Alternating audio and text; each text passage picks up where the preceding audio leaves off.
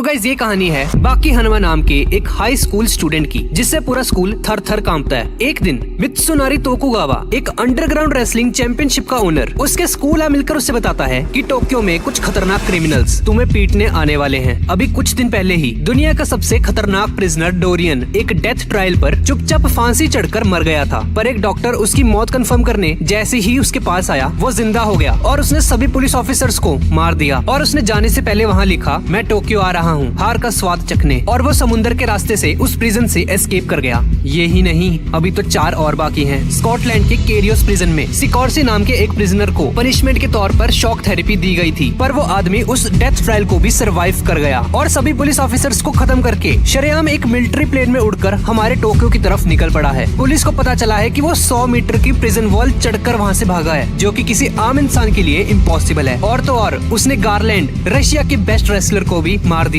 ये तो दूसरा ही था। अभी इनके अलावा 3 और हैं। एक ने तो समुद्र में 200 मीटर नीचे एक सबमरीन में सभी पुलिस ऑफिसर्स को कुत्तों की तरह मारकर वहाँ से एस्केप किया है। और दूसरे रेयोको यानेगी ने तो एक बुलेट प्रूफ ग्लास तोड़कर प्रिजन एस्केप किया है। और एक अजीब बात ये थी कि उन सभी प्रिजनर ने अपने पीछे एक ही मैसेज छोड़ा था, जो कि था, मुझे हार का स्वाद चखना है। 5 मर्डर्स का चार्ज लगे हुए अनडेड क्रिमिनल्स, जिन्होंने भागते हुए अपने पीछे सेम मैसेज छोड़ा। बाकी तुम्हें पता है ना इसका क्या मतलब है? दोस्तों, इसका मतलब है कि वो सभी लोग बाकी को डिफीट करने टोक्यो आ रहे हैं, क्योंकि बाकी अंडरग्राउंड रेसलिंग का चैंपियन है। अब अगले दिन सिकॉर्स्की उन सभी में से एक प्रिजनर रॉब नाम के एक बहुत ही फेमस किक बॉक्सर को अपनी बॉडी में फिटेड रेजर से मार देता है। और कुछ गुंडे बाकी के बारे में उसके क्लासमेट से पूछते हैं और बोलते हैं, ओए बुलाओ उस बाकी को, बहुत पावरफुल है, हमने सुना है, आज उसके साथ 2-2 हाथ हो ही जाए। डरकर वो आदमी बाकी के पास जाता है और उसको अपने साथ लेकर उसे उन गुंडों से मिलवाता है। उनमें से एक आदमी उसे चाकू से मारने आगे आता है, पर तभी उसे फ्लैशबैक दिखाई देता है कि उसके मुंह पर बाकी ने एक मुक्का ऑलरेडी मार दिया है। हालांकि वो अपनी जगह से हिला तक नहीं है अभी तक। वो बाकी के डर से ही फ्रीज हो जाता है और बचे हुए गुंडों को भी उन्हीं की स्पेशल वेपन्स उन्हीं पे यूज करके उन्हें हरा देता है। पर तभी बाकी को अपने क्लासमेट के पीछे एक 9 फुट का आदमी खड़ा हुआ दिखाई देता है। इस तरफ पुलिस डिपार्टमेंट में तहलका मचा हुआ है। डोरियन, सिकॉर्सी, डॉयले, स्पेक और रेयोको यानेगी एक साथ प्रिजन से एस्केप कर चुके हैं। तभी एक ऑफिसर आकर उन्हें बताता है कि शहर में सिटीजन्स ने देखा है कि किसी आदमी ने हमारी एक पुलिस वैन को हाथों से ही कुचल दिया। और पूछताछ पर पता चला कि ये काम स्पेक का है, उन्हीं 5 क्रिमिनल्स में से एक। अब सीन उसी बंदे पे शिफ्ट हो जाता है, जो कि बाकी को मारने उसके सामने आ चुका है। शो ऑफ करने के लिए वो बंदा खुद के मुंह में गोलियां चलाता है और कहता है, मैं टोक्यो का सबसे स्ट्रॉन्गेस्ट आदमी हूँ, क्या तुम ही बाकी हनुमा हो? दोस्त, मुझे हार को एक्सपीरियंस करना है, क्या तुम मेरा साथ दोगे? और उसके साथ हाथ मिलाते ही उसका हाथ नीचे गिर जाता है। ये देखकर बाकी की फट जाती है। वो बंदा बाकी को कुत्तों की तरह मारने लगता है और बोलता है, हाथ उठाओ,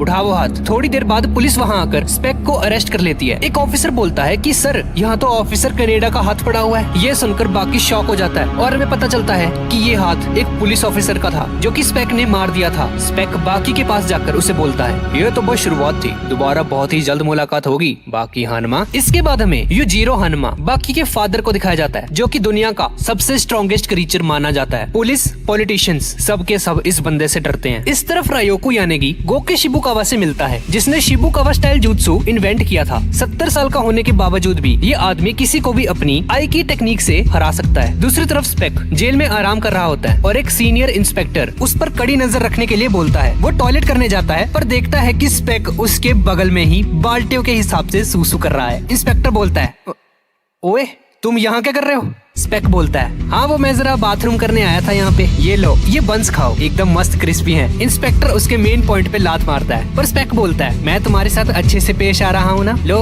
खा लो इसे चुपचाप। और उस इंस्पेक्टर के साथ साथ बाकी पुलिस ऑफिसर्स को भी मार देता है। अब हमें कात्सुमी इरोची शिनशिनकाई कराटे स्टाइल के फाउंडर को दिखाया जाता है, जिसका निकनेम है लीथल वेपन, और उसके फादर का नाम है टोपी ओरोची, और ये है कायोरेत्सु, चाइनीज कैंपो फाइटिंग स्टाइल का जीनियस, जिसने एक बार मैक्सिमम टूर्नामेंट में बाकी को लगभग हरा दिया था। वो अपने स्टूडेंट्स को लेक्चर दे रहा होता है कि तभी डोरियन वहाँ पर आकर उसे बोलता है, एक्सक्यूज मी, मुझे मास्टर डोपो ओरोची से मिलना है। अब शिनशिनकाई एकेडमी के अंदर डोरियन मास्टर डोपो ओरोची से मिलने पहुंच चुका है। वो कात्सुमी से उसे उनसे मिलवाने के लिए बोलता है, पर कात्सुमी पहले उसे अपने जूते उतारने के लिए बोलता है। डोरियन अपने जूते उतारता है और कात्सुमी के एक जोरदार लात मारता है। वो उसकी आंखें नोच लेता है और उसे जान से मारने की कोशिश करता है। कात्सुमी उसके एक किक मारता है, पर डोरियन उसके गले में एक लकड़ी का टुकड़ा फेंक कर मारता है और उसे कहता है, तुम में काफी दम है। लगता है अब तो मुझे मास्टर डोप्पो से मिलना ही पड़ेगा। और डोरियन वहाँ से जाने लगता है, पर तभी काइयोरेत्सु वहाँ पर आ जाता है और उसे बोलता है, अबे ओ, अपनी बराबरी वाले से टक्कर लेना, दम है तो मुझसे लड़कर दिखा। और डोरियन उसे देखकर ड्रामे करते हुए रोने लग जाता है और अपनी नाक में से एक बाल निकालकर काइयोरेत्सु की आईज में मारने की कोशिश करता है, पर वो उसके इस अटैक से बच जाता है। अच्छा बच्चू, ले फिर इससे बचकर दिखा अब। और वो उस पर आग उगलने लगता है और उन्हें चकमा देकर वहाँ से भाग जाता है। दूसरी तरफ बाकी के स्कूल में एक फिटनेस टेस्ट चल रहा है और 400 मीटर की एक रेस में बाकी सभी को हराते हुए सबसे तेज भाग रहा होता है, जिसकी वजह से जमीन में गड्ढे पड़ जाते हैं। और लॉन्ग जंप में भी बाकी क्रॉस लाइन को ही पार कर देता है, जिसे देखकर सभी स्टूडेंट्स हैरान रह जाते हैं। उसके टीचर को समझ नहीं आता कि ये इतना स्ट्रॉन्ग कैसे है। और तो और पुल अप करते हुए बाकी पुल अप बार को ही तोड़ देता है, जिसकी वजह से उसका टीचर उस पर काफी गुस्सा होता है, क्योंकि वो एक भी टेस्ट ठीक से कंप्लीट नहीं कर पाया था अभी तक और उसके स्कोर्स काफी कम थे। इसलिए बाकी अपने टीचर से बोलता है कि क्या अगर वो 1500 मीटर की रेस का वर्ल्ड रिकॉर्ड तोड़ दे तो क्या वो उसे पास कर देंगे इस टेस्ट में। उसका टीचर उसे बोलता है, 1500 मीटर 3 मिनट 26 सेकंड का रिकॉर्ड है, ये तुम कैसे तोड़ पाओगे। पर बाकी बोलता है, सर मुझ पे भरोसा रखिए, मैं ये कर लूंगा। बाकी अपने कपड़े उतार देता है और रेस के लिए रेडी हो जाता है। रेस शुरू हो जाती है और बाकी शुरुआत में ही रेस में सबसे आगे निकल जाता है, पर तभी उसे मसल क्रैम्प्स आ जाते हैं, जिसकी वजह से एंड में वो लास्ट पोजीशन पर आता है। और बाकी का टैलेंट देखकर वो टीचर उसे पास कर देता है। इस तरफ मित्सुनारी कांजी इगारी से मिलता है, जिसने मैक्सिमम टूर्नामेंट में बाकी को लगभग हरा दिया था, पर तभी सिकोर्सी वहाँ पर आकर उस पर हमला कर देता है और एक एम्बुलेंस उसे लेकर जाती है और मित्सुनारी सिकोर्सी को अपने साथ लेकर वहाँ से निकल पड़ता है। इस तरफ पुलिस स्टेशन में स्पेक ने I will be back soon का एक पर्चा लगाया होता है अपने सेल के बाहर, और मित्सुनारी और सिकोर्सी एक जगह पर आकर देखते हैं कि वो सारे क्रिमिनल्स एक साथ वहाँ पर आ चुके हैं। मित्सुनारी उनका स्वागत करता है और बताता है कि मैं स्टेडियम का मालिक हूँ और अब ये बताओ कि तुम सब यहाँ पर क्यों आए हो। डोरियन बताता है, ये कैसा सवाल है, ये जापान की सबसे फेमस जगह है जहाँ दुनिया के सबसे बेस्ट फाइटर्स आते हैं। डोले बोलता है, मैं अपने मन की करता हूँ, मुझे यहाँ पर आना था इसलिए मैं यहाँ पर आ गया। और तभी बाकी मित्सुनारी से मिलने वहाँ पर आ जाता है और बोलता है, सर मुझे आपसे कुछ बात करनी थी। वो सभी लोग बाकी को नोटिस करते हैं और तभी डोप्पो ओरोची और कुछ और खतरनाक फाइटर्स वहाँ पर आ जाते हैं।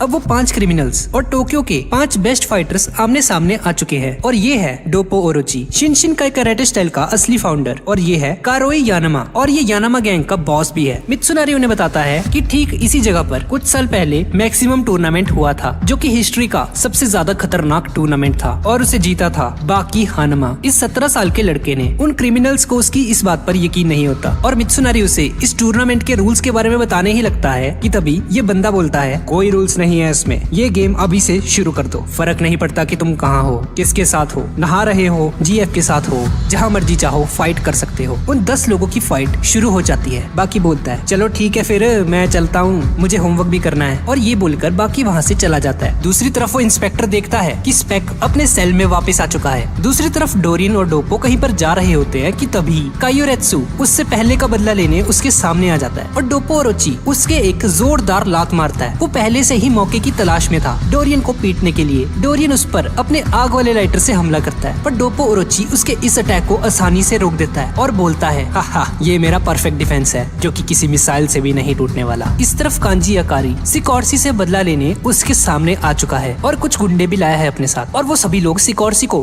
पकड़ लेते हैं। वापस डोप्पो ओरोची की तरफ हम लोग देखते हैं कि डोरियन उसका हाथ एक धागे से काट देता है। दरअसल डोरियन के पास एक स्पेशल लाइटर होता है जिसमें एक मकड़ी के जाले से भी ज्यादा पतला और नायलॉन से भी ज्यादा स्ट्रॉन्ग धागा निकलता है। डोरियन बोलता है, ये धागा साइंस के नजरिए से एक चमत्कार है, बहुत पहले से मैजिशियंस भी ऐसे ही धागे यूज करते हैं अपने ट्रिक्स के लिए। और ओरोची समझ जाता है कि जब उसने उसकी किक मारी थी पहले, तभी उसने मौके का फायदा उठाकर वो धागा उसके हाथ में डाल दिया था। पर ओरोची को इसकी आदत थी। दरअसल ट्रेनिंग के दौरान उसका हाथ बहुत बार टूट चुका था और तभी वो उसके मुंह पर एक जोरदार मुक्का मार देता है और डोरियन नीचे जमीन पर गिर जाता है। इस तरफ कांजी और उसके दोस्त सिकोर्सी को मारने का कोई प्लान बना रहे होते हैं। कांजी उसे 5 गोलियां मारता है, पर इससे उसे कुछ भी नहीं होता। वो उसके साथियों को मार देता है और कांजी सरेंडर कर देता है और कहता है, प्लीज मुझे जाने दो।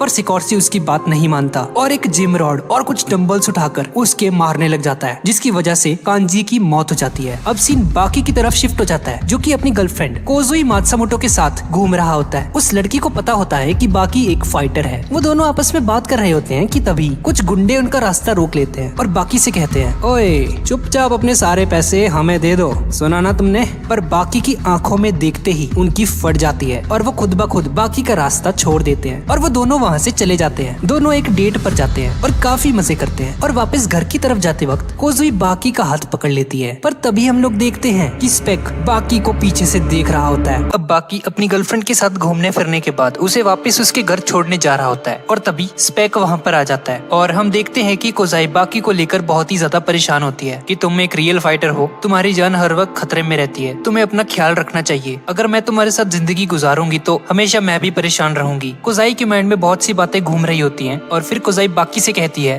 कि तुम जिनके साथ लड़ते हो उनकी भी तो फैमिली है ना, उनके भी तो बीवी बच्चे हैं। अगर उन्हें कुछ हो जाता है तो क्या उनके बीवी और बच्चे तुमसे नफरत नहीं करेंगे? और जैसे ही कोजाई बोलती जा रही होती है बाकी उसे गले से लगा लेता है और उसे कहता है, बस खामोश हो जाओ अब। फाइटर्स अपनी मर्जी के साथ ऐसा रास्ता चुनते हैं। मैंने पिछले 17 सालों में कोई भी अच्छी चीज नहीं देखी है। मेरे डैड और मेरी मॉम मुझसे नफरत करते थे और वो हमेशा से चाहते थे कि मैं दुनिया का सबसे स्ट्रॉन्गेस्ट पर्सन बनूं। मैंने यही रास्ता चुना है और मेरी जिंदगी का यही मकसद है। मैं अपने डैड को हराऊंगा और इस रास्ते पर चलते हुए मुझे कुछ हो जाता है तो मुझे उस चीज का जरा भी अफसोस नहीं होगा। और अगर तुम मेरे साथ चलना चाहती हो तो तुम भी मेंटली तैयार रहना। मैंने अगर मेरी मॉम के अलावा किसी और पर आज तक ट्रस्ट किया है तो वो तुम हो, कोजाई। वो दोनों आपस में बात कर रहे होते हैं कि तभी स्पेक वहाँ पर आ जाता है और फिर वो जैसे ही बाकी पर अटैक करने वाला होता है तो बाकी घूर कर स्पेक की तरफ देखता है तो स्पेक वहीं पर खड़ा खड़ा मानो जम सा जाता है। लेकिन इसी दौरान हानायामा वहाँ पर पहुंच जाता है और वो स्पेक की जबड़े को पकड़ लेता है और उसे बाकी से दूर फेंक देता है। वो बाकी और कोजाई की जान बचा लेता है और कहता है, तुम्हारी लड़ाई मुझसे है, तुम बाकी से दूर रहो। और अब स्पेक और हानायामा की फाइट शुरू हो जाती है। स्पेक एक जोरदार लात हानायामा के मुंह पर मारता है, उसके नाक से खून निकलने लग जाता है और अब वो अपने कपड़े उतार देता है और हम देखते हैं कि यानाहामा के बैक पर एक बहुत ही मस्त सा टैटू होता है जिस पर कई तलवारों के निशान भी होते हैं। ये जो टैटू आप देख रहे हो ये यानाहामा फैमिली के लीडर्स का एक सिंबल है और ये टैटू सिर्फ वही इंसान बना सकता है जिसके पास बहुत ही ज्यादा स्ट्रेंथ होती है। और इस टैटू पर ये स्वॉर्ड के निशान तब आते हैं जब यानाहामा एक पूरी की पूरी गैंग के साथ अकेला ही फाइट करने पहुंच जाता है। और ये स्टोरी जानने के बाद उन दोनों के बीच में फाइट शुरू हो जाती है। स्पेक अपने हाथ में आने वाली हर चीज के जरिए हानायामा पर हमला करना शुरू कर देता है। कभी वो यानाहामा का जूता पकड़कर उस पर अटैक करता है और कभी वो बेंचेस को उठाकर हानायामा की बैक पर मारने की कोशिश करता है। पर इन छोटी मोटी चोटों का हानायामा पर कुछ ज्यादा असर नहीं होता और वो अपने फाइटिंग स्टांस को अपना लेता है। ये देखकर स्पेक भी काफी ज्यादा एक्साइटेड हो जाता है और कहता है, बहुत खूब, काफी अरसा गुजर चुका है, एक स्ट्रॉन्ग ओपोनेंट मिले। इतने सालों के बाद कोई ताकतवर ओपोनेंट मुझे मिला है। तुम तो स्टैच्यू ऑफ लिबर्टी की तरह आराम से खड़े हो गए हो, जैसा हाल मैंने स्टैच्यू ऑफ लिबर्टी का किया था।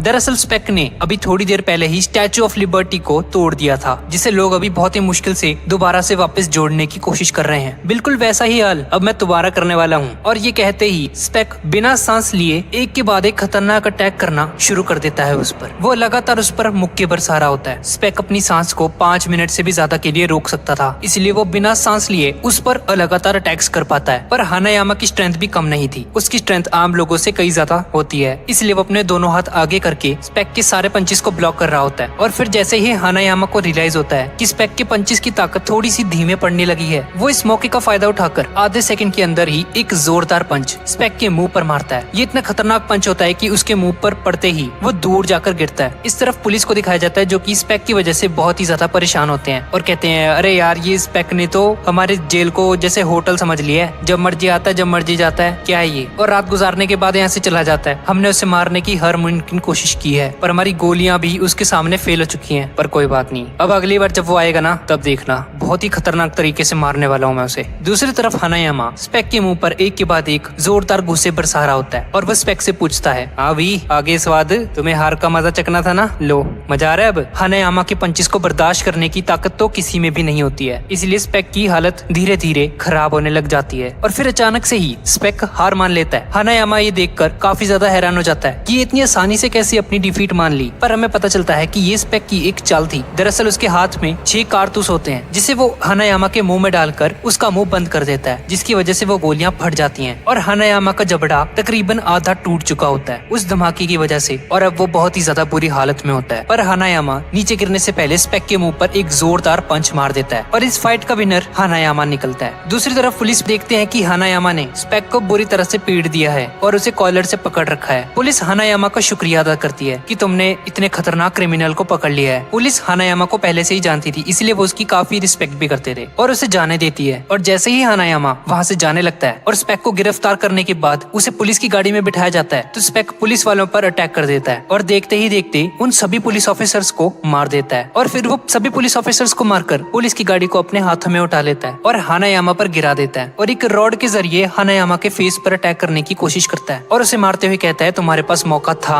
मुझे हराने का, लेकिन तुमने इस मौके को गवा दिया। अगर जैसे मैं तुम्हें मार रहा हूँ तो मुझे इसी तरह थोड़ी और देर मारते रहते तो मैं कब का मर चुका होता। और फिर वो एक गन निकालकर हानायामा की बॉडी को गोलियों से छन्नी कर देता है। स्पेक उस पर जरा भी रहम नहीं करता और हानायामा की टांगों पर फायरिंग करनी स्टार्ट कर देता है। जब हानायामा जख्मी होकर जमीन पर गिर जाता है तब स्पेक उसके मुंह पर जोरदार लाते मारता है। मुझे तो लगा था कि हानायामा का खेल अब समाप्त होने वाला है, लेकिन ये तो मेरी गलतफहमी थी यार, क्योंकि हानायामा इतनी आसानी से नहीं मरने वाला था, मजाक थोड़ी है कोई। और फिर जैसे ही स्पेक ने अपनी गन निकालकर हानायामा के मुंह में डाली तो हानायामा ने, जिसका जबड़ा पहले से टूटा हुआ था, उसके मुंह में दोनों तरफ से सुराख था और उसने उस गन की डायरेक्शन को चेंज कर दिया और जो गोली उसके सर में लगनी थी वो उसके जबड़े से बाहर निकल गई। और फिर हानायामा इस मौके का फायदा उठाकर स्पेक को जमीन पर गिरा देता है और उसके मुंह पर लगातार मुक्के बरसाने शुरू कर देता है। और हानायामा के मुक्कों के बारे में तो हम जानते ही हैं कि उसके हाथों में कितनी ज्यादा ताकत है। स्पेक अपने आंखों पर हाथ रख लेता है, जिसे देखकर हानायामा थोड़ा कंफ्यूज हो जाता है कि अब ये क्या करने वाला है। और तभी हम लोग देखते हैं कि वो एक फ्लैश ग्रेनेड उसके सामने मारता है। उस नेड की रोशनी इतनी ज्यादा होती है कि हानायामा की आंखों में पड़ते ही उसे कुछ नजर नहीं आता। दरअसल एक स्टैंड नेड था यार, जैसा हम BGMI में खेलते हैं। अब हानायामा को कुछ भी दिखाई नहीं दे रहा होता, वो अंधा हो चुका है, पर ना दिखने के बावजूद भी एकदम सही निशाना लगाकर वो स्पेक के मुंह पर एक मुक्का मारता है। लेकिन स्पेक भी चालाक था और वो जमीन की तरफ से निकलकर उसे पीछे से पकड़ लेता है और उसकी गर्दन को दबोच लेता है और उसकी गर्दन की हड्डी को तोड़ने की कोशिश करता है। और तभी हानायामा अपनी सबसे खतरनाक टेक्निक को यूज करने की कोशिश करता है। जैसा कि मैं आपको बता चुका हूँ कि हानायामा के हाथ में बहुत ही ज्यादा पावर होती है, तो वो स्पेक की बाजू पकड़कर उस पर जबरदस्त प्रेशर बनाने की कोशिश करता है, जिसकी वजह से स्पेक के हाथों के मसल्स फटना शुरू हो जाते हैं। और जैसे ही स्पेक को इस बात का अंदाजा हो जाता है कि बहुत ही जल्द उसका बहुत ही बुरा हाल होने वाला है, तो वो अपने हाथ की एक उंगली हानायामा के कान में घुसाने की कोशिश करता है ताकि वो हानायामा के ब्रेन को डैमेज कर सके। लेकिन हानायामा इस कदर का डैमेज लेकर भी अपने पांव पर खड़ा रहता है और स्पेक की गर्दन हानायामा के हाथ में होती है। और फिर जैसे ही हानायामा अपने हाथ की मदद से स्पेक की गर्दन पर प्रेशर डालने की कोशिश करता है तो स्पेक बहुत ही जल्द बेहोश हो जाता है और उसे हॉस्पिटल ले जाया जाता है, जहाँ उसका इलाज चल रहा होता है। और हम देखते हैं कि स्पेक की हालत बहुत ही ज्यादा खराब होती है। ये स्पेक की रियल फॉर्म होती है। एक डॉक्टर एक्सप्लेन करता है कि दरअसल ये स्पेक की असली हालत है। इस बंदे की असली एज 97 है, पर पहले इसकी बॉडी से हमें लगता था कि ये 50 साल का होगा, क्योंकि इसके मसल्स काफी ज्यादा बड़े होते थे और इसकी एज लगभग 50 के आसपास होगी। लेकिन हम सब गलत थे। अब दूसरी तरफ हमें बाकी को दिखाया जाता है, जो कि एक टेस्ट दे रहा होता है और इस पेपर में वो अपने नाम के सिवा और कुछ नहीं लिखता, बिल्कुल मेरी तरह।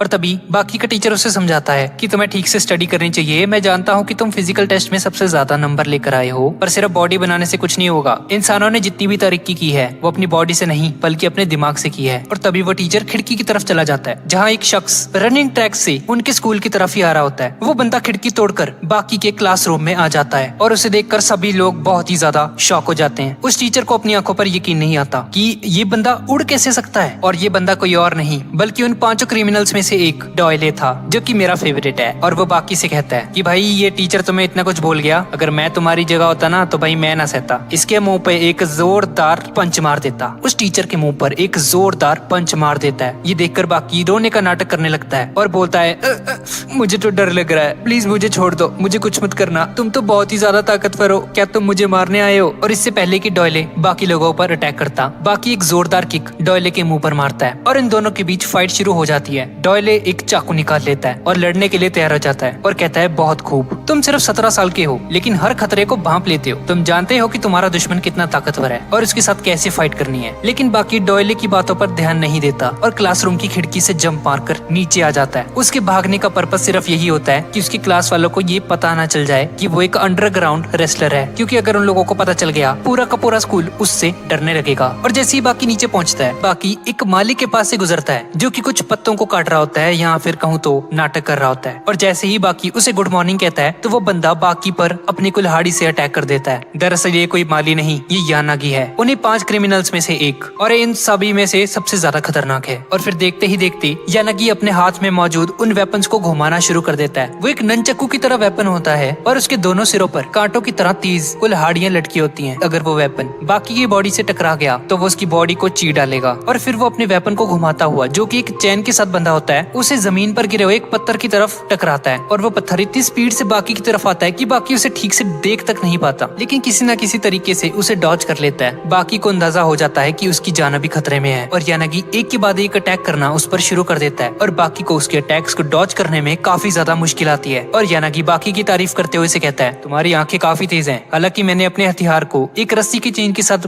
बांधकर बनाया है, जिससे उसकी रफ्तार बहुत ही ज्यादा तेज हो जाती है, लेकिन तुम फिर भी मेरे वेपन्स के अटैक को देख पा रहे हो। ये बहुत ही इंप्रेसिव बात है। वो अपने एक वेपन को निकालकर बाकी को पकड़ा देता है और अपने दूसरे वेपन को रस्सी में बांधकर अपनी स्पीड को डबल कर देता है और कहता है, सिंगल वेपन को यूज करना दो वेपन से ज्यादा आसान होता है। अब देखता हूँ बेटा कैसे बचते तो मेरे अटैक से। और फिर देखते ही देखते वो अपनी स्पीड को बढ़ा लेता है काफी ज्यादा और वो उस पर अटैक कर देता है और बाकी के हाथ में जो वेपन होता है वो उसको भी बीच में से काट देता है। और इसी फाइट के दौरान जैसे ही यानागी अपनी पूरी फुल फोर्स के साथ बाकी पर अटैक करने की कोशिश करता है तो बाकी अपनी शर्ट को उतार देता है और वो शर्ट उसके वेपन में फंस जाती है, जिसका मतलब है कि यानागी के दोनों वेपन्स अब बेकार हो चुके हैं। इसी दौरान पीछे से शिबुकावा वहाँ पर आ जाता है और वो जैसे ही यानागी का नाम लेता है और यानागी जैसे ही मुड़कर पीछे देखता है तो वो पानी से भरी हुई केतली को यानागी को पकड़ा देता है। तभी हम फ्लैशबैक में देखते हैं कि बहुत पहले यानागी ने ऐसी ही सेम हरकत की थी शिबुकावा के साथ, पर उस टाइम उस केतली में गर्म पानी था, जिसकी वजह से शिबुकावा के दोनों हाथ जल गए थे। और ये पूरा इंसिडेंट अब वो यानागी के साथ रिपीट करता है। दरअसल वो यहाँ पर उससे बदला लेने आया होता है, पर तभी हम देखते हैं कि वो पानी गर्म नहीं होता, वो ठंडा पानी होता है। ये शिबुकावा का एक छोटा सा मजाक होता है जिसको यानागी शुरू में समझ नहीं पाता और शिबुकावा अपना मुंह फाड़ फाड़ के हंस रहा होता है और कहता है, भाई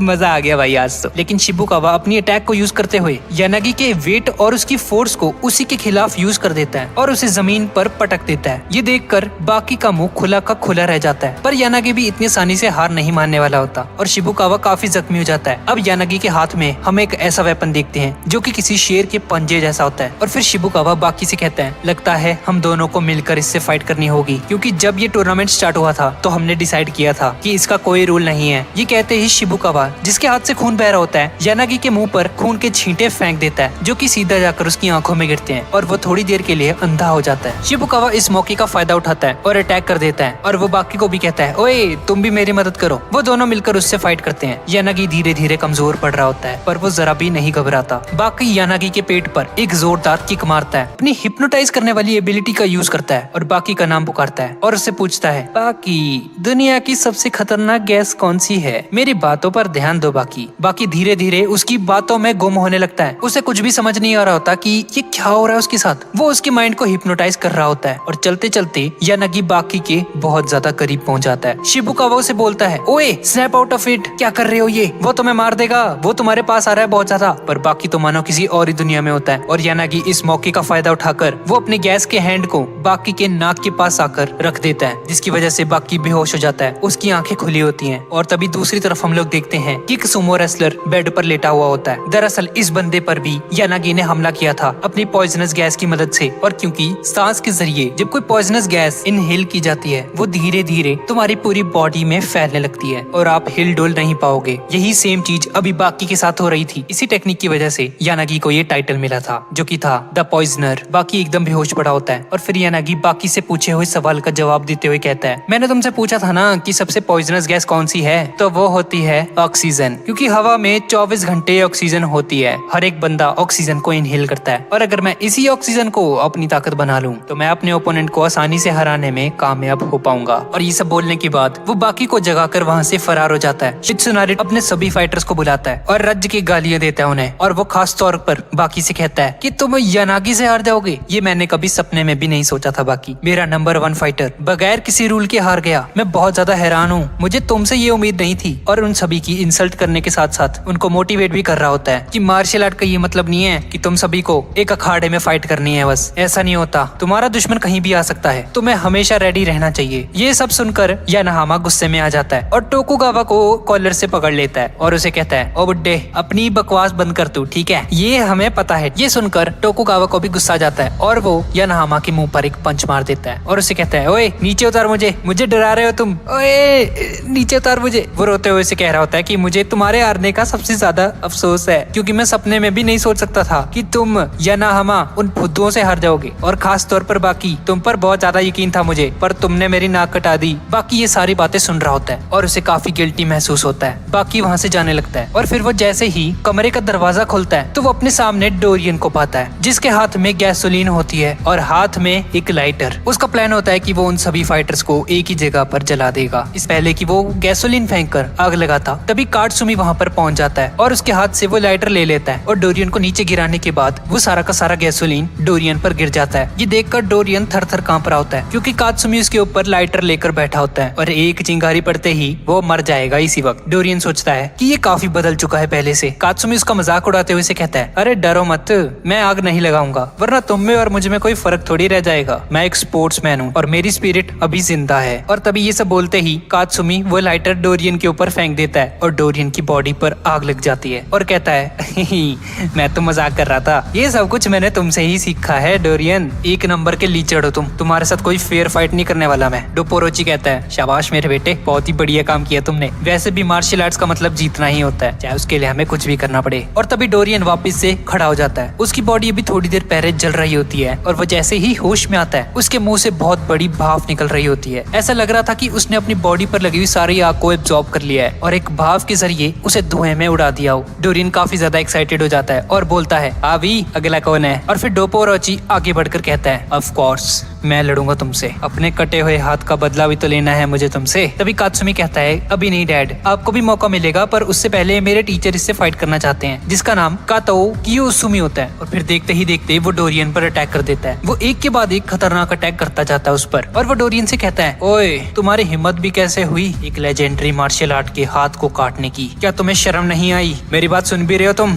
डोरियन उसकी बातों को इग्नोर कर रहा होता है। कात्सुमी बोलता है, लगता है तुम्हारे कान किसी काम के नहीं है, शायद तुम्हें ठीक से सुनाई नहीं देता है। चलो मैं तुम्हारी कान ही काट देता हूँ, सारा मसला ही खत्म हो जाएगा। और ये बोलते ही वो डोरियन के कानों को अपने हाथ से ही काट देता है। दरअसल उसके हाथ में एक बारीक सी स्ट्रिंग होती है, वो इस वेपन का यूज करता है उसके कान को काटने के लिए। डोपोरोची कहता है कि असल में कराटे क्या होते हैं मैं तुम्हें दिखाता हूँ। और ये बोलते ही वो एक जबरदस्त किक मारता है डोरियन के। वो तीनों आपस में बात कर रहे होते हैं कि तभी डोरियन इस मौके का फायदा उठाकर अपने उस इनविजिबल स्ट्रिंग के जरिए कात्सुमी और उसके टीचर को उस स्ट्रिंग से बांध देता है। और फिर वो जैसे ही उनके टुकड़े टुकड़े करने वाला होता है, डोपोरोची अपने हाथ की मदद से ही उस स्ट्रिंग को काट देता है। ये देखकर डोरियन हैरान हो जाता है कि मेरे पास दुनिया की सबसे स्ट्रॉन्ग और सबसे पतली स्ट्रिंग है और इस बंदे ने अपने हाथ से ही उसे तोड़ दिया। ये कैसे हो सकता है? ये स्ट्रिंग तो इतनी मजबूत है कि ये किसी हेलीकॉप्टर को भी रोक सकती है। तो इस बंदे ने कैसे इसे तोड़ डाला? और जैसा कि हमें पता है कि डोपोरोची के हाथ बहुत ही ज्यादा स्ट्रॉन्ग होते हैं, डोरियन अपने मुंह से एक ग्रेनेड निकालता है और ग्रेनेड की पिन फेंकते ही एक जोरदार धमाके के साथ वहाँ से गायब हो जाता है। पर इनसे उन लोगों को ज्यादा डैमेज नहीं होता और वो सभी लोग टोकुगावा की जान बचा लेते। और डोरियन एक पाइपलाइन की मदद से नीचे गटर में पहुंच जाता है अपनी जान बचाते हुए, जहाँ उसने सोने के लिए अपना एक बेड भी लगाया होता है और फाइटिंग प्रैक्टिस करने के लिए बहुत अच्छी जगह भी होती है, जिसका मतलब है कि वो अंडरग्राउंड रहना पसंद करता है। और जैसे ही वो हेडफोन लगाकर सुकून से गाने सुन रहा होता है तो कात्सुमी उसका पीछा करते हुए वहाँ पर पहुंच जाता है और डोरियन से कहता है, तुम मुझसे बचकर नहीं भाग सकते बच्चू। डोरियन उसे देखकर कहता है, तुम वो इंसान नहीं हो जो मुझे हरा सकता है और हार का मजा चखा सकते हो। कात्सुमी से पूछता है कि तुमने इस जगह को क्यों चुना? डोरियन उसे बताता है कि बचपन में जब उसके परिवार पर फौज ने अटैक किया था तो वो लोग अंडरग्राउंड हो जाया करते थे और एक टनल बनाकर अपनी जान बचा लिया करते थे। वो इस जगह को बचपन से जानता है और अपनी जान बचाने के लिए अक्सर इस टनल में आ जाया करता था। कात्सुमी कहता है कि मुझे तुम्हारी ये सैड स्टोरी सुनकर काफी ज्यादा दुख हुआ। और ये कहते हुए वो एक जोरदार किक डोरियन के मारने की कोशिश करता है, पर डोरियन उसकी इस किक को डॉज कर लेता है और अचानक से उसकी लेफ्ट साइड पर आ जाता है और एक जोरदार मुक्का उसके मुंह पर मारता है और कहता है, मैंने तुम्हें कहा था ना, तुम वो नहीं हो जो मुझे हरा सकता है। और फिर जैसे ही डोरियन उसे पंच मारकर जमीन पर गिरा देता है तो वो शराब जो वो थोड़ी देर पहले पी रहा होता है उसकी बोतल को तोड़ता है और अपनी हाथों में ग्रीस लगाने के बाद उस बोतल के टुकड़ों को उस ग्रीस पर चिपका देता है और अब उसका हाथ एक वेपन में ट्रांसफॉर्म हो चुका है। और फिर जैसे ही इन दोनों के बीच में फाइट स्टार्ट होती है तो कात्सुमी अपने पीछे पड़े हुए ड्रम को उठाकर डोरियन के मुंह पर फेंकता है, पर इस बार डोरियन काफी खतरनाक तरीके से फाइट कर रहा होता है और उसके ड्रम अटैक को आसानी से रोक लेता है। और कात्सुमी को रियलाइज हो जाता है कि डोरियन को हराना बहुत ही ज्यादा मुश्किल होने वाला है। अब यहाँ पर जिंदगी और मौत की फाइट होने वाली है। वो डोरियन पर अटैक करने की कोशिश करता है, पर उसके हाथ में वो बोतल के टुकड़े होते हैं जिसकी मदद से वो कात्सुमी के पाँव को काट देता है। कात्सुमी समझ जाता है कि डोरियन के टैग अब ऐसे हो गए हैं जैसे किसी ने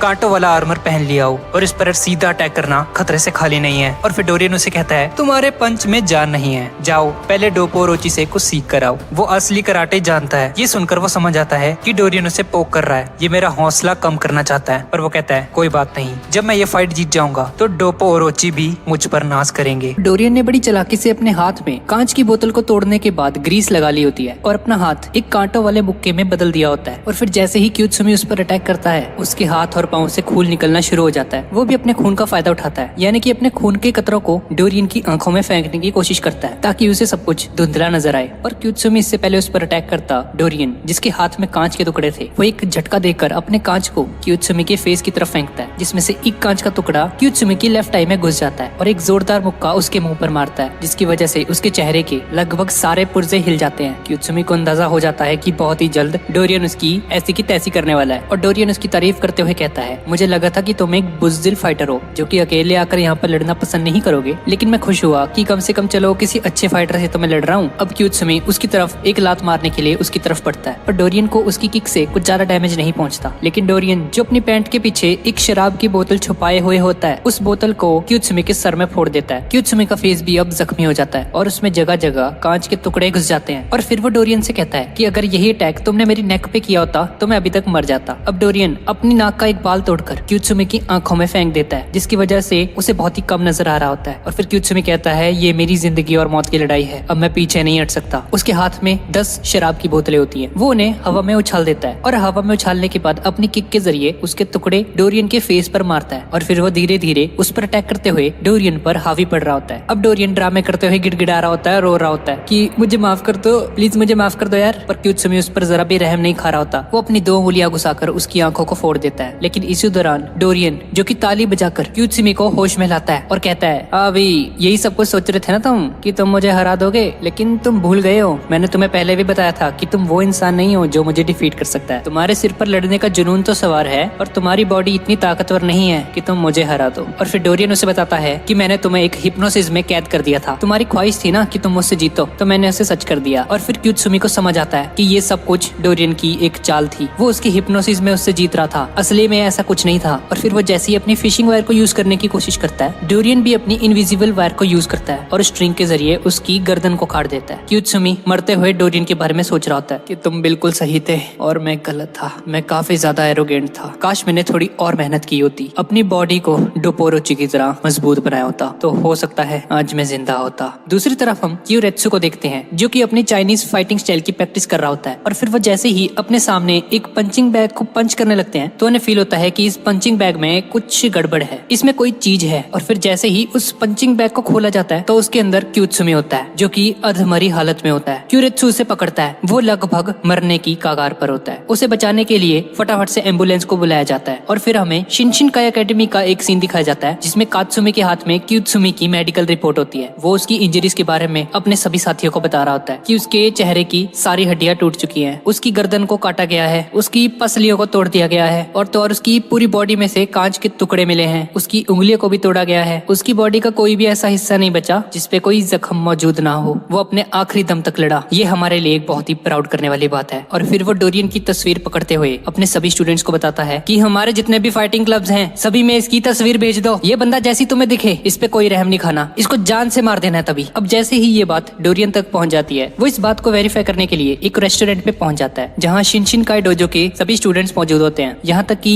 उस मैनेजर का ताल्लुक भी शिनशिनकाई एकेडमी से होता है। और फिर डोरियन जो अपना फेस बदलने के बाद उससे सारी इन्फॉर्मेशन ले रहा होता है और टैक्सी में बैठकर वहाँ से जाने लगता है। वो टैक्सी ड्राइवर भी शिनशिनकाई एकेडमी का एक स्टूडेंट होता है और वो डोरियन के बारे में पूछ रहा होता है कि वो तो बहुत ही बुरा इंसान है, उसने कई लाख लोगों को अपना दुश्मन बना लिया, अगर वो बंदा पब्लिक में कहीं भी नजर आया तो आप लोग तो उसे मार दोगे। ये सुनकर ड्राइवर कहता है, हाँ सही कह रहे हो भाई तुम, अगर डोरियन हमें कहीं भी नजर आ गया तो हम उसे जिंदा नहीं छोड़ेंगे, उसने हमारे 2 फाइटर्स का बहुत बुरा हाल किया है। और इसके साथ ही हमें शिनशिनकाई एकेडमी का एक बहुत ही बड़ा नेटवर्क दिखाया जाता है, यहाँ तक कि एम्बुलेंस चलाने वाले और पुलिस ऑफिसर्स भी शिनशिनकाई एकेडमी के मेंबर्स होते हैं जो कि ये सारी इन्फॉर्मेशन कात्सुमी तक पहुंचा रहे होते। और फिर वो ड्राइवर धीरे धीरे उसे एक पार्क की तरफ ले जाता है जहाँ शिनशिनकाई एकेडमी के सारे स्टूडेंट्स वहाँ पर मौजूद होते हैं। और फिर वो ड्राइवर उतर कर कहता है, तुम्हें क्या लगा तुम फेस बदल कर आओगे और हम तुम्हें पहचान नहीं पाएंगे? हमने तुम्हें पहचान लिया था जब तुम रेस्टोरेंट में आए थे, अब नहीं छोड़ने वाले बेटा हम तुम्हें। और फिर वो ड्राइवर उस पर हमला कर देता है और डोरियन उसके एक ही हाथ से उसके सारे के सारे अटैक्स को रिपेल कर रहा होता है, जैसे वो किसी बच्चे के साथ लड़ रहा होता, जिसे देखकर सभी लोग सहम जाते हैं थोड़ा। डोरियन बोलता है, अगर तुम लोग मुझ पर एक एक करके अटैक करते रहे तो मैं सारी रात भी तुमसे लड़ सकता हूँ और इसका रिजल्ट सिर्फ एक ही निकलेगा, मेरी जीत। अगर तुम लोग मुझे हराना चाहते हो तो सारे के सारे सारे मुझ पर टूट पड़ो।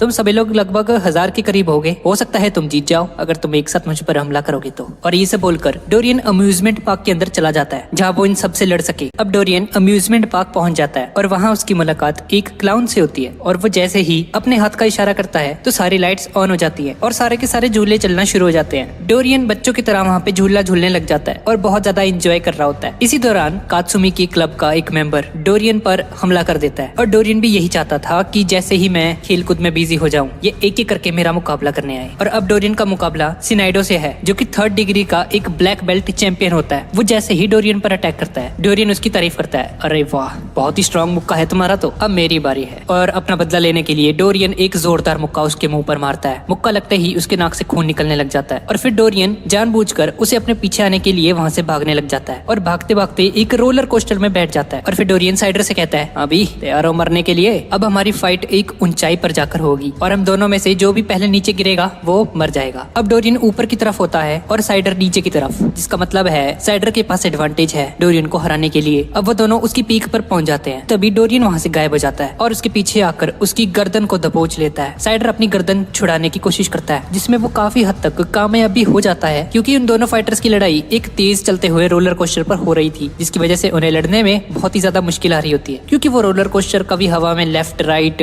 आगे पीछे ऊपर नीचे होता रहता है, इसलिए उस पर बैलेंस बनाना बहुत ही ज्यादा मुश्किल होता है। और फिर अचानक से साइडर को याद आता है कि मास्टर डोपोरोची ने उसे इस सिचुएशन से भी डील करना सिखाया था कि अगर तुम्हारी फाइट ट्रेन में या बस या बोट में किसी से हो जाए तो तुम कैसे अपने बैलेंस को ठीक रखोगे। और फिर इस टेक्निक के बारे में हमें बताया जाता है कि जब वो पहले जहाजों में लड़ा करते थे तो समुद्र की लहरों की वजह से लेफ्ट राइट होते रहते थे वो जहाज, लेकिन इसी दौरान पायरेट्स ने एक नए तरीके से लड़ना शुरू करा और इस तरह वो अपने बैलेंस को बरकरार रख सकते थे। अब यही तरीका साइडर भी अपना लेता है और वो धीरे धीरे डोरियन पर भारी पड़ना शुरू हो जाता है और भारी मुक्के और लाते मारने के बाद भी अपने बैलेंस को बरकरार रख रहा होता है। और फिर जैसे ही डोरियन को इस बात का अंदाजा हो जाता है कि अगर मैं इस रोलर कोस्टर पर लड़ता रहा तो हो सकता है कि मैं हार जाऊं, तो वो साइडर को पकड़ता है और उसके मुंह को पकड़ते हुए जमीन पर गिरा देता है। नीचे की तरफ साइडर होता है और उसके ऊपर डोरियन होता है, जिसकी वजह से साइडर काफी ज्यादा जख्मी हो जाता है। और फिर वो जैसे ही जमीन पर टकराते हैं तो डोरियन को ज्यादा चोट नहीं आई होती पर साइडर की हालत बहुत ही ज्यादा खराब हो जाती है। और फिर जैसे ही डोरियन उसे हराने में कामयाब हो जाता है तो वो पीछे मुड़कर देखता है कि उसके पीछे कात्सुमी कायोरेत्सु और डोपोरोची भी होते हैं। कात्सुमी उसे चिल्ला चिल्ला कर बोलता है, 1 नंबर का चीटर है, 1 नंबर का, तुझे फेयर फाइट के बारे में कुछ नहीं पता। डोरियन यही सवाल कायोरेत्सु से पूछता है। हाँ भी सच कह रहा है ये कात्सुमी। ये बात सुनकर कायोरेत्सु थोड़ी देर के लिए चुप हो जाता है और फिर फ्लैशबैक में हमें कुछ सीन्स दिखाई जाते हैं जहाँ पर कुछ मॉन्क ने मास्टर को एक टेस्ट दे रहा होता है, पर कायोरेत्सु भी चाहता है कि उसे कायो का टाइटल मिले, इसलिए वो अपने मास्टर से कहता है कि मैं भी ये टेस्ट देना चाहता हूँ, आप मेरा टेस्ट क्यों नहीं लेते हो। ये सुनकर वो मास्टर उसे कहता है, आओ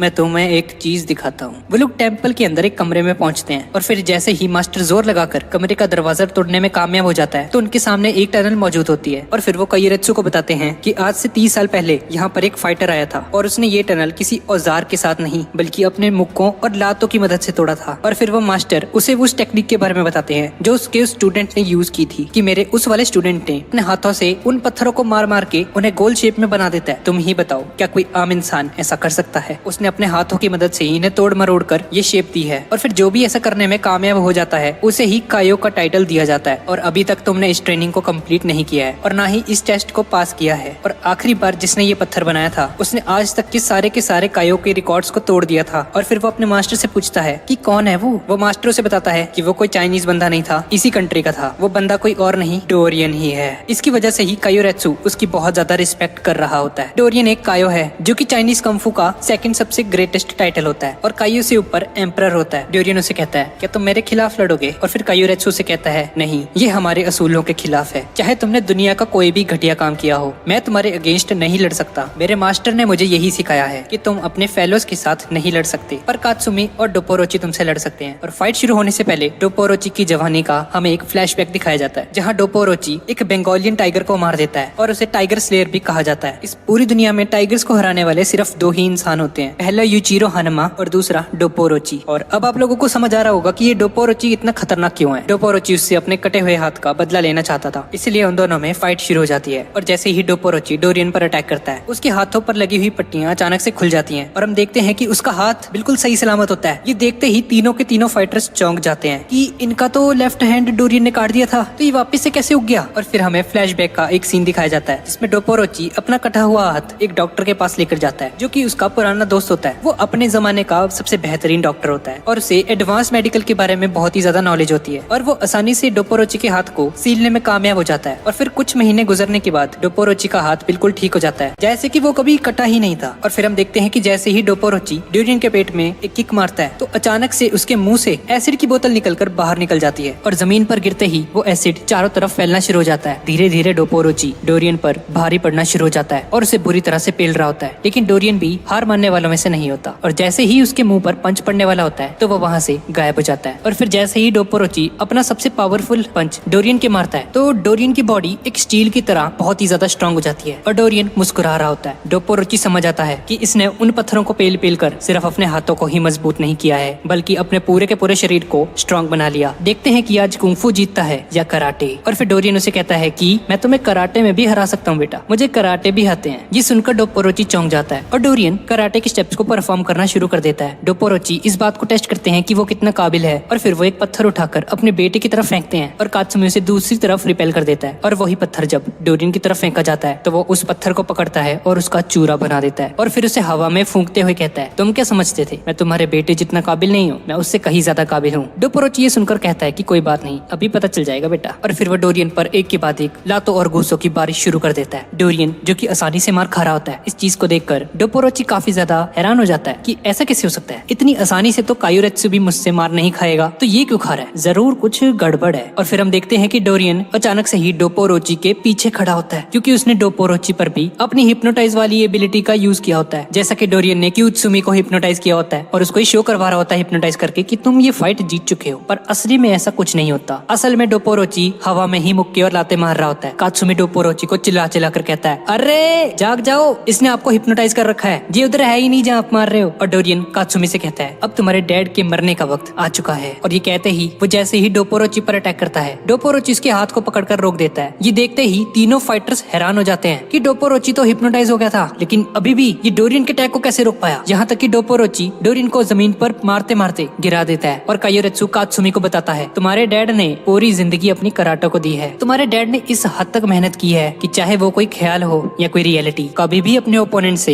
हारना पसंद नहीं करेंगे। और कात्सुमी को पहली बार समझ आता है कि एक असली फाइटर कैसा होता है और असली लड़ाई किसे कहते हैं। डोरियन जो कि पहले मार खा रहा होता है वो फिर से अपने कदमों पर खड़ा होता है और वो अपनी उंगली से डोपोरोची पर अटैक करने की कोशिश करता है, लेकिन डोपोरोची उसके इस अटैक को रोक देता है। और फिर डोरियन अपनी टूटी हुई उंगलियों की तरफ देखते हुए कहता है कि मैंने सुना था कि जापान में एक ऐसा शख्स मौजूद है जिसके हाथों में इतनी ज्यादा ताकत है कि वो हर चीज को तोड़ फोड़ सकता है, कहीं वो तुम तो नहीं हो डोपोरोची, तुमसे लड़ना मेरी खुशनसीबी है। और ये बोलते ही वो हमेशा से कोई ना कोई तरकीब लगाते हुए अपने जूते में छुपाए हुए खंजर को डोपोरोची के मारने की कोशिश करता है, लेकिन डोपोरोची अपने नंगे हाथों से उस खंजर को पकड़ लेता है और एक जोरदार लात डोरियन के मुंह पर मारता है। डोरियन लात लगते ही जमीन पर गिर जाता है और डोरियन सोचता है कि शायद यही वो इंसान है जो मुझे हार का मजा चखा सकता है। अब डोपोरोची डोरियन की बुरी तरह से धुलाई करने लग जाता है और उसे कहता है, क्या हुआ, तुमने तो मुझे कहा था कि तुम मुझे हरा दोगे, लेकिन अब तुम्हें क्या हुआ, कहाँ गया वो तुम्हारा जोश। डोरियन उस पर फिर से अटैक करने की कोशिश करता है पर डोपोरोची अपनी बेहतरीन किक से उस पर हमला कर देता है और उसकी पसलियों को तोड़ देता है और धीरे धीरे डोरियन की बॉडी की सारी हड्डियां टूटनी शुरू हो जाती हैं। वो डोपोरोची के सामने घुटने टेक कर बैठा होता है और फिर जैसे ही डोपोरोची उस पर अपना फाइनल पंच मारकर उसे खत्म करने वाला होता है, एक डॉक्टर क्यूत्सुमी को लेकर वहाँ पर पहुंच जाता है। ये वही बंदा था जिसकी डोरियन ने एकदम बैंड बजा दी थी। वो तो कायोरेत्सु ने उसे हॉस्पिटल पहुंचा दिया था, वरना ये बंदा नहीं बचने वाला था। और फिर क्यूत्सुमी का डॉक्टर डोपोरोची के पास आकर उसे कहता है, ये सब कुछ तुम्हारी वजह से हो रहा है, अगर तुम अपने स्टूडेंट के साथ शो ऑफ ना करते तो वो अपनी ताकत दिखाने के बहाने कभी भी डोरियन से फाइट नहीं करता और उसका ये हाल ना होता। अब तुम ये बताओ तुमने इसे क्यों बुलाया है यहाँ पर। और फिर डोपोरोची से कहता है कि मैं चाहता हूँ कि क्यूत्सुमी फाइनल अटैक मारे इस पर और डोरियन को मार दे। ये सुनते ही वो डॉक्टर हैरान हो जाता है कि अभी तो ये बंदा मरते मरते बचा है। क्यूत्सुमी अपने पाँव पर खड़ा हो जाता है और वो व्हीलचेयर को पीछे फेंकता है और वो आगे बढ़कर डोरियन के पास जाता है और एक जोरदार पंच डोरियन के मुंह पर मारने ही वाला होता है कि इसी दौरान डोरियन चिल्लाना शुरू कर देता है और कहता है, मैं हार मानता हूँ, मुझे माफ कर दो।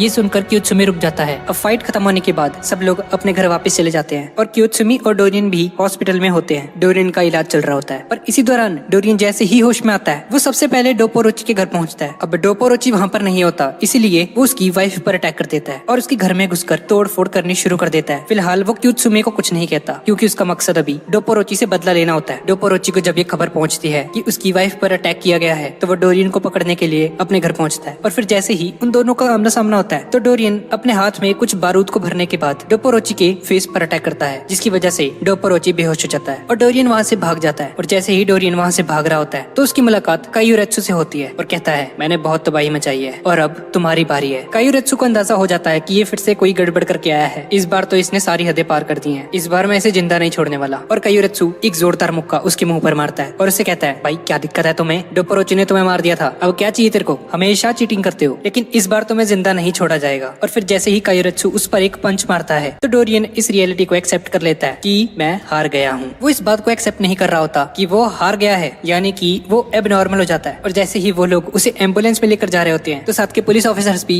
डर रहे होते हैं कि अगर ये बंदा होश में आ गया न जाने पता नहीं क्या हाल करेगा ये हमारा। और फिर जैसे ही डोरियन होश में आता है तो कायुरेत्सु कहता है घबराने की कोई जरूरत नहीं है, इसने अपनी हार को एक्सेप्ट कर लिया है, अब ये दोबारा से किसी से फाइट नहीं करेगा। अब दूसरी तरफ हम देखते हैं कि बाकी जैसे ही अपनी गर्लफ्रेंड को उसके घर छोड़कर जाता है तो कोजाई ये सोच रही होती है कि काश बाकी थोड़ी देर और रुक जाता, लेकिन बाकी वहाँ से चला जाता है। और फिर जैसे ही कोजाई खिड़की बंद करने लगती है तो अचानक से सिकोर्सी वहाँ पर आ जाता है। कोजाई चिल्लाने लगती है पर सिकोर्सी उसके मुंह पर हाथ रख देता है और उसे कहता है अगर तुमने चिल्लाने की कोशिश की तो घर में तुम्हारी मॉम भी है, तुम्हारे साथ साथ मैं उसे भी मार डालूंगा। ये सुनकर वो चुप हो जाती है और सिकोर्सी से पूछती है क्या चाहिए तुम्हें? सिकोर्सी उसे बोलता है मुझे बाकी चाहिए। तुम्हें बाकी चाहिए? रुको अभी उसे बुलाती हूँ। मेरी एक आवाज लगाते ही वो यहाँ पर आ जाएगा। पर सिकोर्सी बोलता है तुम्हें बाकी पर इतना ही यकीन है, चिल्लाओ। और फिर वो जैसे ही कोजाई पर अटैक करने आगे बढ़ता है तो कोजाई जोर से चिल्लाती है और इससे पहले कि सिकोर्सी उस पर अटैक कर पाता बाकी वहाँ पर पहुंच जाता है और उस पर एक जोरदार पंच मारता है। उसकी चीख सुनकर कोजाई की मॉम भी वहाँ पर पहुंच जाती है, लेकिन वो देखती है कि बाकी और सिकोर्सी के बीच फाइट चल रही है। उन दोनों में बहुत ही खतरनाक लड़ाई होनी शुरू हो जाती है और सिकोर्सी मार खाते हुए कहता है बहुत खूब, मैंने सुना है कि तुम दुनिया के सबसे ताकतवर लड़के हो, तो मैं अपनी हार का मजा चखने तुम्हारे पास आया हूँ, क्या तुम मेरी मदद करोगे? बाकी उसे कहता है तुमने यहाँ पर आकर बहुत बड़ी गलती कर दी, आज का दिन तुम्हारी जिंदगी का आखिरी दिन होने वाला है। वो एक जोरदार टक्कर सिकोर्सी के मुंह पर मारता है और फिर वो जैसे ही सिकोर्सी को उठाकर खिड़की से बाहर फेंकने वाला होता है तो वो बाहर जाकर देखता है कि वहाँ सिकोर्सी नहीं सिर्फ उसका कोट ही होता है। वो समझ जाता है कि सिकोर्सी ने उसको पागल बनाया है और फिर वो जैसे ही खिड़की के जरिए वापस कमरे में जाकर देखता है कि कोजाई की मॉम जख्मी लेटी हुई है और वहाँ पर कोजाई मौजूद नहीं है, यानी कि सिकोर्सी उसे उठाकर ले गया है। सिकोर्सी जो कि कोजाई को बांधने के बाद उसे दूसरी बिल्डिंग में ले जा रहा होता है बहुत ज्यादा खुश हो रहा होता है कि अब तो उसे मेरे पास आना ही पड़ेगा। दूसरी तरफ पुलिस स्टेशन में ये मीटिंग चल रही होती है कि जब से ये 5 कैदी हमारी कंट्री में आए हैं इन लोगों ने आते ही 6 लोगों की जान ले ली है और जगह जगह तबाही मचा रखी है। 2 लोगों को तो हमने गिरफ्तार कर लिया है पर अभी भी 3 लोग फरार हैं और इसी बातचीत के दौरान इसका एक सोल्यूशन निकाला जाता है कि उन सभी कैदियों को पकड़ने के लिए हमें अपना सबसे खतरनाक कैदी बाहर निकालना होगा, जिसका नाम मिस्टर अनचेंड ओलिवा होता है और वो युजिरो हनमा का एक दोस्त होता है और दुनिया का सेकंड स्ट्रॉन्गेस्ट मैन माना जाता है। उसको मिस्टर अनचेंड क्यों कहा जाता है? क्योंकि उसे जेल में रखना बहुत बड़ी परेशानी की वजह होती है। वो अपनी मर्जी से जेल में आता है और अपनी मर्जी से ही जेल में वापस जाता है, यहाँ तक कि उसने जेल में रहने के लिए एक महल बनाया होता है। और फिर देखते ही देखते वो पुलिस इंस्पेक्टर उस जेल की पुलिस से कांटेक्ट कर रहा होता है और उस जेल की तरफ जाता है जहाँ मिस्टर अनचेंड को रखा होता है। मिस्टर अनचेंड किसी की भी बात नहीं मानता और अगर हाँ कर देता है अपने वादे को पूरा करता है। वो लोग मिस्टर अनचेंड के पास मदद मांगने जा रहे होते हैं और कहते हैं प्लीज तुम इन 3 कैदियों को पकड़ो और बदले में तुम्हें जो भी चाहिए तुम्हें दिया जाएगा। और फिर देखते ही देखते वो पुलिस इंस्पेक्टर अमेरिका की सबसे खतरनाक जेल एरिजोना प्रेजेंट स्टेट में पहुंच जाता है। उस पुलिस इंस्पेक्टर का नाम माइकल होता है और वो हमारे पुलिस ऑफिसर से कहता है कि अब इसके बाद तुम्हें खुद जाना पड़ेगा। यहाँ से अनचेंड का इलाका शुरू हो जाता है और फिर जैसे ही जापान का पुलिस इंस्पेक्टर आगे बढ़ रहा होता है तो वो देखकर हैरान हो जाता है कि दरवाजा खोलने के बाद मैं तो एक नई दुनिया में आया हूँ, जैसे ये बहुत बड़ा महल हो कोई। क्या किसी कैदी को इतना प्रोटोकॉल दिया जा सकता है कि वो एक जेल की जगह एक महल में जिंदगी बिताए अपनी? और फिर जैसे ही उसकी नजर मिस्टर अनचेंड पे पड़ती है तो वो परेशान हो जाता है, ये तो बहुत ही बड़ा इंसान है, देखने में बिल्कुल किसी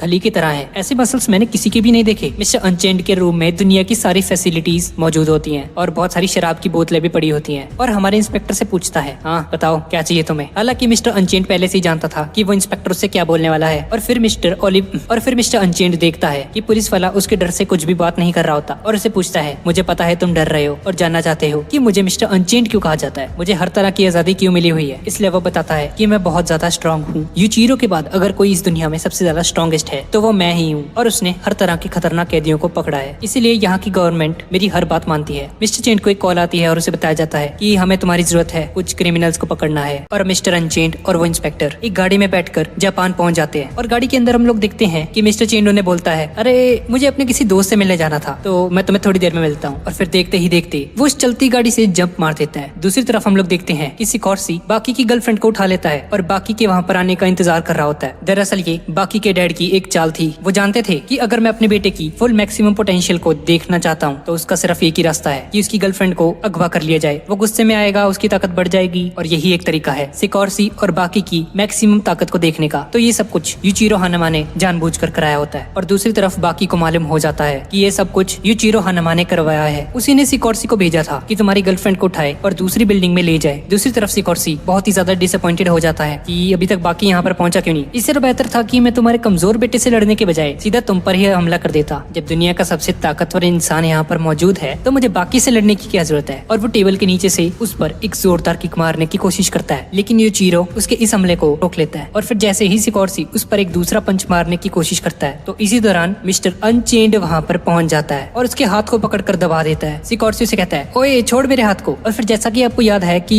मिस्टर अनचेंड ने चलती गाड़ी में से छलांग लगाई थी कि मैं अपने किसी दोस्त से मिलने जा रहा हूँ, तो वो यूचिरो हानामा से ही मिलने आया होता है। यहाँ पर सिकोर्सी बहुत ही ज्यादा परेशान होता है कि एक ने मेरी किक को रोक लिया और दूसरे इंसान ने मेरी बाजू को पकड़ लिया, मतलब मैं तो इन दोनों के सामने कुछ भी नहीं हूँ। सिकोर्सी उसे कहता है कि गलती से मिस्टेक हो गई, मुझे बाकी से ही लड़ना चाहिए। अब बाकी भी वहाँ पर पहुंच जाता है और जैसे ही वो कमरे में आता है तो अपने राइट साइड में देखता है कि उसके डैड के साथ उसके बेस्ट फ्रेंड मिस्टर अनचेंड वहाँ पर खड़े हैं। और फिर जैसे ही बाकी की नजर उसकी गर्लफ्रेंड पर पड़ती है तो वो गुस्से में पागल हो जाता है। बाकी एक शेर की तरह दहाड़ने लग जाता है, जिसे देखकर मिस्टर अनचेंड और उसके फादर समझ जाते हैं कि अब इन दोनों के बीच में एक बहुत ही खतरनाक लड़ाई होनी शुरू होने वाली है। और फिर बाकी एक जोरदार हमला करता है सिकोर्सी के मुंह पर और उसे मारते मारते बिल्डिंग से बाहर फेंक देता है और सिकोर्सी नीचे गिर जाता है। मिस्टर अनचेंड बाकी के पास आता है और उसे कहता है, बहुत खूब, मुझे नहीं लगता कि वो जिंदा बचा होगा। लेकिन बाकी उसकी बातों पर ध्यान नहीं दे रहा होता। उसे बस हर किसी को मारने का जुनून सवार हो जाता है उसके सर पर। उसे पता होता है कि ये सब कुछ उसके डैड ने किया है और मिस्टर अनचेंड भी इसमें शामिल है। और फिर क्या था, वो मिस्टर अनचेंड पर हमला कर देता है। मिस्टर अनचेंड काफी ज्यादा जख्मी हो जाता है और सोचता है, ये क्या, बाकी इतने स्ट्रॉन्ग कैसे है, एक 17 साल के बच्चे में इतनी ताकत, ये सच में यूचिरो हानामा का बेटा है। उसे खत्म करने के लिए एक फाइनल पंच उसके मुंह पर मारने की कोशिश करता है तो वो बड़ी आसानी से इस पंच को बर्दाश्त कर लेता है। बाकी ये देखकर पीछे की तरफ हटने लगता है। वो बाकी की तारीफ करता है और उसे कहता है, तुमसे मिलकर काफी अच्छा लगा, काफी स्ट्रॉन्ग हो तुम। और इसी दौरान सिकोर्सी बाकी के पीछे आकर उस पर अटैक कर देता है। बाकी उसके अटैक को डॉज करता है और एक बैक फ्लिप लेता है और एक जोरदार किक सिकोर्सी के मारता है, लेकिन सिकोर्सी भी उस किक को डॉज कर लेता है और दूर जाकर खड़ा हो जाता है। बाकी इससे पूछता है, ओए मैंने तो तुम्हें बिल्डिंग से नीचे गिरा दिया था, तो फिर तुम कैसे बच गए। और फिर सिकोर्सी उन सभी लोगों को बताता है कि मेरे हाथों में बहुत ज्यादा ताकत है, यहाँ तक कि नीचे गिरते वक्त मैंने एक मेटल की दीवार को पकड़ लिया था। मैंने अपने हाथों की उंगलियों को दीवार के साथ घुसा दिया, लेकिन मेरे अंदर ये काबिलियत है कि मैं किसी भी दीवार को चढ़ सकता हूँ। बाकी उस पर एक के बाद एक अटैक कर रहा होता है। सिकोर्सी उसके मुंह पर खिड़की के टुकड़े फेंकता है और एक जोरदार टक्कर बाकी के फेस पर मारने की कोशिश करता है, लेकिन बाकी अपनी आंखें बंद कर लेता है ताकि वो कांच के टुकड़े उसके आईज में ना पड़े और उसकी टक्कर को भी रोकने में कामयाब हो जाता है। लेकिन सिकोर्सी बड़ी चालाकी से बाकी की हथेली में एक पिन चुभा देता है, जिससे बाकी का ध्यान बढ़ जाता है और वो अपने हाथों को नीचे कर लेता है। इसी दौरान सिकोर्सी अपनी दोनों रातें बाकी के मारकर उसकी नाक की हड्डी तोड़ देता है और देखते ही देखते पुलिस वहाँ पर आ जाती है। और फिर जैसे ही शाम हो जाती है तो सिकोर्सी वहाँ से फरार होकर एक बिल्डिंग में पहुंच जाता है। बाकी भी उसका पीछा करते हुए वहाँ पर पहुंच जाता है। सिकोर्सी कपड़े पहन रहा होता है और बाकी उसे कहता है, तुम्हें कपड़े पहनने की जरूरत नहीं है, तुम वैसे भी मरने वाले हो, तुमने काजुओं के साथ जैसा बिहेव किया मैं तुम्हें कभी माफ नहीं करने वाला। और बाकी उसके मुंह पर एक जोरदार लात मारता है और फिर जैसे ही वो उस पर दूसरी किक मारता है तो सिकोर्सी की चीखें निकल जाती हैं। वो एक बाल्टी को उठाता है और उस पर अटैक करने की कोशिश करता है, लेकिन बाकी उसके हाथ से उस बाल्टी को छीन लेता है और उसी बाल्टी को सिकोर्सी के मुंह पर चढ़ाने के बाद उस पर अटैक करना शुरू कर देता है। बाकी को तालियों की आवाज सुनाई देती है और वो पीछे मुड़कर देखता है कि पीछे मिस्टर अनचेंड खड़े होकर तालियां बजा रहे होते हैं और कहते हैं, बहुत खूब, अब पीछे हट जाओ, बाकी का काम मैं संभाल लूंगा। पर बाकी मिस्टर अनचेंड से कहता है कि ये मेरा शिकार है और जब तक मैं यहाँ पर हूँ तुम इसे यहाँ से नहीं लेकर जा सकते। और ये कहते ही बाकी एक जोरदार मुक्का मिस्टर अनचेंड के मारने की कोशिश करता है, पर मिस्टर अनचेंड इस बार उसके इस मुक्के को डॉज कर लेते हैं और जोर लगाकर उसके हाथ को दबाना शुरू कर देते हैं। बाकी को समझ आ जाता है कि ये कोई आम इंसान नहीं है बल्कि एक मॉन्स्टर है। इसी दौरान सिकोर्सी, जो कि मार खाने के बाद बेहोश पड़ा होता है, वो अचानक से होश में आ जाता है और उन दोनों की बातें सुनते कहता है, तुम दोनों अपनी बकवास बंद करो, तुम्हें क्या लगता है तुम आसानी से मुझे यहाँ से ले जाओगे। और ये कहते ही वो मिस्टर अनचेंड पर अटैक कर देता है और सिकोर्सी एक के बाद एक मुक्के उस पर बरसाना शुरू कर देता है, पर इससे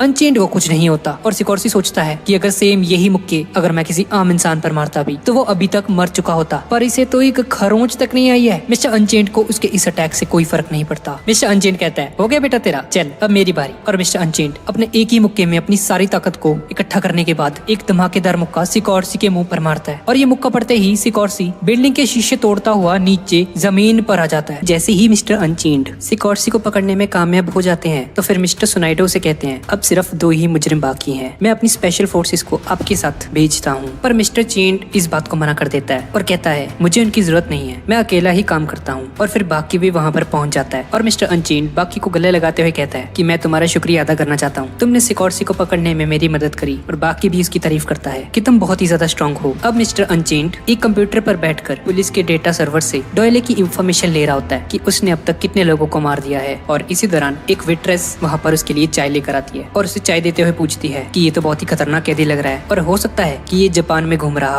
हो सकता है कि ये तुम्हारे पीछे ही हो। और ये कहते ही उसकी आवाज बदल जाती है और वो जैसे ही विग उतारता है तो हमें पता चलता है कि वो कोई वेट्रेस नहीं है बल्कि वो डॉयले ही है जो कि वहाँ पर फेस बदल कर आया था। और ये कितना अजीब लग रहा है यार, इसे देखो तो सही, बन क्या रखा है ये। उसका यहाँ पर आने का एक ही मकसद होता है, मिस्टर अनचेन्ड को खत्म करना। और फिर मिस्टर अनचेन्ड उस कॉफी को डॉयले पे गिराने की कोशिश करता है पर डॉयले उस पर हमला कर देता है और फिर वो कॉफी उस पर गिरने के बजाय मिस्टर अनचेन्ड की आंखों में गिर जाती है। मिस्टर ओलिवा को कुछ नजर नहीं आ रहा होता। डॉयले इस मौके का फायदा उठाकर एक जोरदार वार उसके फेस पर करता है। वो ये अटैक अपनी बाजू से करता है जिसके अंदर एक बहुत ही खतरनाक ब्लेड होता है। मिस्टर अनचेन्ड के मुंह से खून निकलना शुरू हो जाता है और डॉयले से कहता है मुझे आज तक कोई नहीं पकड़ पाया, मैं सिर्फ अपनी मर्जी से पकड़ा जा सकता हूँ, किसी में इतना दम नहीं है कि मुझे पकड़ सके, तुम भी मुझे कभी पकड़ नहीं पाओगे। मिस्टर ओलिवा उसकी ये बातें सुनकर मुस्कुरा रहा होता है और वो उस कमरे के डोर को लॉक कर देता है। मिस्टर अनचेन्ड बहुत ही ज्यादा एक्साइटेड होकर कहता है अरे तूने तो मेरा दिल ही बना दिया यार, आज मजा आएगा तुझे मारने में, अब मैं कोई भी डिस्टर्ब नहीं करेगा, किसी ने मेरे चेहरे से आज तक खून नहीं निकाला था पर तुमने ये कर दिखाया। और फिर जैसे ही मिस्टर अनचेन्ड उस पर अटैक करने की कोशिश करता है तो उसे चक्कर आ जाते हैं और वो नीचे जमीन पर गिर जाता है। डॉयले उससे कहता है कि मेरे ब्लेड में बेहोशी की दवा थी। उसका प्लान था कि वो डॉयले को बेहोश कर देगा और फिर उस पर हमला करेगा, लेकिन मिस्टर अनचेन्ड के मसल्स बहुत ही ज्यादा बड़े होते हैं इसीलिए वो दवाई ज्यादा काम नहीं करती। और फिर जैसे ही मिस्टर अनचेन्ड थोड़ा होश में आता है और उठने की कोशिश करता है तो डॉयले उसके मुंह पर एक जोरदार लात मार देता है और उसके मुंह से खून निकलना शुरू हो जाता है। डॉयले उसे बताता है कि मेरी पूरी बॉडी में ब्लेड्स लगे हुए हैं, मैं एक चलता फिरता ब्लेड हूँ। अब मिस्टर अनचेन्ड नीचे जमीन पर गिर जाता है और उसके चेहरे से खून निकलना शुरू हो जाता है और वो जैसे ही नीचे लेटा होता है वो डॉयले की टांग को पकड़ लेता है और उसे घुमाते हुए जमीन पर पटक देता है। वो इतनी जोर से उसे पटकता है कि पूरी की पूरी बिल्डिंग हिल जाती है। सभी पुलिस ऑफिसर्स को लगता है कि शायद अर्थक्वेक आया है और अब डॉयले बहुत ही ज्यादा घायल हो जाता है। डॉयले अपने कदमों पर खड़ा नहीं हो पा रहा होता और मिस्टर अनचेन्ड उसे कॉलर से पकड़ लेता है, लेकिन इसी दौरान मिस्टर अनचेन्ड की उंगलियां कट जाती हैं। उसकी नजर जैसे ही डॉयले के कॉलर पर पड़ती है तो वो देखता है कि वहाँ पे छोटे छोटे ब्लेड्स लगे होते हैं जिसकी वजह से ही उसकी उंगलियां कट गई थी। डॉयले इस मौके का फायदा उठाता है और अब डॉयले एक नाइफ निकालकर उसके पेट में घुसा देता है। डॉयल को समझ आ जाता है कि वो मिस्टर अनचेन्ड को हरा नहीं पाएगा, इसीलिए वो वहाँ से भाग जाता है। थोड़ी देर बाद वो इंस्पेक्टर और शिबुकावा वहाँ पर आ जाते हैं और वो कमरा खोलकर देखते हैं कि चारों तरफ खून ही खून पड़ा है और मिस्टर अनचेन्ड बहुत ही ज्यादा जख्मी हालत में है, लेकिन वो फिर भी अपने कदमों पर खड़ा है। मिस्टर अनचेन्ड मजाक करते हुए कहता है तुम पुलिस वाले अपनी लड़कियों को क्या खिलाते हो बे? नहीं उसने मेरे पेट में चाकू घुसाया बल्कि मुझे पटक पटक कर मार दिया। और फिर मिस्टर अनचेन्ड एयर डक्ट की तरफ इशारा करते हुए कहता है कि वो छत से यहाँ से भागने में कामयाब हो चुका है। अब मिस्टर अनचेन्ड शिबुकावा की तारीफ करते हुए उसे कहता है कि मैंने सुना है कि आप बहुत ही ज्यादा पावरफुल हैं, क्या मैं आपकी ताकत का छोटा सा नमूना देख सकता हूँ? और ये बोलते हुए वो शिबुकावा से हाथ मिलाने की कोशिश करता है और शिबुकावा का हाथ दबाने लगता है। वो मिस्टर अनचेन्ड की ताकत को उसी के खिलाफ यूज करता है और उसका हाथ दबाते हुए उसे जमीन पर लिटा देता है। इस तरफ हम डॉयले को देखते हैं जो कि एक ट्रेन की खिड़की के बाहर चिपका हुआ होता है। सभी पैसेंजर्स ये देखकर बहुत ही ज्यादा हैरान हो जाते हैं कि क्या कोई नॉर्मल इंसान ऐसा कर सकता है। और इस तरह शिबुकावा मिस्टर अनचेन्ड का हाथ नहीं छोड़ रहा होता और उसका हाथ दबा रहा होता है। और अब उन तीनों की नजर जूडो ट्रेनिंग एरिया पर पड़ती है और अब वो तीनों उस जूडो क्लास में आ जाते हैं। अब मिस्टर अनचेन्ड जूडो वाली ड्रेस पहनने की कोशिश करता है पर वो ड्रेस उसे फिट नहीं आती और अब वो अपने दोनों कंधों से उस शर्ट को फाड़ देता है और अपने डोले शोले दिखाते हुए कहता है अब बिल्कुल ठीक है, अब मैं आसानी से लड़ सकता हूँ। मिस्टर अनचेन्ड सुनाइडा से कहता है कि मैं आज ही गोल्ड मेडल जीतकर यहाँ से चला जाऊंगा। वो इंस्पेक्टर से कहता है ऐसा बिल्कुल भी नहीं होगा, तुम्हें पहले बेसिक्स के बारे में तो पता नहीं है और अब तुम यहाँ के सबसे कम ताकतवर फाइटर से लड़ोगे। मिस्टर सुनाइडा का सामना वहाँ के सबसे कमजोर स्टूडेंट से होता है और उसे रूल्स के बारे में समझाने लगता है। और अब मिस्टर अनचेन्ड जिसे अपनी ताकत पर पूरा भरोसा होता है और ताकत के अलावा उसके पास और कोई भी टेक्निक नहीं होती। और फिर जैसे ही उन दोनों का मुकाबला होता है मिस्टर अनचेन्ड उस पर भारी पड़ना शुरू हो जाता है और उसे हरा देता है। और अब इसके बाद वहाँ के सबसे ताकतवर फाइटर को बुलाया जाता है मिस्टर अनचेन्ड के साथ फाइट करने के लिए और उसकी हाइट और मसल्स मिस्टर अनचेन्ड से डबल होते हैं। और फिर जैसे ही उन दोनों के बीच में फाइट शुरू होती है तो मिस्टर अनचेन्ड देखते ही देखते उसे भी हरा देता है और उसे चारों ओर घुमा रहा होता है। वो झूला झूल रहा होता है उसके साथ ऐसा लगता है और उसे जमीन पर पटक देता है। अब उन दोनों में राउंड 2 शुरू हो जाता है और फिर मिस्टर अनचेन्ड को हराना तो दूर की बात है, उसे ऐसा लग रहा होता है कि जैसे कोई पेड़ किसी रस्सी से बांध रखा होता है किसी ने और वो 2 रस्सियों की मदद से उस पेड़ को खींचने की कोशिश कर रहा है। फिर जैसे ही मिस्टर अनचेन्ड एक के बाद एक सभी स्टूडेंट्स को हरा देता है वहाँ पे शिबुकावा भी उससे फाइट करने के लिए रेडी हो जाता है। और फिर जैसे ही उन दोनों में फाइट शुरू होती है तो मिस्टर अनचेन्ड उसे कॉलर से पकड़कर जमीन पर पटकने की कोशिश करता है, लेकिन शिबुकावा जो कि डोजो का मास्टर है वो अपने पाँव के अंगूठे को जमीन पर लगाते हैं और दूर हो जाते हैं उससे। उससे। और फिर जैसे ही उसकी नजर उसके राइट हैंड पर पड़ती है तो उसका राइट हैंड लगभग डिस्ट्रॉय हो चुका होता है। वो मुड़ जाता है। मिस्टर शिबुकावा ने अपनी आई की टेक्निक को यूज किया होता है उस पर, जिससे कि वो अपने ओपोनेंट की पावर को उसी पर अप्लाई करके उसे हरा देता है। और फिर वो कहता है, भाई मुझे नहीं चाहिए कोई बेल्ट वेल्ट, मैं नहीं लड़ रहा इस बंदे से। लेकिन मिस्टर शिबुकावा उसकी इस फाइट से काफी ज्यादा खुश होते हैं और वो उसे वो ब्लैक बेल्ट दे देते हैं। इसके बाद हम देखते हैं कि कात्सुमी अपने एक दोस्त से बात कर रहा होता है। वो भी एक बहुत अच्छा फाइटर होता है और उसका नाम शिनोगी कोशो होता है। उसकी ये खासियत होती है कि वो अपने ओपोनेंट की वेन्स को काट सकता है। कात्सुमी शिनोगी से सबको मिलवाता है और अपने स्टूडेंट से कहता है, ये आपके टीचर हैं,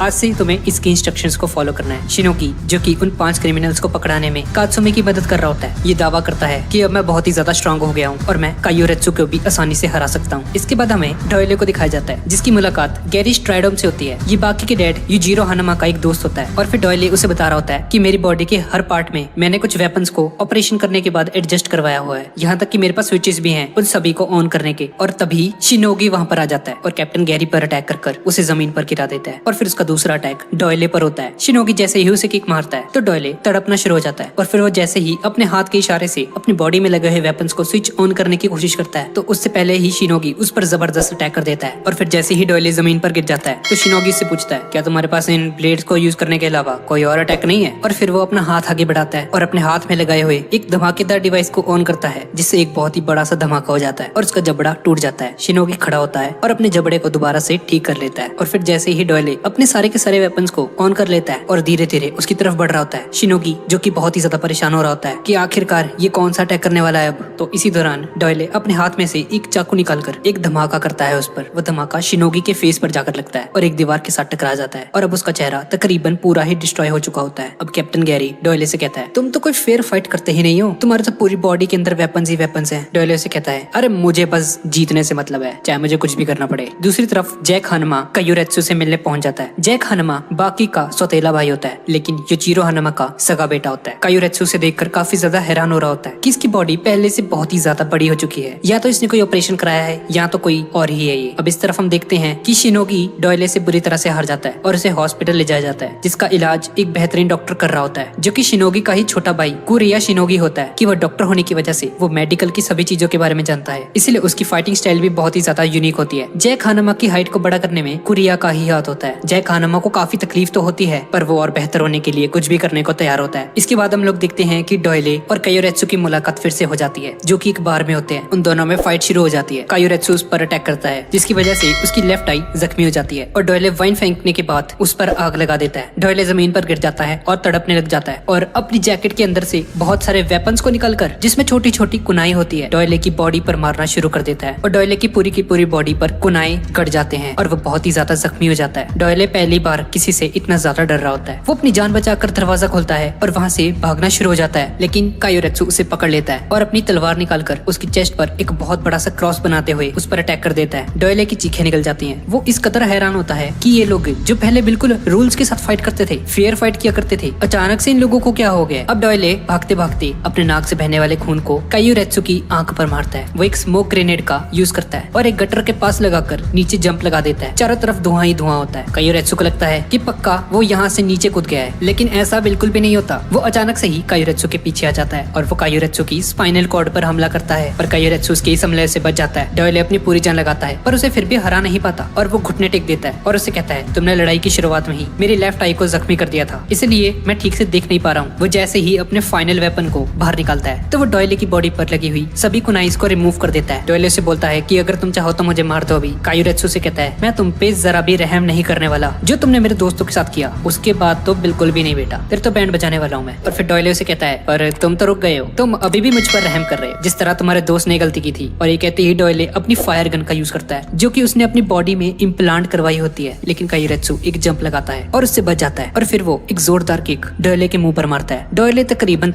मरने ही वाला होता है, लेकिन इसी वक्त जैक हानमा पीछे से वहाँ पर आ जाता है और एक नींद वाला इंजेक्शन कायोरेत्सु के लगा देता है और कायोरेत्सु बेहोश हो जाता है। और फिर जैक हानमा डोयले से कहता है, बेटा अभी तो मैंने तेरी जान बचा ली है, पर तुम तैयार हो जाओ, तुमसे मैं बहुत ही जल्द फाइट करने वाला हूँ। जैसे ही तुम्हारी तबीयत ठीक हो जाएगी, तुम्हारे जख्म भर जाएंगे, तेरा और मेरा मुकाबला होगा। और फिर जैसे ही जैक हानमा वहाँ से जाने लगता है तो डोयले की नजर दो चोरों पर पड़ती है, क्योंकि कायोरेत्सु बेहोश पड़ा होता है। वो उसकी जेब से पैसे चुराने की कोशिश करते हैं, लेकिन डोयले उनसे फाइट करके उन्हें भगा देता है और डोयले वहाँ से जाने लगता है। पर तभी वो पीछे मुड़कर देखता है कि एक डॉग कायोरेत्सु पर भौंक रहा होता है। डोयले को इस बात का एहसास होता है, मुझे इसकी मदद मदद करनी चाहिए यार। इसी वजह से डोयले पूरी रात कायोरेत्सु की हिफाजत करता है और अगली सुबह जब कायोरेत्सु को होश आता है तो वो देखकर हैरान हो जाता है कि डोयले पूरी रात उसको प्रोटेक्ट करता रहा, यानी कि वो इतना खतरनाक मुजरिम था फिर भी उनके भी कुछ असूल होते हैं। वो उसके लिए पूरी रात वहाँ पर रहा था, जिसे देखकर कायोरेत्सु काफी ज्यादा खुश होता है और कायोरेत्सु को रियलाइज होता है कि पूरी रात खून बहने की वजह से ये कोमा में चला गया है, क्योंकि वो कुछ भी बोल नहीं रहा होता और इसे हॉस्पिटल लेके जाना होगा मुझे। और फिर देखते ही देखते कायोरेत्सु डोयले को लेकर जंप लगाते हुए शिनशिनकाई डोजो के हॉस्पिटल में पहुंच जाता है। और फिर जैसे ही डोयले को होश आता है तो वो ये देखकर हैरान हो जाता है कि वो कहाँ पर है, ये क्या, मुझे हॉस्पिटल कौन लेके आया। और फिर कायोरेत्सु से बताता है कि तुम्हें ब्लड की कमी हो गई थी और मुझे पूरी रात प्रोटेक्ट करने के लिए तुम्हारा बहुत बहुत शुक्रिया। हमारे कुछ स्टूडेंट्स ने तुम्हें ब्लड दिया है और तुम्हारे लिए खाना भी बनाया है। कायोरेत्सु के वहाँ से जाते ही डोयले फिर से अपने कदमों पर खड़ा हो जाता है और शिनशिनकाई एकेडमी के बाकी सभी मेंबर से मिलता है। तो वो उन सभी लोगों का शुक्रिया अदा करता है कि तुम लोगों ने मुझे खून दिया और मेरे लिए बेहतरीन खाना भी बनाया, मैं तुम्हारा शुक्रगुजार हूँ। पर मुझे अफसोस इस बात का है कि मैं तुम्हारे इस एहसान का बदला जल्दी ही चुका नहीं पाऊंगा, क्योंकि मैं तुम सभी लोगों को मारने वाला हूँ। ये सुनकर कात्सुमी भी आगे आ जाता है और अपने स्टूडेंट से कहता है तुम सभी लोग पीछे हट जाओ, मैं इससे अकेला ही फाइट करना चाहता हूँ। और फिर डोयले कात्सुमी से कहता है कि तुम एक कराटे मैन हो ना, इसीलिए मैं तुम्हारा मुकाबला तुम्हारी ही यूनिफॉर्म में करना चाहता हूँ। और फिर डोयले एक यूनिफॉर्म पहन लेता है, पर वो एक कराटे का यूनिफॉर्म नहीं होता बल्कि वो एक स्पेशल यूनिफॉर्म होती है जिसे पहनने के बाद आग उस पर असर नहीं करती। तो डोयले इस मौके का फायदा उठाता है और चारों तरफ गन पाउडर छिड़क देता है और लाइटर से आग लगा देता है। ये क्या बंदा है यार, इन्होंने अभी इसकी जान बचाई थी और ये बंदा फिर से इन पर ही हमला कर रहा है, मतलब क्या ही है ये डोयले। खैर सभी लोग वहाँ से अपनी जान बचाने के लिए वहाँ से भागने लगते हैं और तभी हम देखते हैं कि वहाँ पे एक बहुत बड़ा सा धमाका हो जाता है और उस पूरी बिल्डिंग में आग लग जाती है और डोयले उस बिल्डिंग से आराम से निकल रहा होता है। पर तभी चलते चलते उसकी मुलाकात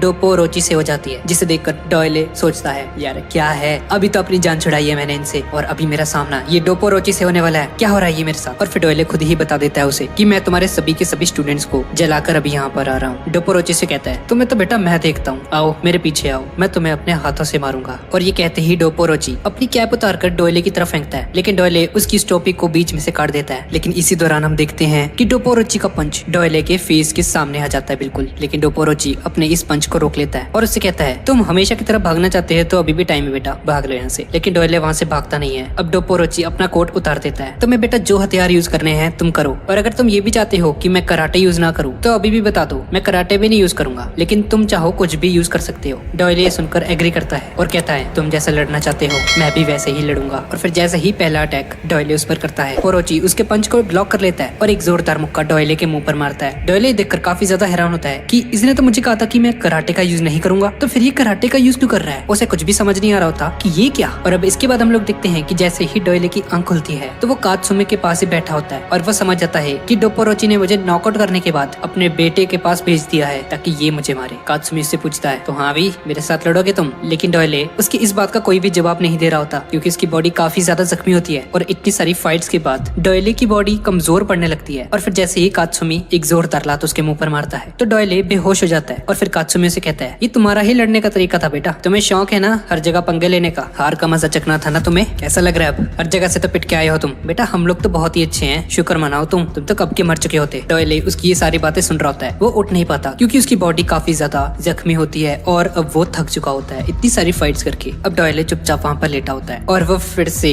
चालाकी से अपने वेपन्स को एक्टिवेट करने की कोशिश करता है तो कात्सुमी उसके इस हरकत को पहले ही रोक देता है और अब वो इतनी मार खाता है कि उसे कुछ भी होश नहीं रहता। और फिर डोयले पूरी रात बेहोश रहता है और फिर जैसे ही अगले दिन उसे होश आता है तो वो देखता है कि अब कात्सुमी नहीं, उसका एक स्टूडेंट उसके सामने खड़ा है और वो उसे बताता है कि तुम ये फाइट जीत चुके हो। डोयले को इसकी बात पर यकीन नहीं आता कि ये क्या, मैं कैसे जीत गया, मैं तो हार गया था। और फिर वो स्टूडेंट उसे बताता है कि दरअसल कात्सुमी के डॉक्टर ने उसे बताया था तुम मार्शल आर्टिस्ट का काम लोगों से फाइट करना और उनकी हड्डियों को तोड़ देना होता है, लेकिन हम डॉक्टर्स का काम होता है उन टूटी हुई हड्डियों को रिपेयर करना। और अगर तुम ऐसे ही उससे फाइट करते रहे तो ये सिलसिला चलता रहेगा, इसका कोई भी कंक्लूजन नहीं निकलने वाला और एक दिन वो ऐसे ही मार खाते खाते मर जाएगा। और कात्सुमी उस डॉक्टर की बात मानते हुए वहाँ से चला जाता है और डोयले की जान को बख्श देता है। और फिर ये सब कुछ जब डोयले को पता चलता है तो डोयले कात्सुमी की इंसानियत देखकर बहुत ही ज्यादा इंप्रेस हो जाता है। वो कात्सुमी के पास जाता है और अपने घुटने टेक देता है और कहता है मैं अपनी हार को एक्सेप्ट करता हूँ, तुम जीत गए कात्सुमी, आई एम रियली सॉरी। अब इसके बाद हमें एक बूढ़े आदमी को दिखाया जाता है, यानागी का टीचर होता है और उसी ने यानागी को पॉइजन टेक्निक के बारे में बताया होता है जो कि यानागी का स्पेशल वेपन होता है। वो इस टेक्निक को इतना ज्यादा मास्टर कर लेता है कि वो इस बंदे को भी हरा देता है। अब यानागी का टीचर मित्सुनारी को बताता है कि यानागी जो पॉइजन गैस यूज करता है वो दुनिया के सबसे खतरनाक पौधों, जानवरों, कीड़े मकोड़ों से हासिल किए जाने वाले जहर से बनता है और इसका एक लिक्विड बनाया जाता है। और जो भी फाइटर इस गैस को यूज करना चाहता है वो अपना हाथ बार बार इस जहर से भरे हुए डिब्बे के अंदर मारता है जिससे कि वो पॉइजन उसके उसके हैंड्स के साथ चिपक जाता है और धीरे धीरे उसके हैंड्स में एब्जॉर्ब होना शुरू हो जाता है। और कोई भी बंदा जब इस जहर को अपने हाथों में लगाकर अपने ओपोनेंट के खिलाफ यूज करने वाला होता है, हर दिन 7 मिनट तक इस जहर के डिब्बे में डबो कर रखेगा। और फिर जैसे ही उस यूजर का हैंड इस जहर को एक्सेप्ट कर लेता है, तो अब वो जिस चीज को भी हाथ लगाएगा उस पर जहर का असर होना शुरू हो जाएगा। इसके बाद हम लोग देखते हैं कि मेट्रोपोलिस स्टेशन में एक दीवार में बड़ा सा छेद दिखाया जाता है, जिसका मतलब है कि सिकॉर्सी फिर से छत को तोड़ने के बाद जेल को तोड़कर वहाँ से फरार हो गया है। सिकॉर्सी 150 मीटर की एक लंबी दीवार पर चढ़ने में कामयाब हो जाता है, जिसके ऊपर एक हेलीपैड भी होता है। दूसरी तरफ बाकी अपनी गर्लफ्रेंड के साथ मटर गश्ती कर रहा होता है। पता ही है आपको क्या करते रहते हैं ये दोनों। और इसी दौरान यानागी वहाँ पर पहुंच जाता है और यानागी उससे कहता है माफ करना, मैं तुम्हें डिस्टर्ब करने आ गया। मैं चाहता हूँ कि तुम मुझसे लड़ो, अभी तुम बहुत ही ज्यादा ताकतवर हो, मुझे लगता है कि मैं तुमसे हार जाऊंगा। पर बाकी उसे कहता है ओ स्त्री कलाना, अभी मैं अपनी बंदी के साथ हूँ। यानागी उससे कहता है देख भाई, मैं नहीं चाहता कि मैं तेरी बंदी पर अटैक करूँ, ठीक है, पर अगर तुम मुझसे फाइट नहीं करोगे तो मेरे पास कोई और चारा नहीं रहेगा, तो मैं तुम्हारी इस बंदी को मार डालूंगा, क्योंकि मैं तुम्हारा गुस्सा तुम्हारे मैक्सिमम लेवल पर देखना चाहता हूँ। और ये सुनते ही बाकी के फेस के एक्सप्रेशंस चेंज होना शुरू हो जाते हैं और वो उससे फाइट करने के लिए रेडी हो जाता है। और यानागी से कहता है घर के पीछे ही एक पार्क है, चलो। और फिर देखते ही देखते वो तीनों एक पार्क में जाते हैं और फिर बाकी की गर्लफ्रेंड उसे कहती है बाकी मैं भी लड़ना चाहती हूँ। बाकी ये सुनकर हंसने लग जाता है और उसे कहता है अरे अगर इस यानागी ने मुझे हरा दिया तो तुम मुझसे लड़ सकती हो। और ये कहते ही बाकी पूरी ताकत के साथ अपना पहला अटैक उस पर करता है। बाकी इतने जोश के साथ उससे लड़ रहा होता है कि वो एक ही किक में यानागी की टांग को तोड़ देता है और उसे काफी हद तक जख्मी कर देता है। यानागी बाकी का ये रूप देखकर बहुत ही ज्यादा हैरान हो जाता है कि ये सिर्फ 17 साल का एक लड़का है, ये इतना ताकतवर कैसे है। इसके बाद सीन यानागी के टीचर पर शिफ्ट हो जाता है फिर से, जिसका नाम कोनामात्सु होता है। वो मित्सुनारी से बात कर रहा होता है कि यानागी के पास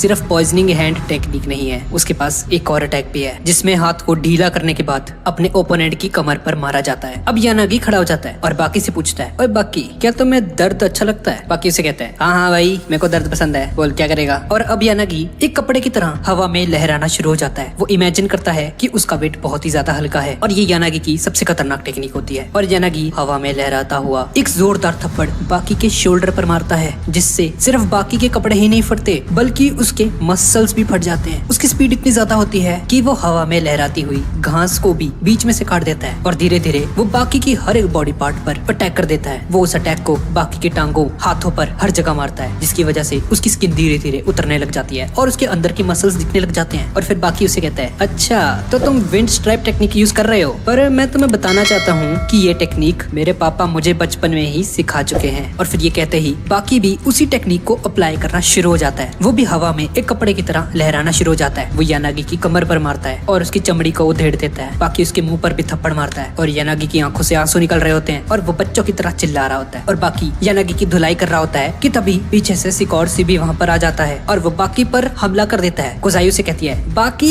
संभल कर, पर बाकी उसके इस हमले को डॉज कर देता है। और अब सिकॉर्सी यानागी के साथ मिल जाता है, क्योंकि उसे पता होता है कि अगर वो बाकी को हराना चाहते हैं तो उन्हें साथ मिलकर काम करना होगा, क्योंकि ये बाकी पहले से बहुत ही ज्यादा स्ट्रॉन्ग हो चुका है। अब वो तीनों आमने सामने खड़े होते हैं और पहला हमला कोई भी नहीं कर रहा होता। बाकी ये देखकर कहता है लगता है तुम दोनों मुझसे डर रहे हो, मुझे ही पहला अटैक करना पड़ेगा तुम पर। और ये कहते ही बाकी उन दोनों पर अटैक कर देता है और उन दोनों को एक एक पंच लगाने के बाद उन्हें उनके कॉलर से पकड़ लेता है। यानागी बाकी से कहता है तुम इतनी जल्दी स्ट्रॉन्ग कैसे हो गए? मैंने किसी भी इंसान को इतनी जल्दी स्ट्रॉन्ग होता हुआ नहीं देखा, तुम तो कुछ ही दिनों में इतने स्ट्रॉन्ग हो गए। लेकिन बाकी उसकी इस बात का कोई भी जवाब नहीं दे रहा होता और बस उन्हें गुस्से से घूरता रहता है। और यानागी कहता है लगता है उस लड़की की मोहब्बत ने तुम्हें बहुत ही ज्यादा स्ट्रॉन्ग बना दिया है। बाकी उन्हें इतनी बुरी तरह से मारता है कि उनके चेहरे का नक्शा ही बदल जाता है और अब वो दोनों बाकी के सामने घुटने टेक कर बैठ जाते हैं। तो कुजाई सोचती है कि वाकई ये दोनों फाइटर्स बिल्कुल सच बोल रहे थे। बाकी पहले से बहुत ज्यादा स्ट्रॉन्ग हो चुका है, यहाँ तक कि उसके लड़ने का तरीका भी पहले से बहुत ज्यादा खतरनाक हो चुका है। कुजाई ये सब बातें सोच रही होती है कि तभी हानायामा भी वहाँ पर पहुंच जाता है और वो कुजाई से कहता है ये सब तुम्हारी वजह से ही हुआ है, तुम्हारी वजह से ही बाकी इतना स्ट्रॉन्ग हो चुका है। हानायामा समझ जाता है कि बाकी के अंदर इस बात का डर होता है कि कहीं उसकी वजह से कोजाऊ को कोई तकलीफ न पहुंच जाए, इसीलिए उसने खुद को बहुत ही ज्यादा स्ट्रॉन्ग बना लिया होता है। और फिर जैसे ही वो दोनों विलेंस बाकी पर फाइट करना शुरू कर देते हैं तो बाकी बड़ी चालाकी से काम लेता है, क्योंकि उसे पता होता है कि वो इन दोनों को आसानी से हरा देगा, पर शायद इस फाइट में कोजाऊ जख्मी हो सकती है। इसी वजह से वो अपनी गर्लफ्रेंड को गोद में उठाता है और वो फाइट छोड़कर भाग जाता है और उसे कहता है मेरे लिए सबसे ज्यादा जरूरी तुम हो, ये फाइट मेरे लिए कोई मायने नहीं रखती। इसके बाद हम कात्सुमी और डोयलो को देखते हैं और सिगरेटें पी रहे होते हैं। डोयलो से कहता है कि क्या तुम मुझे कराटे सिखा सकते हो? और जैसा कि हम लोग जानते हैं कि डोयलो काफी स्ट्रॉन्ग तो होता है, पर वो अपनी फाइट्स में ज्यादातर वेपन्स को ही यूज करता है। अब वो चाह रहा होता है कि वो भी एक अच्छे फाइटर की तरह कराटे वगैरह भी यूज करे। और फिर कात्सुमी उसे अपने एक स्पेशल पंच के बारे में बताता है जो कि कराटे मैन इस्तेमाल करते हैं। और फिर हम देखते हैं कि डोयले बहुत ही जल्द उस मुक्के को सीख लेता है। और फिर डोयले के वहाँ से जाने से पहले कात्सुमी उसे अपनी एक बेल्ट उतार कर देता है। कात्सुमी वहाँ वहाँ से चला जाता है। और ये सारा का सारा सीन यानागी देख रहा होता है पीछे से खड़ा, और फिर वो डॉयले से कहता है, बहुत खूब, तुम ना ही अपने दुश्मन से फाइट हार चुके हो, अब तुम उसके तलवे भी चाटने को तैयार हो। मुझे कुछ समझ नहीं आ रहा। डॉयले ये सुनकर कहता है, मुझे लगता है तुम भी अपने ओपोनेंट से फाइट हार चुके हो, तुम यहाँ पे सिर्फ मुझसे मिलने तो नहीं आए हो। और फिर वो समझ आता है कि यानागी उससे लड़ने के मूड में है, और देखते ही देखते उन दोनों में फाइट शुरू हो जाती है। पहला अटैक यानागी की तरफ से होता है, पर डॉयल उसके इस हमले को डॉज कर लेता है। यानागी के हैंड्स पॉइजन वाले होते हैं, इसी वजह से उस पॉइजन के कुछ ड्रॉप डॉयले की आंखों में गिर जाते हैं। डॉयले की लेफ्ट आई पहले से ही जख्मी होती है, और अब राइट आई में जैसे ही पॉइजन गिरता है तो उसे दोनों आंखों से दिखना बंद हो जाता है। और फिर जैसे ही डॉयले अंधा हो जाता है, वही बेल्ट जो यानागी ने उसे दी होती है, वही बेल्ट उसके गले में फंसाकर उसका दम घोटने की कोशिश करता है। उस बेल्ट के जरिए उसके गले को दबा देता है। डॉयले एक पंच यानागी के मुंह पर मारता है, लेकिन वो बेल्ट अब भी उसके गले में होती है, और वो उस बेल्ट के साथ लटक जाता है। और फिर यानागी जानता है कि ये आधा लटका हुआ है अभी, और फिर वो उसे सैमुराई के कल्चर के बारे में कुछ बताता है कि अगर कोई सैमुराई अपनी इज्जत गवा बैठता है तो उसकी मौत आसान नहीं होती, और उसे सबके सामने या तो खुदकुशी करनी पड़ती है, या फिर जो उसका लीडर होता है वो उसका सर कलम कर देता है। और ये कहते ही उस तलवार को हवा में लहराता हुआ डॉयले के सर को काटने की कोशिश करता है, लेकिन डॉयले इस चीज को सेंस कर लेता है और अपने लेफ्ट हैंड को आगे कर देता है, जिसकी वजह से वो तलवार रुक जाती है। और फिर जैसे ही यानागी उस पर दूसरा अटैक करता है, इससे पहले कि वो उसकी गर्दन को काट पाता, उस बेल्ट को काट देता है और नीचे समुंदर में गिर जाता है। अब दूसरी तरफ हमें दो क्रिमिनल्स को दिखाया जाता है जिसे सिकोर्सी ने मारा होता है। उसमें से एक रशिया का हीरो होता है, और दूसरी तरफ एक दूसरा इंसान होता है जिसे रशिया की एक जेल में पहुंचाया जाता है। और पुलिस ऑफिसर्स उससे पूछते हैं कि क्या ये मुमकिन है कि कोई इंसान सिर्फ अपने हाथों की मदद से ही इस पूरी की पूरी दीवार को जड़ पाए। ये सुनकर वो प्रिजनर कहता है कि अगर कोई बहुत ज्यादा ट्रेनिंग करे तब भी ये इम्पॉसिबल है। ये तकरीबन ऐसा ही है कि जैसे किसी इंसान ने किसी लोहे के नट को अपनी उंगली में डालकर अपनी बॉडी को उसके साथ लटका दिया हो, और वो उसी टाइम कोई बुक भी पढ़ रहा हो। आसान शब्दों में कहा जाए तो ये इम्पॉसिबल है, पर सिकोर्सी ने ये कर दिखाया था। तरफ हम सिकोर्सी को देखते हैं जो कि बाकी को ढूंढ रहा होता है, और तभी उसके सामने जैक हानमा आ जाता है, और वो जैक से पूछता है कि तुम कौन हो भाई, और मेरा रास्ता क्यों रोक रहे हो तुम। जैक हानमा उसे कहता है, तुम मुझे अपना दुश्मन ही समझो, मैंने सुना था कि तुम यहाँ पर हार का मजा चखने आए थे, तो मुझे लगता है कि तुमने अभी तक अपनी ख्वाहिश को पूरा नहीं किया है, चलो मैं तुम्हारी मदद कर देता हूँ। और अब वो दोनों फाइट करने के लिए एक बाथरूम में आ जाते हैं, और जैक हानमा उस पर हमला कर देता है, लेकिन सिकोर्सी बड़ी आसानी से उसके इस हमले को डॉज कर देता है। जैक साइज में काफी बड़ा होता है, इसीलिए उसकी स्पीड थोड़ी सी स्लो होती है, और तभी हम देखते हैं कि खुद को एक लोहे के नट के साथ ऊपर सीलिंग की तरफ लटकाया होता है जैक के पंचेस से बचने के लिए, और वो जैक के मुंह पर एक किक मारता है। जैक हानमा के जबड़े दुनिया में सबसे ज्यादा स्ट्रॉन्गेस्ट होते हैं, और अब जैक हानमा सिकोर्सी के पेट में एक जोरदार मुक्का मारता है। वो पंच इतना जोरदार होता है कि वो सिकोर्सी के पेट में जैसे ही पड़ता है तो उसे वॉमिटिंग आ जाती है, और वहाँ से भाग जाता है। अब दोनों अपनी फाइट को कंटिन्यू करने के लिए एक फोन बूथ में आ जाते हैं, और फिर देखते ही देखते सिकोर्सी उसके मुंह पर मुक्का मारता है, और उन दोनों में बहुत ही खतरनाक लड़ाई होनी शुरू हो जाती है। और ये सारी की सारी फाइट जो कि वो तीसरा बंदा वहाँ पर खड़ा हुआ देखता है, वो डर से थर-थर कांप रहा होता है और जमीन पर बैठ जाता है। बोलता है, भाई मेरा क्या कसूर था यार इसमें, है बाहर जाकर नहीं लड़ सकते तुम लोग। और फिर जैक हानमा एक जबरदस्त पंच मारता है सिकोर्सी के। वो इतना खतरनाक पंच होता है कि पूरा का पूरा टेलीफोन बूथ ही हवा में उड़ जाता है। उसके साथ ही जैक हानमा उसे मारता मारता बेहोश कर देता है, और अब जैक हानमा उसे पीटने के बाद जैसे ही उस बूथ से बाहर निकलता है, कांजी इनारी अपने साथियों को लेकर वहाँ पर पहुंच जाता है। ये वही बंदा है जिसे हमने पहले पार्ट में देखा था। सिकोर्सी ने पहले इसे पूरी तरह से पेला होता है, और अभी ये यहाँ पर उससे बदला लेने आ चुका है। वो बंदा इस मौके का फायदा उठाता है कि सिकोर्सी तो बेहोश पड़ा है, इसीलिए वो उस टेलीफोन बूथ को सील करके एक ट्रक में रख दिया जाता है, और अब उसे एक अंडरग्राउंड फाइटिंग एरिना में पहुंचा दिया जाता है। जैसे ही सिकोर्सी होश में आता है तो वो देखता है कि ये कहाँ पर है, वो कहाँ पर है। ये चारों तरफ लोगों का शोर शराबा होता है, और उसके सामने जैक हानमा खड़ा होता है, और वो दोनों एक दूसरे के आमने सामने आ चुके हैं, और बहुत सारे लोग भी हैं वहाँ पर। और फिर टोकुगावा वहाँ पर आ जाता है, और वो सिकोर्सी से कहता है, अरे चिंता मत करो, तुम्हें यहाँ पर लाया तो गया है, पर अगर तुम भागना चाहते हो तो अभी भी टाइम है, और अगर लड़ना चाहते हो तो भी लड़ सकते हो, यहाँ हार मान सकते हो। ये 3 ऑप्शन है तुम्हारे पास। यहाँ पर जो ऑडियंस है उन्हें तुम्हारी पास्ट हिस्ट्री के बारे में सब कुछ मालूम है कि तुम एक मुजरिम हो, तुमने कितने लोगों को मारा है, और तुम्हारे लड़ने का तरीका क्या है। लेकिन और अब सिकोर्सी लड़ने के लिए रेडी हो जाता है, और फिर देखते ही देखते वो दोनों अपनी शर्ट्स उतार देते हैं। अब फाइट शुरू हो जाती है, और पहला अटैक सिकोर्सी की तरफ से होता है, लेकिन जैक अपने चेहरे को बचा रहा होता है सिर्फ। जैक देखता है कि उसके दोनों हाथ उसके चेहरे पर हैं, और वो मौके का फायदा उठाकर एक लात मारता है उसके पेट में, जिसकी वजह से जैक के दोनों हाथ उसके चेहरे से हट जाते हैं, और अपनी बाजू जैक हानमा के मुंह पर मारता है। सिकोर्सी की सबसे बेस्ट टेक्निक होती है हवा में ड्यूल जंप मारना, और अब सिकोर्सी उसे दीवार में मारने की कोशिश करता है, लेकिन जैक हानमा जो कि ताकत में सिकोर्सी से बहुत ही ज्यादा स्ट्रॉन्ग होता है, सिकोर्सी को ही उठाकर एरिना की ऑपोजिट वाली वॉल में फेंकता है, और जैसे ही जैक उस दीवार से टकराता है तो वो दीवार ही टूट जाती है। उस दीवार के अंदर एक कील होती है, और सिकोर्सी उस कील को उखाड़ लेता है, और अब सिकोर्सी एक नुकीली सी स्टिक उठा लेता है और उस पर अटैक करना शुरू कर देता है। सिकोर्सी उस पर अपनी स्टिक से हमला करता है, पर जैक को कुछ नहीं होता, और उस स्टिक को ही काट देता है। और फिर सिकोर्सी बड़ी चालाकी से अपने हाथ में छुपाई गई वो कील को जैक हानमा की आईज की तरफ फेंकता है, लेकिन जैक हानमा उस कील को देख लेता है और उस कील को ही चबा डालता है और उसे तोड़ फोड़ कर जमीन पर फेंक देता है। सिकोर्सी ये देखकर हक्का बक्का रह जाता है।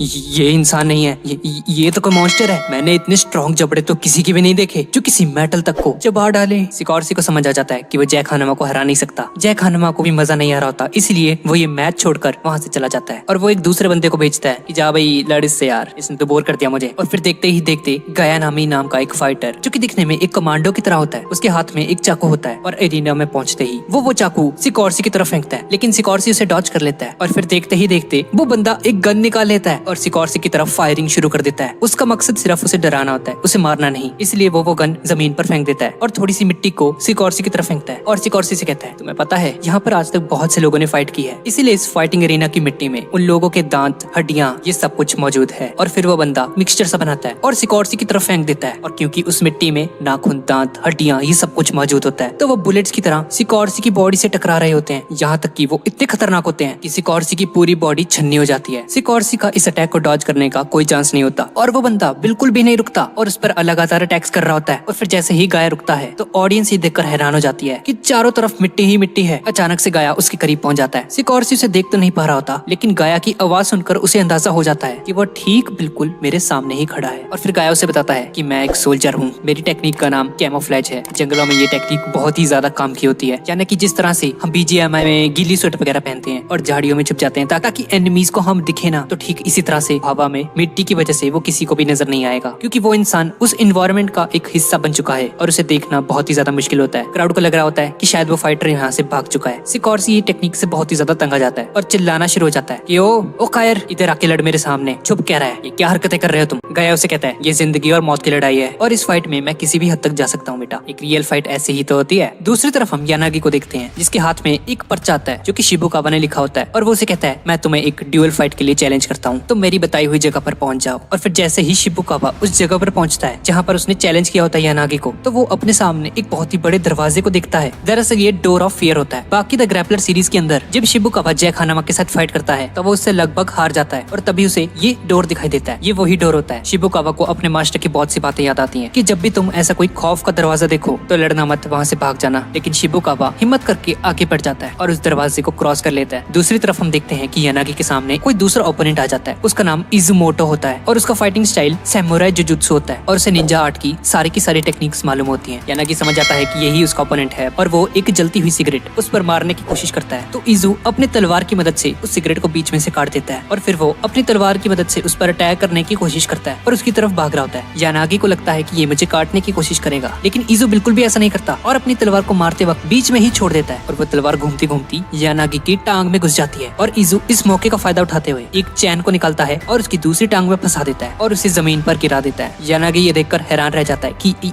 ये क्या फाइटिंग स्टाइल है भाई, ये क्या मजाक है। वो अपने हथियार को यानागी के मुंह पर मारता है और यानागी के दांत टूट जाते हैं। इस तरफ ये फाइट चल रही होती है और दूसरी तरफ गाया सिकॉर्सी को बहुत ही बुरी तरह से पेल रहा होता है। गाया बार बार इनविजिबल हो रहा होता है और सिकॉर्सी को कुछ भी समझ नहीं आ रहा था कहाँ से हमला करने वाला है ये। गाया उसे कहता है कि मैं तुम पर हर 10 सेकंड में अटैक करने वाला हूँ, तो तुम्हें उल्टी गिनती करनी शुरू कर देनी चाहिए और मेरे अटैक के लिए रेडी रहना चाहिए। सिकॉर्सी की फट रखी होती है इस वक्त तक कि ये अटैक अब कहाँ से करने वाला है मुझ पर, ऊपर से होगा, नीचे से होगा, लेफ्ट से होगा, राइट से होगा, कहाँ से होगा। और फिर जैसे ही वो काउंटडाउन खत्म होता है और 10 सेकंड होते हैं तो गाया एक जोरदार किक सिकॉर्सी की आंखों में मारता है। सिकॉर्सी को कुछ भी समझ नहीं आ रहा था तो वो हवा में ही मुक्के मारने शुरू कर देता है, जैसे कोई नूबड़ा फालतू में ही मुक्के मार रहा है बस हवा में। अब सिकॉर्सी जमीन पर घुटने टिकाकर बैठ जाता है, वो डर से कांप रहा होता है। ये देखकर टोकुगावा और सारी की सारी क्राउड हैरान रह जाती है। सिकॉर्सी जैसा फाइटर उसके डर से थर थर कांप रहा है, ये कैसे हो सकता है। और वो चिल्लाकर कहता है मैं हार मानता हूँ। ये सुनते ही पूरी ऑडियंस काफी ज्यादा खुश हो जाती है और मैच यहीं पर खत्म हो जाता है। अब दूसरी तरफ हम यानागी और इजू को देखते हैं। इजू से बताता है कि तुम्हें पता है तुम्हारी प्रॉब्लम क्या है, तुम अपने वेपन्स पर ज्यादा भरोसा करते हो और अपनी टेक्निक पर कम। यही है ना तुम्हारा वो जहरीला हाथ, तुम अपने हाथ में हमेशा पॉइजन को छुपा के रखते थे पर तुमने इस हाथ का कभी ठीक से यूज करा ही नहीं, तुम्हारा ये हाथ बेकार है। और इजू अपनी तलवार से उसके राइट हैंड को काट देता है और इजू से कहता है कि अगर तुम हार मान लो तो हो सकता है मैं तुम्हारी जान बख्श दूं। लेकिन उसी वक्त यूचिरो हानमा वहाँ पर आ जाता है। यानागी ये देखकर हंसना शुरू कर देता है और कहता है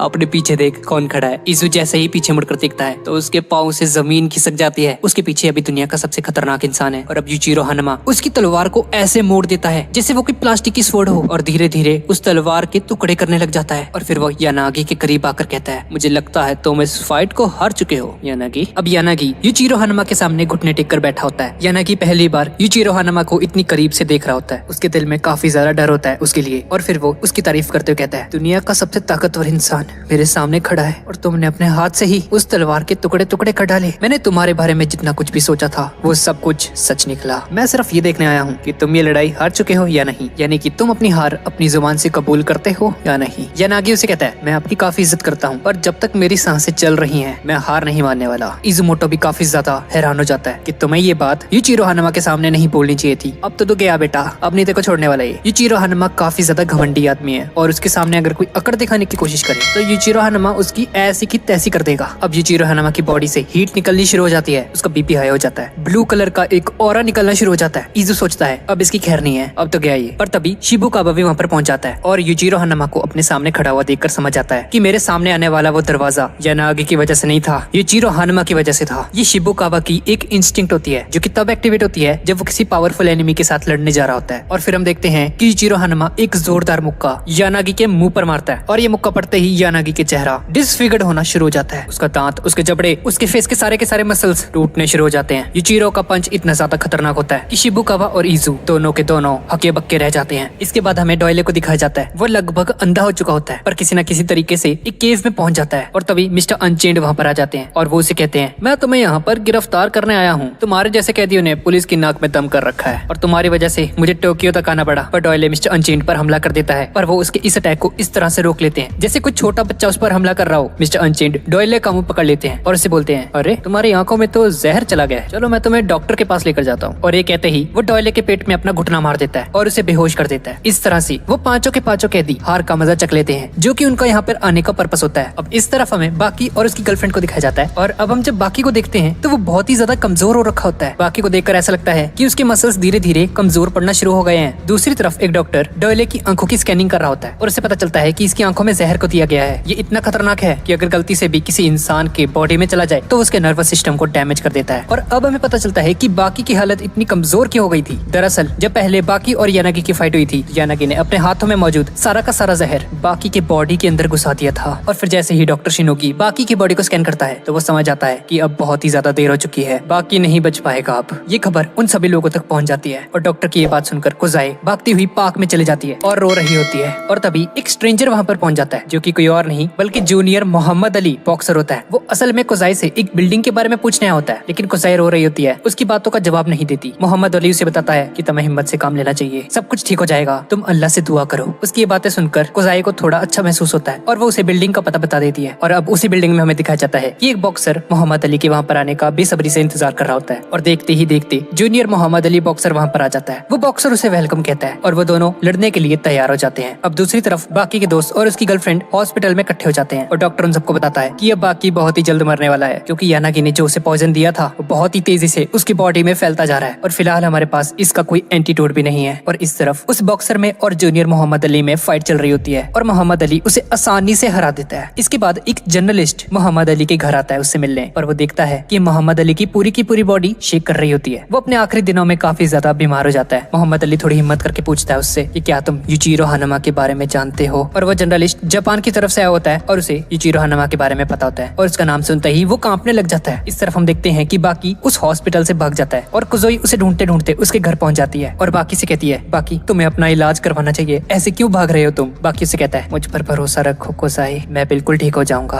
और इस तरफ मोहम्मद अली के घर में हम लोग देखते हैं कि मोहम्मद अली उस जर्नलिस्ट को बताता है कि मैंने बहुत ही मेहनत करके वर्ल्ड चैंपियनशिप का खिताब जीता था, लेकिन इसी दौरान 1976 में मेरी मुलाकात यूचिरो हानमा से हुई जो कि दुनिया का सबसे ज्यादा खतरनाक लेजेंड है। एक रात मैं अपने सभी दोस्तों के साथ जो कि बॉक्सिंग को अच्छे से जानते थे और मैं अपनी सारी की सारी ट्रेनिंग इन्हीं के साथ करता था, तो एक रात हम लोग भागने की प्रैक्टिस कर रहे थे और फिर एक एक करके न जाने मेरे दोस्त कहाँ पर गायब होने लग गए। जैसे ही मैंने पीछे मुड़कर देखा तो मेरे 4 दोस्त वहाँ से गायब हो चुके थे। मैं ये देखकर काफी ज्यादा हैरान हो गया कि ये कैसे हो सकता है, ये लोग कहाँ गए। और फिर तभी यूचिरो हानमा वहाँ पर आ जाता है। ये मोहम्मद अली और यूचिरो हानमा की पहली मुलाकात होती है।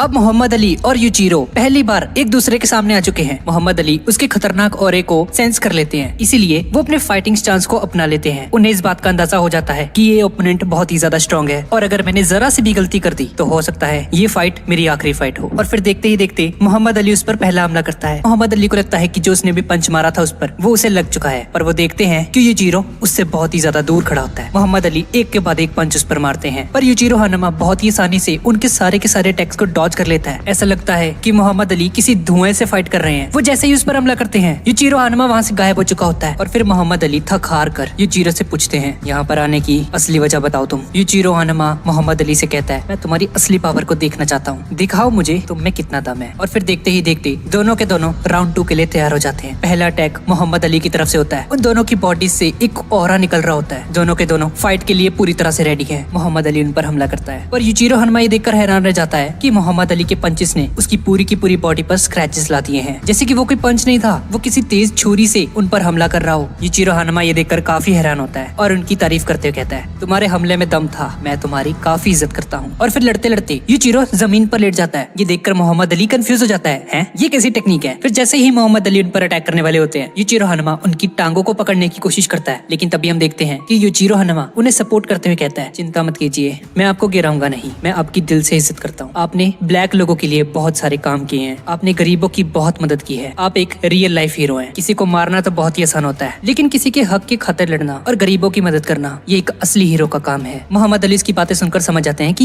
ये भी एक अच्छा इंसान है। दूसरी तरफ हम बाकी और उसकी गर्लफ्रेंड को देखते हैं, जो कि एक पहाड़ी इलाके में होते हैं। अब बाकी की मुलाकात उसके बचपन के टीचर से होती है और बाकी को देखकर ही वो इंसान समझ जाता है कि इसकी बॉडी में जहर घुस चुका है और बाकी से कहता है, चिंता मत करो, मेरे पास इसका एक इलाज है। कायोरेत्सु बाकी से मुलाकात करने उसी जगह पर पहुंच जाता है जहाँ बाकी होता है और बाकी जैसे ही उनसे हाथ मिलाने आता है, कायोरेत्सु उसके पेट में एक जोरदार मुक्का मारते हैं और वो मुक्का जैसे ही बाकी पर पड़ता है, बाकी नीचे गिर जाता है। ये देखकर बाकी की गर्लफ्रेंड काफी ज्यादा परेशान हो जाती है। कायोरेत्सु से बताता है ये बहुत ही ज्यादा कमजोर हो चुका है और देखते ही देखते एक हेलीकॉप्टर वहाँ पर आ जाता है और तभी हम देखते हैं कि टोकुगावा भी वहाँ पर पहुंच जाता है। कुछ डॉक्टर्स बाकी की बॉडी को एक स्ट्रेचर पर रखते हैं उसे हॉस्पिटल ले जाने के लिए। कायोरेत्सु टोकुगावा से कहता है कि मैं बाकी को टेम्पल की तरफ लेकर जा रहा हूँ और मैं आपसे वादा करता हूँ मैं इसकी जान बचा लूंगा। और फिर देखते ही देखते बाकी, उसकी गर्लफ्रेंड और कायोरेत्सु एक बहुत बड़े टेम्पल में पहुंच जाते हैं। ये टेम्पल चाइना में होता है और फिर कायोरेत्सु अपने मास्टर से मिलता है, जो कि हम पहले के पार्ट्स में देख चुके हैं। और फिर मास्टर रेत्सु से पूछते हैं, अच्छा तो तुम मुझसे ये कहने आए हो कि वो जो 17 साल का लड़का तुम्हारे साथ आया है राइट आई टूर्नामेंट में हिस्सा लेने के लिए रेडी है? कायोरेत्सु से कहता है, जी हाँ वो लड़ेगा, बाकी बहुत ही ज्यादा स्ट्रॉन्ग है, आप चाहो आप यहाँ के सबसे स्ट्रॉन्गेस्ट फाइटर को उससे लड़वा भी सकते हैं। ये सुनकर मास्टर रियुक भी बहुत ही ज्यादा हैरान हो जाता है कि सिर्फ एक 17 साल का लड़का इतना ज्यादा पावरफुल हो सकता है। वो मास्टर ये सुनकर कहता है, बहुत खूब, तो मैं अपने फाइटर चो को इस लड़ाई के लिए चूज करता हूँ। और इस तरफ हम उसी चो नाम के आदमी को देखते हैं और जैसा कि हम लोग जानते हैं कि यहाँ की ये एक रिचुअल थी कि जो कोई भी अपने हाथों से बड़े बड़े पत्थरों को एक स्फीयर की शेप में बना देता है तो उसे वहाँ का सबसे स्ट्रॉन्गेस्ट और ताकतवर स्टूडेंट माना जाता है। और कायोरेत्सु ने भी इसी ट्रेनिंग को परफॉर्म करके सी किंग का टाइटल हासिल किया होता है। जो को इस फाइट के बारे में बताया जाता है और वो कहता है, मैं उससे फाइट जरूर करूंगा, मैं भी देखूं कौन है ये बाकी। अब इस तरफ कायोरेत्सु बाकी को फाइट के लिए मना लेता है। वो दोनों के दोनों फाइटर्स फाइट के लिए एक दूसरे के सामने आ जाते हैं और वो चो नाम का फाइटर बहुत ही हैरानी से बाकी की तरफ देख रहा होता है और सोचता है, ये तो सिर्फ एक बच्चा है और इतना कमजोर भी हो रखा है, ये मेरा मुकाबला करेगा, क्या ये राइट आई टूर्नामेंट में हिस्सा लेने की काबिल भी है? बाकी इस फाइट को सीरियसली नहीं ले रहा होता और अपनी गर्लफ्रेंड की तरफ देख रहा होता है। उसके लिए उसकी गर्लफ्रेंड ही सब कुछ होती है उसका। अब उन दोनों के बीच फाइट शुरू हो जाती है। पहला वार चो की तरफ से होता है पर वो जैसे ही उस पर मुक्का मारने वाला होता है बाकी वहाँ से गायब हो जाता है और ये देखकर सभी के सभी हैरान रह जाते हैं कि सिर्फ एक 17 साल का लड़का हवा में कैसे गायब हो गया। और फिर हमें दिखाया जाता है कि बाकी चो को उसकी बखियों से पकड़ लेता है उसे और ऐसा लगता है कि जैसे उसने किसी बच्चे को अपनी गोद में उठा रखा होता है और फिर उसे प्यार से जमीन पर रख देता है। अब चो जो कि कायो का टाइटल हासिल करने वाला होता है उसे ये देखकर काफी ज्यादा इंसल्ट महसूस होती है कि वो एक 17 साल के बच्चे से हार गया। अब वो गुस्से से उस पर हमला करने की कोशिश करता है फिर से, लेकिन बाकी उसकी किक को डॉज कर लेता है। लेकिन इस बार चो भी काफी गुस्से में होता है और वो बाकी के ऊपर बार बार अपनी बाजू से हमला कर रहा होता है। लेकिन बाकी को तो उसकी किसी भी अटैक की परवाह ही नहीं होती जैसे, और सिर्फ अपनी गर्लफ्रेंड की तरफ देख रहा होता है। और फिर चो उस पर एक के बाद एक खतरनाक अटैक्स करता है उस पर, लेकिन बाकी बच्चों की तरह उसके सारे के सारे अटैक्स को डॉज कर लेता है। अब जो काफी ज्यादा फ्रस्ट्रेटेड हो जाता है और वो हार मान लेता है। अब थोड़ी देर बाद शाम हो जाती है और कायोरेत्सु का मास्टर बाकी को राइट आई टूर्नामेंट के बारे में बताता है। और अब मैं आपको बताऊंगा कि ये राइट आई टूर्नामेंट है क्या चीज है। दरअसल ये राइट आई टूर्नामेंट हर 100 साल में एक बार होता है, जो कि चाइना में होता है और पूरी दुनिया के सबसे स्ट्रॉन्गेस्ट फाइटर्स इस टूर्नामेंट में हिस्सा लेते हैं। वो मास्टर उसे बताता है कि ये टूर्नामेंट आज से बहुत ही साल पहले शुरू हुआ था। हमारे एक चाइनीज कुंग फू मास्टर की लड़ाई एक रोमेनियन फाइटर के साथ हुई थी, लेकिन हमारा चाइनीज मार्शल आर्टिस्ट वो फाइट बुरी तरह से हार गया और बहुत से लोग रोमन एम्पायर की तरफ हो गए क्योंकि लोगों को उस रोमन वाले बंदे की फाइट ज्यादा पसंद आई। लेकिन हम लोगों ने बहुत ही ज्यादा मेहनत की और अपनी खोई हुई इज्जत वापस पाई और फिर धीरे धीरे ये टूर्नामेंट इतना ज्यादा फेमस हो गया कि अब सबसे बड़ी फाइट जापान और चाइना के बीच में होती है। ऐसा इसलिए था क्योंकि चाइना के फाइटर्स उन रोमेनियन फाइटर से काफी ज्यादा आगे निकल चुके थे, इसीलिए अब जापान ही बचा था जो उन्हें टक्कर दे सकता था। बाकी ये सुनकर काफी ज्यादा एक्साइटेड हो जाता है और सोचता है, यार अगर मैं ऐसे ही मर गया इस बीमारी की वजह से तो मुझे कोई भी याद नहीं रखेगा, और अगर मैं लड़ते लड़ते शहीद हो गया तो इतिहास में मेरा नाम अमर हो जाएगा, तो इसीलिए मुझे इस टूर्नामेंट में हिस्सा लेना चाहिए। पर बाकी के इस डिसीजन से उसकी गर्लफ्रेंड काफी ज्यादा परेशान हो जाती है, लेकिन बाकी उसे किसी न किसी तरीके से मना लेता है। कायोरेत्सु बाकी को बताता आता है। उस टूर्नामेंट में दुनिया का सबसे खतरनाक फाइटर भी हिस्सा लेने वाला है। बाकी समझ आता है कि उसके फादर यूचिरो हानमा भी उस टूर्नामेंट में फाइट करने वाले हैं उसके साथ, इसलिए वो इस टूर्नामेंट में लड़ने के लिए पूरी तरह से रेडी हो जाता है। और तभी हम देखते हैं कि जूनियर मोहम्मद अली भी उस टूर्नामेंट में फाइट करने के लिए वहाँ पर आ जाते हैं। और अब इस टूर्नामेंट में मोहम्मद अली, बाकी, यूचिरो हानमा और 16 और खतरनाक फाइटर्स इस टूर्नामेंट में पार्टिसिपेट करने के लिए पहुंच जाते हैं वहाँ पर। और अब दूसरी तरफ हमें ली नाम के एक फाइटर को दिखाया जाता है। ली अपने हाथों में पॉइजन लगा रहा होता है ताकि वो जिस ओपोनेंट के साथ फाइट करे उसे पॉइजन के जरिए मार सके। और फिर देखते ही देखते वो 16 के 16 फाइटर्स रिंग में पहुंच जाते हैं। राइट है, टूर्नामेंट स्टार्ट हो जाता है और अब उनके नाम और उनके फाइटिंग स्टाइल के बारे में बताया जाता है। सभी लोग बहुत ही ज्यादा एक्साइटेड होते हैं। यूचिरो हानमा भी वहाँ पर होता है। और सिर्फ इतना ही नहीं, इस टूर्नामेंट में उस राइट है टूर्नामेंट के चैंपियंस भी हिस्सा लेने पहुंच जाते हैं। इसमें हम एक और आदमी को भी देखते हैं जिसकी उम्र 146 साल होती है, क्योंकि ये टूर्नामेंट 100 सालों के बाद होता है। लोग बहुत ही ज्यादा एक्साइटेड होते हैं। इस बंदे ने आज से 100 साल पहले ये टूर्नामेंट जीता था और अब ये 186 साल का हो चुका है और फिर से लड़ने के लिए आ चुका है। और अब पहली फाइट यूचिरो हानमा और कायुरेत्सु के मास्टर के बीच में रख दी जाती है, जिसका नाम मास्टर रियो होता है। और अब उन दोनों के सामने कुछ पत्थर की प्लेट्स को रख दिया जाता है। अगर उन दोनों में से कोई इसमें से 10 प्लेटों को भी तोड़ने में कामयाब हो जाता है तो उसे काफी ताकतवर इंसान माना जाएगा। और फिर जैसे ही यूचिरो हानमा को मौका मिलता है तो वो देखते ही देखते उन 40 की 40 प्लेटों को तोड़ देता है। और फिर वो अपने सामने खड़े हुए मास्टर रियो की इंसल्ट करते हुए कहता है, क्या है ये, तुम लोग ताकत को ऐसी प्लेटों से जज करते हो? पत्थरों को तोड़ देना, लोहे की रोड्स को मोड़ देना, क्या फजूल की चीजें हैं। अब मास्टर रियो भी उससे लड़ने के लिए पूरी तरह से तैयार हो जाता है। मास्टर रियो को गुस्सा आ चुका होता है और वो उसे कहता है, लगता है तुम बस एक एरोगेंट फाइटर हो जिसे अपने ऊपर कुछ ज्यादा ही भरोसा है। यूचिरो हानमा ये सुनकर कहता है, हाँ शायद तुम सही कह रहे हो, मैं सिर्फ लोगों को मारने में यकीन रखता हूँ, ऐसे पत्थरों को नहीं। और मुझसे फाइट करने के बाद तुम्हें इस बात का अंदाजा हो जाएगा कि असली लड़ाई किसे कहते हैं। और फिर देखते ही देखते उन दोनों में फाइट शुरू हो जाती है। पहला अटैक मास्टर रियो पर करते हैं। वो उस पर हमला करने के लिए आगे बढ़ते हैं, पर यूचिरो हानमा मास्टर रियो के चेहरे की खाल के अंदर अपनी उंगलियों को घुसा देता है और वो उनसे कहता है, असली फाइट कैसी होती है अब मैं तुम्हें बताऊंगा बच्चे। वो मास्टर रियो के चेहरे से खाल उतारकर उनके दोस्तों के पास फेंक देता है। ये देखते ही सभी की सभी आंखें खुली की खुली रह जाती हैं। उसके दोस्तों को ये देखकर यकीन नहीं आता, ये क्या हो गया भाई। सभी लोग मास्टर रियो को ही सबसे स्ट्रॉन्गेस्ट मानते थे। यूचिरो हानमा उस फाइट को जीत जाता है। अब कायुरेत्सु ये देखकर बहुत ही ज्यादा गुस्से में आ जाता है और वो यूचिरो हानमा से कहता है, ओह तूने बहुत बड़ी गलती कर दी, अब तुम मुझसे लड़ बेटा,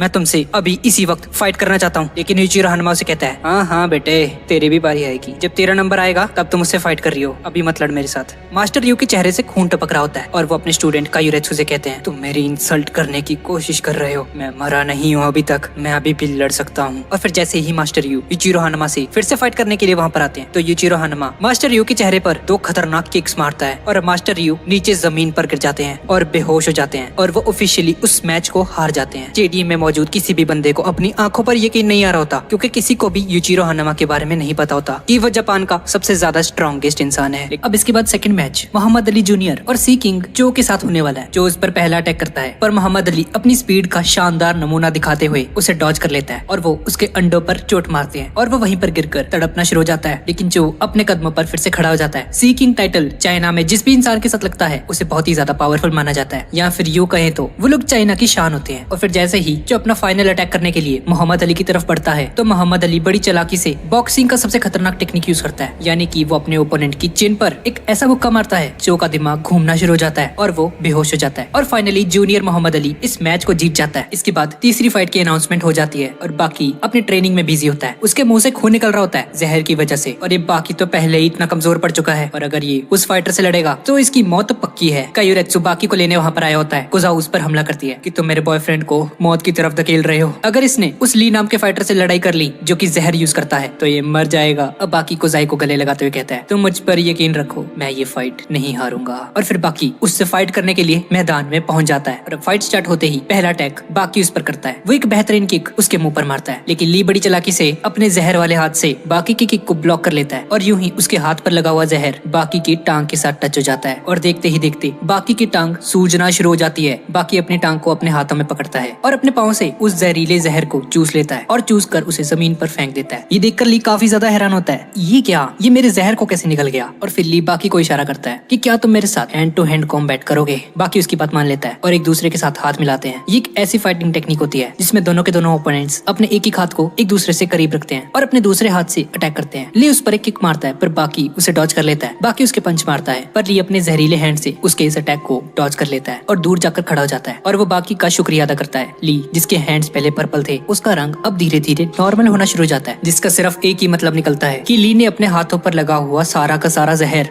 बाकी की बॉडी में ट्रांसफर कर दिया है, यानी कि बाकी की बॉडी अब जहर से भर चुकी है। कायोरेत्सु और कोजाई भी काफी ज्यादा परेशान होते हैं। जहर अपना असर दिखाना शुरू कर देता है और फिर जैसे ही बाकी अटैक करने के लिए आगे बढ़ता है तो ली अपने अटैक को रोक देता है और वो समझ जाता है कि ये अपने आप ही बहुत ही जल्दी बेहोश हो जाएगा। और फिर देखते ही देखते ऐसा ही होता है और वो जमीन पर गिरते ही बेहोश हो जाता है। बाकी की गर्लफ्रेंड जब उसकी ये हालत देखती है तो उससे रहा नहीं जाता और वो भागकर बाकी के पास आकर बैठ जाती है और रोने लग जाती है। वो बाकी से कहती है, मैंने तुम्हें मना किया था ना कि फाइट मत करो, तुमने मेरी बात नहीं मानी। और फिर जैसे ही कोजाई से निकलने वाले आंसू बाकी के चेहरे पर गिरना शुरू हो जाते हैं और तभी ना जाने क्या होता है और वो जहर बाकी की बॉडी से धीरे धीरे बाहर निकलना शुरू हो जाता है। किसी को भी कुछ समझ नहीं आ रहा था, लेकिन कायोरेत्सु और यूजिरो हानामा समझ जाते हैं कि ये कोजाई की वजह से हुआ है। अब कायोरेत्सु कोजाई से कहता है, अरे शुक्रिया यार, तुम्हारी आंखों से गिरने वाले उन आंसुओं ने बाकी के अंदर फाइट करने वाली उस विल को जगा दिया। और सिर्फ इतना ही नहीं, दरअसल ली की बॉडी में जो जहर था वो यिंग टाइप का था और बाकी की बॉडी में जो पहले से जहर मौजूद था वो यांग था। तो अब यिंग और यांग दोनों मिलने से एक रिएक्शन क्रिएट हो गया और वो सारा का सारा जहर खत्म हो गया। इसका मतलब है कि अब बाकी की तबीयत बिल्कुल ठीक है। बाकी इज बैक। यूजिरो हानामा भी ये देखकर काफी ज्यादा एक्साइटेड हो जाता है और अब ली समझ जाता है कि जो मैंने इसमें जहर डाला था वो बाहर निकल चुका है और मुझे जल्द से जल्द इस फाइट को खत्म करना होगा, वरना ये फाइट बाकी जीत जाएगा। और फिर जैसे ही ली बाकी पर अटैक करने की कोशिश करता है तो बाकी अपने पंच को आगे करता है और ली की सारी उंगलियों को तोड़ देता है। ली अपने दूसरे हाथ से यही अटैक करता है, लेकिन बाकी अपने पंच से उसकी दूसरे हाथ की उंगलियों को भी तोड़ देता है और अब बाकी एक जोरदार पंच मारकर ली को बेहोश कर देता है और बाकी ये फाइट जीत जाता है। और अब फाइट खत्म होने के बाद कायोरेत्सु बाकी को बहुत सारा खाना खिलाता है ताकि वो जल्दी से रिकवर हो पाए। और अब वो खाना खाने के बाद बाकी की बॉडी से बहुत सारी भाप निकलनी शुरू हो जाती है। अब दूसरी तरफ हम सी एम्परर काको को देखते हैं, जो कि वही 168 साल का बुढ़ा होता है। ये राइटे टूर्नामेंट का चैंपियन होता है। वो यूजिरो हानामा से बात कर रहा होता है, तुम एक जानवर की तरह हो, किसी इंसान की तरह नहीं लगते। यूजिरो हानामा उस बुढ़े से कहता है, ओ अगर तेरा मेरा आमना सामना हो गया ना बेटा, बचेगा नहीं तू, सब पता चल जाएगा तेरे को असली फाइटर कौन होता है। और फिर हम देखते हैं कि रेफरी अनाउंसमेंट कर देता है कि अब सी एम्परर काकू का मुकाबला सैम वान नाम के एक फाइटर के साथ होने वाला है। तो काकू फाइटिंग एरिना में पहुंच जाता है। सैमान, जो कि बहुत ही ज्यादा कॉन्फिडेंट दिख रहा होता है, उसे लगता है कि वो इस बूढ़े इंसान को चंद ही सेकंड्स में हराने में कामयाब हो जाएगा। अगर मैं अपनी पूरी रफ्तार के साथ हमला करता हूँ इस पर, तो ये मुझे देख भी नहीं पाएगा और मैं एक ही किक में इसकी गर्दन को तोड़ डालूंगा। और फिर जैसे ही उन दोनों में फाइट शुरू हो जाती है तो सैमवान ऐसा ही करता है और वो एक जोरदार तेज किक काकू के मुंह पर मारता है, लेकिन वो बहुत ही ज्यादा फास्ट होता है क्योंकि वो राइट टूर्नामेंट का चैंपियन होता है यार, मजाक थोड़ी है।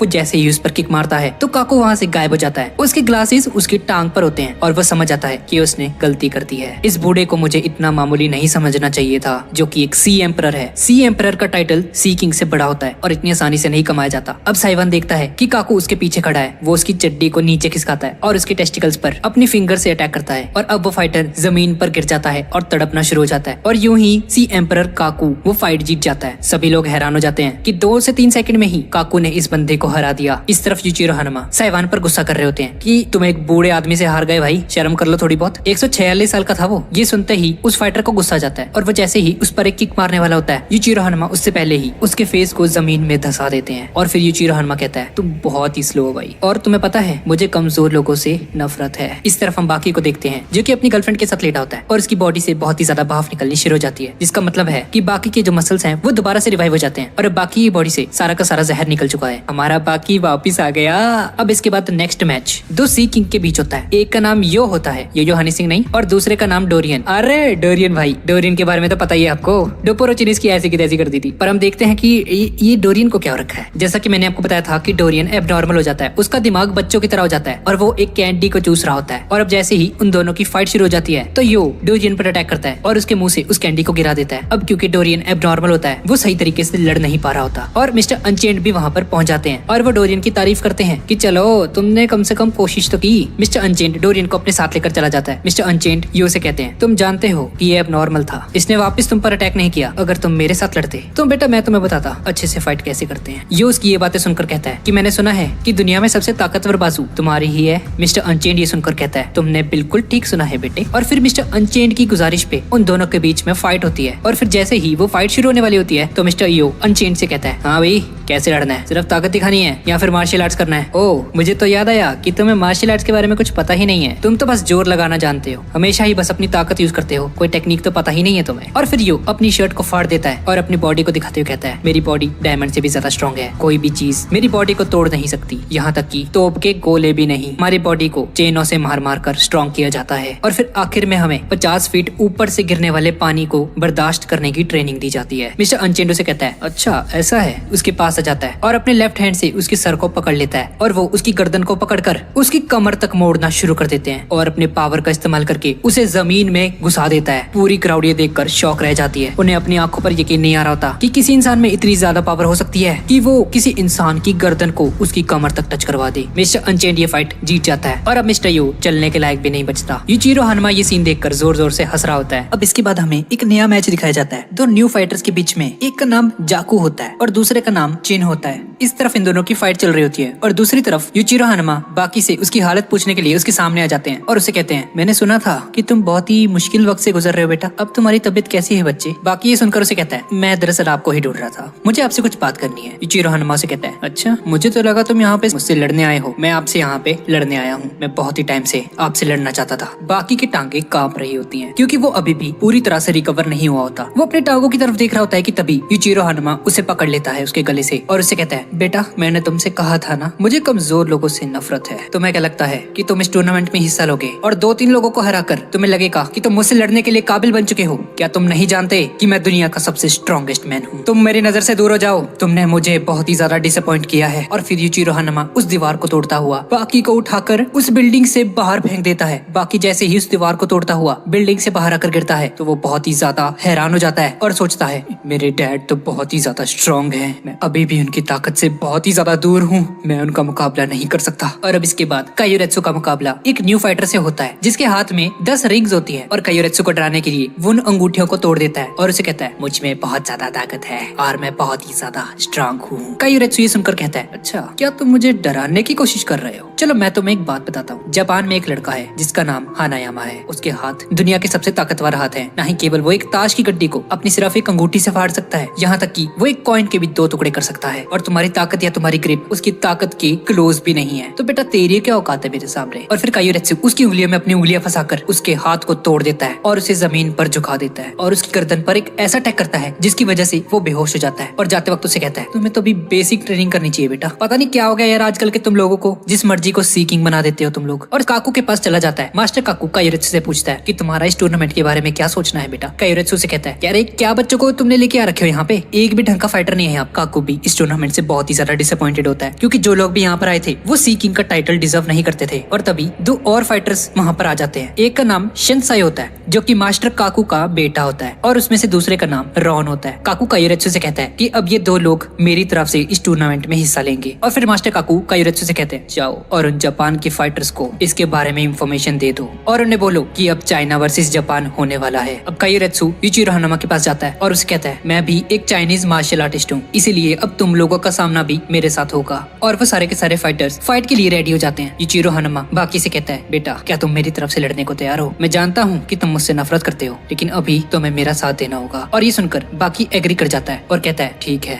मैं उन चाइनीज मार्शल आर्टिस्ट को बताऊंगा कि हमारा जापान उनके चाइना से कितना ज्यादा आगे है। और यू चाइना वर्सेस जापान का पहला मैच मिस्टर अनचेंड और रॉन के बीच में होगा। रॉन एकदम सूट बूट में होता है और मिस्टर अनचेंड एक छोटी सी चड्डी पहनकर वहाँ पर आ जाता है। क्राउड में बैठे सभी लोग उसकी बॉडी देखकर हैरान रह जाते हैं। उन्होंने ऐसे मसल्स कभी भी नहीं देखे होते, लेकिन रॉन उसके मसल्स देखकर जरा भी नहीं घबराता। और अब जैसे ही फाइट शुरू होती है तो मिस्टर अनचेंड रॉन के कंधे पर एक जोरदार मुक्का मारने ही वाले होते हैं कि तभी रॉन बड़ी आसानी से अपनी पॉकेट में से लेफ्ट हैंड को निकालता है और उसके पंच को रोकने में कामयाब हो जाता है। मिस्टर अनचेंड उस पर दोबारा से हमला करता है और अब वो बंदा अपनी पॉकेट से अपने राइट हैंड को निकालता है और मिस्टर अनचेंड को एक जोरदार किक मारता है और फिर से अपने हैंड्स को अपनी पॉकेट में डाल देता है। मिस्टर अनचेंड ये देखकर हक्का बक्का रह जाता है, ये कौन सी टेक्निक है भाई? मुझे तो लगा था इसका डिफेंस बिल्कुल ही कमजोर है। इसके दोनों के दोनों हाथ इसके पॉकेट में थे, लेकिन मैं जैसे ही इस पर अटैक करता हूँ ये अपने दोनों हाथ अपनी पॉकेट से निकाल लेता है और मेरे अटैक को रोक लेता है। और अब यूचिरो हनुमा समझ आता है कि इस रॉन नाम के बंदे का फाइटिंग स्टाइल लाए है। अब बाकी भी यूचिरो हनुमा के पास पहुंच जाता है और यूचिरो हनुमा अपने बेटे को समझाता है कि तुमने रॉन का फाइटिंग स्टाइल पहली बार देखा होगा, इसे गौर से देखो और सीखो, समझने की कोशिश करो इसे। रॉन के दोनों हाथ उसके पॉकेट में है। ऐसा लगता है कि उसका डिफेंस बिल्कुल जीरो है इस वक्त, लेकिन वो इस तरह से मूव करता है कि कोई जैसे ही उस पर अटैक करना चाहेगा तो वो अपनी बॉडी को थोड़ा सा आगे या पीछे कर देगा और अपने ओपोनेंट की बॉडी को आसानी से डॉज कर देगा। और बिल्कुल ऐसा ही रॉन कर रहा होता है। ये बात मिस्टर अनचेंड को समझ आ जाती है और अब मिस्टर अनचेंड अपनी चड्डियों में हाथ डाल लेता है अपना। ये देखकर रॉन उसे कहता है, क्या तुम मेरा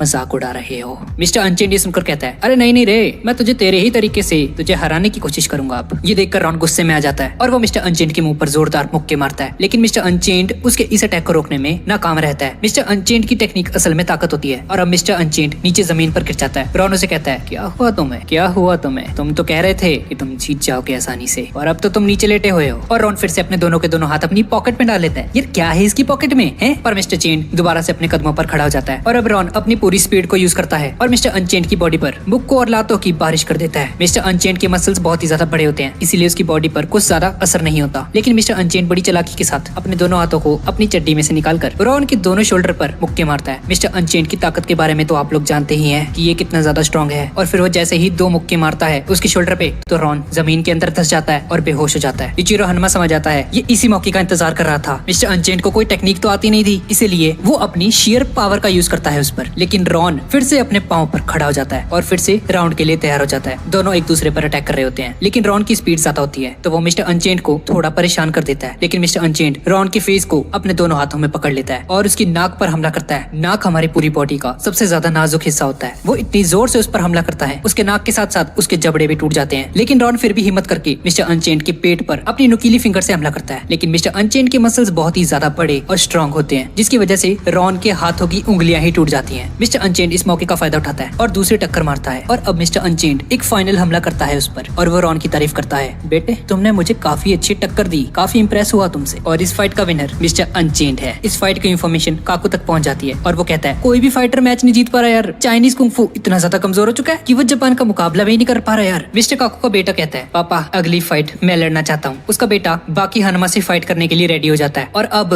बाकी हनुमा और मिस्टर काकू के बेटे के बीच में फाइट होने वाली है। पहला अटैक शेनसाई की तरफ से होता है। बाकी इस अटैक को आसानी से डॉज कर लेता है और एक जोरदार मुक्का शेनसाई की चिन पर मारता है और ये बिल्कुल वैसा ही अटैक होता है जैसा कि मोहम्मद अली ने अपने ओपोनेंट के फेस पर मारा होता है। इस पंच की खास बात ये होती है कि ये जब भी किसी ओपोनेंट की चिन के साथ रगड़ खाता है तो उसका दिमाग घूमना शुरू हो जाता है, उसे फौरन चक्कर आ जाते हैं और वो जमीन पर गिर जाता है। बिल्कुल ऐसा ही बाकी शेनसाई के साथ करता है और उसे जमीन पर गिरा देता है और ये मैच 4 से 5 सेकंड के अंदर अंदर खत्म हो जाता है। किसी को भी अपनी आंखों पर यकीन नहीं आता कि मास्टर काकू का बेटा इतनी आसानी से हार गया। और फिर जैसे ही बाकी उस मैच को जीतकर अपने रूम में जा रहा होता है तो इचिरो हनुमा उसे ताली मारते हुए कहता है वाह बेटा बहुत ही खूब। और अब नेक्स्ट फाइट कायोरेत्सु और जाकू के बीच में होने वाली है। और अब जैसे ही उन दोनों के बीच में फाइट शुरू होती है तो जाकू कायोरेत्सु के पास जाकर उसे बातों में उलझाने की कोशिश करता है। वो कायोरेत्सु से कहता है कि क्या तुम मेरे साथ हैंडशेक नहीं करोगे। और फिर जैसे ही वो दोनों हाथ मिलाते हैं जाकू एक जोरदार पंच घुमाता हुआ कायोरेत्सु के फेस पर मारने की कोशिश करता है। लेकिन कायोरेत्सु जिसने उसके हाथ को अभी तक छोड़ा नहीं होता वो उसके हाथ को पकड़कर मोड़ देता है। अब जाकू का हाथ कायोरेत्सु के हाथ में होता है और तभी हम देखते हैं कि जाकू उछलकर दूर जाकर गिरता है। जाकू ने अपनी बॉडी को इतना ज्यादा ट्रेन किया होता है कि वो अपने आप ही अपनी बॉडी को कहीं भी गिरा सकता है। मतलब अगर कोई से पंच मारने की कोशिश करे तो वो अपनी बॉडी को खुद ब खुद ही उछाल सकता है और दूर जाकर गिर सकता है ताकि उस अटैक से बच सके। और इस वक्त भी वो यही करता है। और अब जाकू अपने कदमों पर दोबारा से खड़ा हो जाता है और कायोरेत्सु के पास आकर उसे कहता है क्या तुम मुझसे हाथ मिलाना पसंद करोगे। यार क्या है ये बंदा है, क्या हाथ मिलाना तेरे को, कितनी बार हाथ मिलाना है। लेकिन कायोरेत्सु फिर से मान जाता है उससे हाथ मिलाने के लिए और अब वो दोनों फिर से हैंडशेक करते हैं। और अब जाकू अपनी एक दूसरी ट्रिक को आजमाता है और वो कायोरेत्सु का हाथ मोड़ने की कोशिश करता है। लेकिन कायोरेत्सु बड़ी चालाकी से उसके अटैक को काउंटर कर लेता है, यानी कि वो अपनी राइट लेग को थोड़ा पीछे की तरफ खिसकाता है और एक मजबूत एंगल बनाने के बाद उसके अटैक को काउंटर अटैक में बदल देता है और उसके हाथ को मोड़ते हुए जमीन पर पटक देता है उसे। और फिर जैसे ही जाकू जमीन पर टकराने वाला होता है और उसके गर्दन की हड्डी टूटने वाली होती है तो वो अपनी गर्दन के नीचे अपनी बाजू को रख लेता है ताकि उसकी गर्दन बच सके। पूरा क्राउड इस जाकू नाम के बंदे को गालियां दे रहा होता है, तुम धोखेबाज हो एक नंबर के, तुम बातों में उलझाते हो अपने ओपोनेंट्स को, दफा हो जाए यहाँ से। लेकिन जाकू उनकी इन बातों की परवाह नहीं करता और अपनी फाइट पर फोकस करता है और दोबारा से अपने कदमों पर खड़ा हो जाता है। कायोरेत्सु जाकू को बहुत बार जमीन पर पटक चुका होता है, लेकिन जाकू फिर से हैंडशेक करने के लिए कायोरेत्सु के सामने आता रहता है। ऑडियंस चिल्ला चिल्लाकर उसे कहती है कायोरेत्सु आप इस घटिया इंसान से हाथ मत मिलाइए, ये फिर से इसकी कोई चाल होगी, ये आप पर अटैक करेगा। लेकिन कायोरेत्सु जाकू से हाथ मिला लेता है और फिर जैसे ही कायोरेत्सु थोड़ा जोर लगाते हैं तो जाकू भी जोर लगाना शुरू हो जाता है। उनके हाथ की हड्डियों को तोड़ने की कोशिश कर रहा होता है, लेकिन कायोरेत्सु अपने लेफ्ट हैंड से अपनी पूरी स्पीड के साथ पंचेस की बारिश कर देते हैं। जैसा कि सीगिंग रेत्सु ने 1 सेकंड में ही 10 पंचेस मार दिए हों। लेकिन जाकू भी बहुत डीठ होता है, वो कायोरेत्सु का हाथ नहीं छोड़ रहा होता। वो बड़ी चालाकी से मुक्का खाने के बाद कायोरेत्सु के हाथ को पकड़ता है और अपनी टांगों में दबाने के बाद उसके कंधे की हड्डी को डिसएलोकेट कर देता है। ये देखते ही ऑडियंस को भी गुस्सा आ जाता है। वो सभी लोग फाइटिंग अरीना में आने लगते हैं। वो जाकू की घटिया फाइट से बहुत ही ज्यादा गुस्से में आ जाते हैं और तभी कायोरेत्सु उन सभी लोगों को कहता है ये तुम्हारे लड़ाई करने की जगह नहीं है, फाइटिंग रिंग में सिर्फ मार्शल आर्ट्स के चैंपियन आते हैं, जाओ तुम लोग यहाँ से। सभी लोग कायोरेत्सु की बात मान जाते हैं और वापस चले जाते हैं। अब कायोरेत्सु अपनी फाइट को स्टार्ट करते हुए कहता है तुम्हें पता है मैंने सिर्फ अपने हाथों को ही ट्रेन नहीं किया, मैंने अपने पाँव को भी बहुत ज्यादा ट्रेन किया है। और फिर जैसे ही जाकू कायोरेत्सु के टूटे हुए हाथ पर हमला करने के लिए आगे बढ़ता है तो कायोरेत्सु अपने पाँव की मदद से जाकू की फिंगर्स को पकड़ लेता है और उसे उठाकर जमीन पर पटक देता है। जाकू कायोरेत्सु की बहुत ज्यादा तारीफ करता है कि वाकई ही अब बहुत ही ज्यादा ताकतवर इंसान है, मैं चाहता हूँ कि मैं आपके कदमों को छू सकूं। और ये कहते ही वो कायोरेत्सु के एंकल को पकड़ लेता है। जाकू उसके टकनी को पकड़कर घुमा रहा होता है। वो उसके प्रेशर पॉइंट पर पर हमला करता है। इस प्रेशर पॉइंट से जो भी वेन्स गुजरेंगे वो ब्लड लेकर जाते हैं और अगर इस पर प्रेशर बनाया जाए तो ब्लड सप्लाई रुक जाएगी, जिससे फौरन कायोरेत्सु की किडनीज में दर्द होना शुरू हो जाएगा और उस पेन को बड़े से बड़ा फाइटर भी बर्दाश्त नहीं कर सकता और कायोरेत्सु दर्द से गिरने लगता है। जाकू उस पर अटैक करने के लिए आगे बढ़ता है, लेकिन कायोरेत्सु गिरते गिरते अपने पाँव की मदद से जाकू की दाढ़ी के बालों को नोच लेते हैं। दाढ़ी के बाल नोच ली और उसे उठाकर जमीन पर पटक देते हैं। क्या कोई अपनी टो की मदद से किसी की दाढ़ी नोच सकता है? ये ताकत सिर्फ कायोरेत्सु के पास है। और अब जाकू फिर से खड़ा हो जाता है। कायोरेत्सु को फिर से अपने जाल में फंसाने की कोशिश करता है और उससे कहता है, मैंने आपके कंधे की हड्डी को तोड़ दिया था, अगर आप चाहें तो मैं इसे ठीक कर सकता हूँ। कमेंटेटर चिल्ला चिल्ला कर कह रहा होता है, कायोरेत्सु आप इनकी बात का यकीन मत करना, ये जरूर इसकी कोई नई चाल है। लेकिन कायोरेत्सु उसकी इस बात का यकीन कर लेता है। लेकिन इस बार हम देखते हैं कि जाकू कोई अटैक नहीं करता, वो सच में कायोरेत्सु की हड्डी को जोड़ने की कोशिश कर रहा होता है। सभी लोग बहुत ही ज्यादा खुश होते हैं कि चलो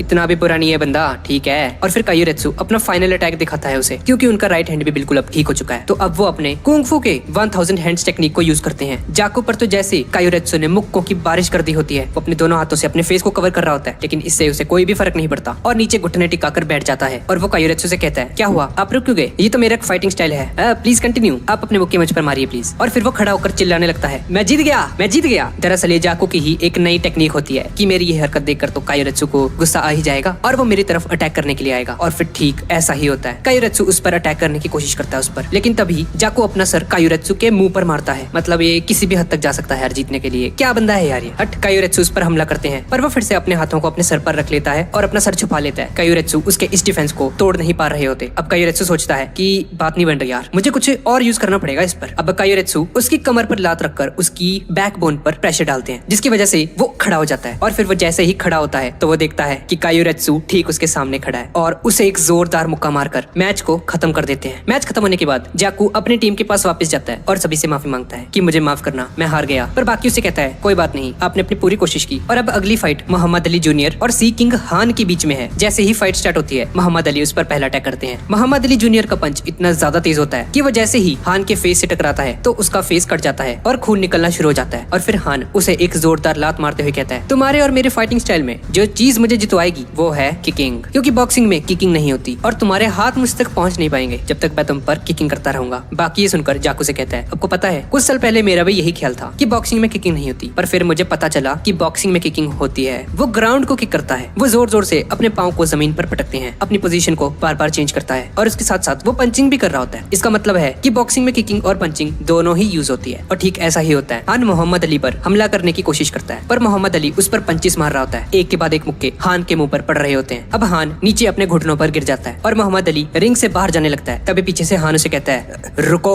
मैं अभी हारा नहीं हूँ, मैं अभी भी फाइट कर सकता हूँ। मोहम्मद अली पीछे मुड़कर देखते हैं और जैसे ही हान खड़ा होने की कोशिश करता है तो वो लड़खड़ा कर नीचे गिर जाता है। फिर से मोहम्मद अली को अपने मुक्कों पर पूरा भरोसा होता है कि मैं जिस किसी के भी मुंह पर पंच मारूंगा वो बंदा दोबारा खड़ा नहीं हो सकता। अब इसके बाद हम लोग देखते हैं कि कमेंटेटर सभी ऑडियंस को बता रहा होता है कि हमारे सी एम्परर काकू ने हमसे वादा किया था कि वो जापानीज से एक भी मैच नहीं हारेंगे। और तभी यूचिरो हनुमा वहाँ पर आ जाता है और वो सभी लोगों से कहता है, हाँ, कमेंटेटर ने बिल्कुल ठीक कहा था, जो वादा सी एम्परर काकू ने किया था उसने अपने वादे को पूरा नहीं किया, लेकिन 4 में से 3 मैचेस हम जीत चुके हैं और अब फाइनल मैच रहता है। इसका मतलब ये हुआ कि Chinese martial art Japanese martial art के सामने फेल होने वाला है। पर तभी हम देखते हैं कि यूचिरो हनुमा सी एम्परर काकू की तारीफ करते हुए ऑडियंस से कहता है कि उसकी उम्र 168 साल है, उसने वो चीजें देखी हैं जो हम में से किसी ने भी नहीं देखी। तो इसका मतलब ये हुआ कि मेरा मुकाबला मेरी उम्र से दुगने एक्सपीरियंस वाले बंदे से है। और फिर यूचिरो हनुमा सभी ऑडियंस से कहता है कि अगर मैं तुम्हारे सी एम्परर से हार गया तो अभी तक हमने जो 3 लड़ाइयां जीती हैं वो हार में बदल जाएंगी। ऑडियंस से सुनकर और भी ज्यादा एक्साइटेड हो जाती है कि चलो अब तो हमारे पास एक गोल्डन अपॉर्चुनिटी है जीतने के लिए। और फिर देखते ही देखते सी एम्परर काकू एक व्हील चेयर पर बैठते हुए फाइटिंग अरीना में पहुंच जाते हैं। और फिर जैसे ही उन दोनों के बीच में फाइट शुरू होती है तो सी एम्परर काकू अपनी व्हील चेयर को अपने हाथ से उठाकर यूचिरो हनुमा की तरफ फेंकते हैं, लेकिन यूचिरो हनुमा उस चेयर को अपनी एक उंगली पर घुमा रहा होता है। और फिर यूचिरो हनुमा काकू को इशारा करता है, आओ इस कुर्सी पर बैठो, मुझे तुमसे कुछ जरूरी बात करनी है। और फिर जैसे ही काकू कुर्सी पर बैठता है तो यूचिरो हनुमा उससे पूछता है, तुमने अपनी सारी जिंदगी चाइनीज कुंग-फू को दी है, तो क्या मैं तुमसे पूछ सकता हूँ कि तुमने क्या कुछ खोया है और क्या कुछ पाया है इन 168 सालों में? और फिर काकू उसे बताता है, तुमने बिल्कुल ठीक कहा, मैंने 168 साल अपनी जिंदगी के चाइनीज मार्शल आर्ट्स को दिए हैं। मैंने बहुत तकलीफों को बर्दाश्त किया है, मैंने अपने कुछ दोस्तों को भी खो दिया क्योंकि मैं सिर्फ ट्रेनिंग में लगा रहता था। लेकिन एक दिन मुझे एहसास हुआ कि मैं एक ऐसे मुकाम पर पहुंच चुका हूँ जहाँ पर पहुंचने के बाद मुझे सिर्फ और सिर्फ ताकत की भूख लगी थी। अपनी ताकत के बलबूते पर सभी फाइटर्स का मजाक उड़ाया करता था उस वक्त। मैं जिस भी फाइटर के बारे में सुनता कि वो बहुत ही अच्छा लड़ता है तो मैं उसके पास जाता, उससे फाइट करता और उसे हरा देता। और फिर काकू अपनी शर्ट उतार देता है और अपनी बॉडी दिखाते हुए कहता है, आज जो तुम बॉडी देख रहे हो ये ऐसी नहीं होती थी। आज से 100 साल पहले जब मैं जवान हुआ करता था तो मेरी बॉडी स्टील की तरह स्ट्रांग थी। मैं अपने सामने आने वाले सभी ओपोनेंट्स को हरा दिया करता था। लेकिन एक दिन मेरा मुकाबला एक बूढ़े आदमी से हुआ जिसे लोग मास्टर्स ऑफ मास्टर्स कहा करते थे। तो उसने 1 से 2 सेकंड के बीच में मुझे हरा डाला।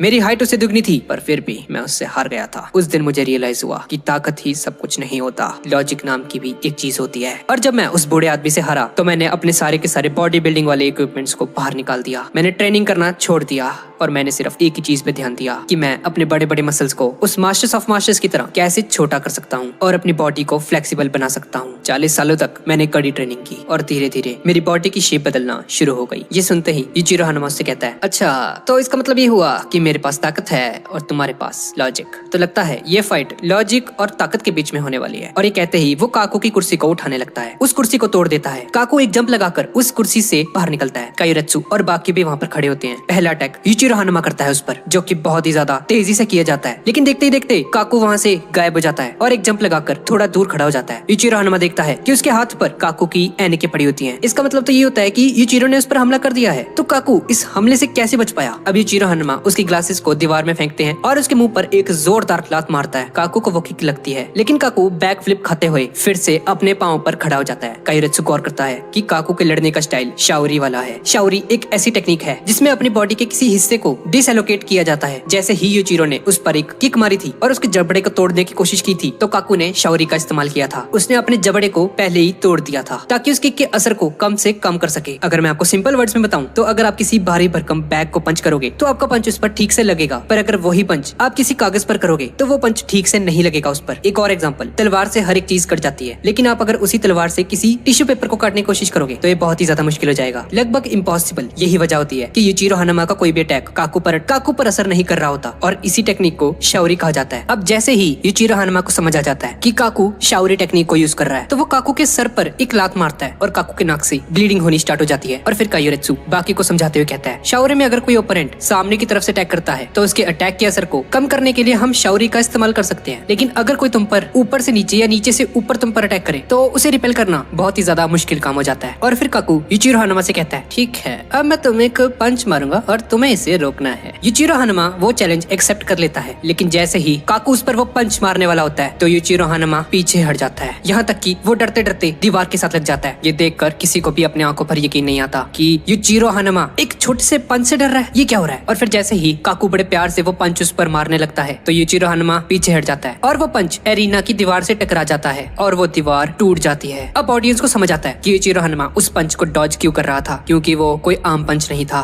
उसमें शाओरी की पावर को यूज किया गया था। शाओरी को हम डिफेंस के लिए और अटैक करने के लिए दोनों के लिए यूज कर सकते हैं। और तभी हम देखते हैं कि यूचिरो हानुमा भी शाओरी टेक्निक को यूज करने लग जाता है। सभी के सभी लोग ये देखकर हैरान रह जाते हैं कि दुनिया में कोई ऐसा जीनियस इंसान भी हो सकता है जो कि सिर्फ 5 मिनट की फाइट में अपने ओपोनेंट की टेक्निक को यूज करना, यहाँ तक कि उसे मास्टर भी कर ले। काकू उसकी बहुत ज्यादा तारीफ करता है और उसे कहता है, लगता है अब तुम्हारी और मेरी शाओरी का मुकाबला होने वाला है। यूचिरो हानुमा से कहता है, अबे बुढ़ाऊ तू जो टेक्निक यूज कर रहा है ना, तूने उसे मास्टर नहीं किया अभी तक, मैं तुझे बताता हूँ कैसे यूज करते हैं शाओरी को। और अब यूचिरो हानुमा अपनी ताकत का इस्तेमाल करते हुए और शाओरी की पावर को मिक्स करते हुए एक जोरदार पंच स्टेडियम की जमीन पर मारता है, जिसकी वजह से स्टेडियम लगभग डिस्ट्रॉय हो जाता है। इस पंच की पावर काकू के उस अटैक से बहुत ही ज्यादा पावरफुल होती है और अब काकू थोड़ा सा परेशान होने लग चुका है। उन दोनों के बीच में बहुत ही खतरनाक फाइट होनी शुरू हो जाती है। अब यूचिरो हानुमा अपनी पूरी ताकत का यूज कर रहा होता है और काकू शाओरी का यूज करते हुए अपनी बॉडी को बार बार डिसएलोकेट कर रहा होता है। लेकिन तभी हम देखते हैं कि आखिरकार वो यूचिरो हानुमा के अटैक को डॉज करने में कामयाब हो जाता है और उसे जमीन में पटक देता है। वो चिल्लाते हुए उसे कहता है,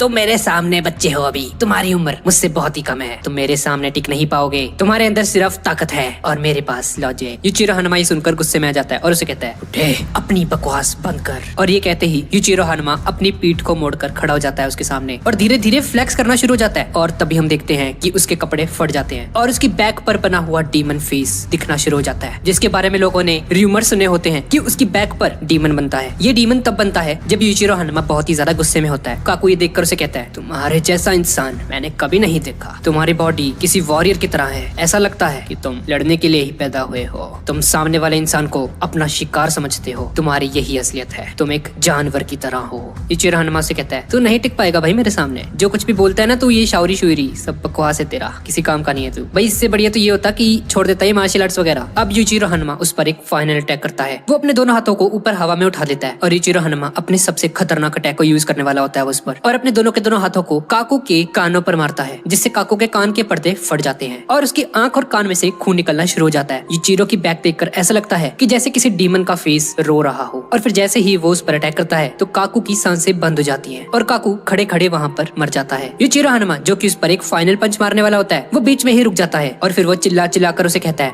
ओए ओ बुड्ढे, मर गया तू? अभी तो मुझे लड़ने में मजा आ रहा था। और फिर जैसे ही कुछ डॉक्टर्स आकर काकू की बॉडी का चेकअप करते हैं तो वो इस चीज को वेरीफाई कर देते हैं काकू अपनी ओल्ड एज की वजह से मर चुका है। ये देखते ही कायोरित्सु और बाकी बहुत ज्यादा हैरान हो जाते हैं। यूचिरो हनुमा भी बहुत ही ज्यादा परेशान हो जाता है क्योंकि अभी तो उसे लड़ने में मजा आ रहा था और ये काकू मर गया, और वो गुस्से में वहाँ से चला जाता है। पर थोड़ी देर बाद हम लोग देखते हैं कि काकू जिंदा हो जाता है, उसकी सांसें फिर से चलना शुरू हो जाती हैं और वो सभी लोगों को बताता है, मैं जीत गया। काकू का बेटा उससे पूछता है, डैड आप कैसे जीत गए? अब तो मर गए थे। काकू ने बताता है कि इंसान की जब मौत होती है वो उसका अल्टीमेट डिफेंस होता है। मेरा लॉजिक जीत गया। 100 सालों के गुजरने के बाद मुझे ये टेक्निक समझ आई है कि जब कोई चीज मर जाती है तो उसको हराओगे कैसे। अगर एक बंदा मर ही गया और उसे नॉकआउट कर दिया तो वो नॉकआउट करने के बाद कभी उसे मारता पीटता नहीं है। और देखा जाए तो यूचिरो हनुमा यहाँ पर जीत कर भी हार गया। मेरे लॉजिक ने उसकी ताकत को हरा दिया। काकू का बेटा उसे कहता है, पर डैड ये तो चीटिंग हुई ना, आपने तो चीटिंग की है। काकू ये सुनकर उसे कहता है, हाँ मैंने चीटिंग की है, लेकिन चीटिंग भी तो एक लॉजिक है। क्या तुम नहीं जानते कुछ जानवर अपनी जान बचाने के लिए मरने का नाटक करते हैं। और अगर हम लॉजिकल पॉइंट ऑफ व्यू से देखें तो काकू यहाँ पर जीत चुका है, पर अगर हम पावर के पॉइंट ऑफ व्यू से देखें तो यूचिरो हनुमा जीता है। दूसरा आपको क्या लगता है ये सही किया इस काकू ने? क्योंकि यार इसने चीटिंग की है बिल्कुल, ये तो कोई बात ही नहीं बनी यार। काकू उन सबको बताता है कि अगर मैं उसके सामने मरने का नाटक न करता ना तो वो मुझे सच में मार देता। उसके आखिरी पंच लगने से पहले ही मैंने मरने का नाटक किया, जिसकी वजह से मैं जीत गया एक तरह से। अब काकू यूचिरो हनुमा के साथ मुलाकात करने उसके पास जाता है और उससे माफी मांगता है, माफ करना, मेरे पास बचने के अलावा और कोई ऑप्शन नहीं था, मुझे मरने का नाटक करना पड़ा, मेरी टेक्निक जीत गई और तुम हार गए। यूचिरो हनुमा से कहता है, तुम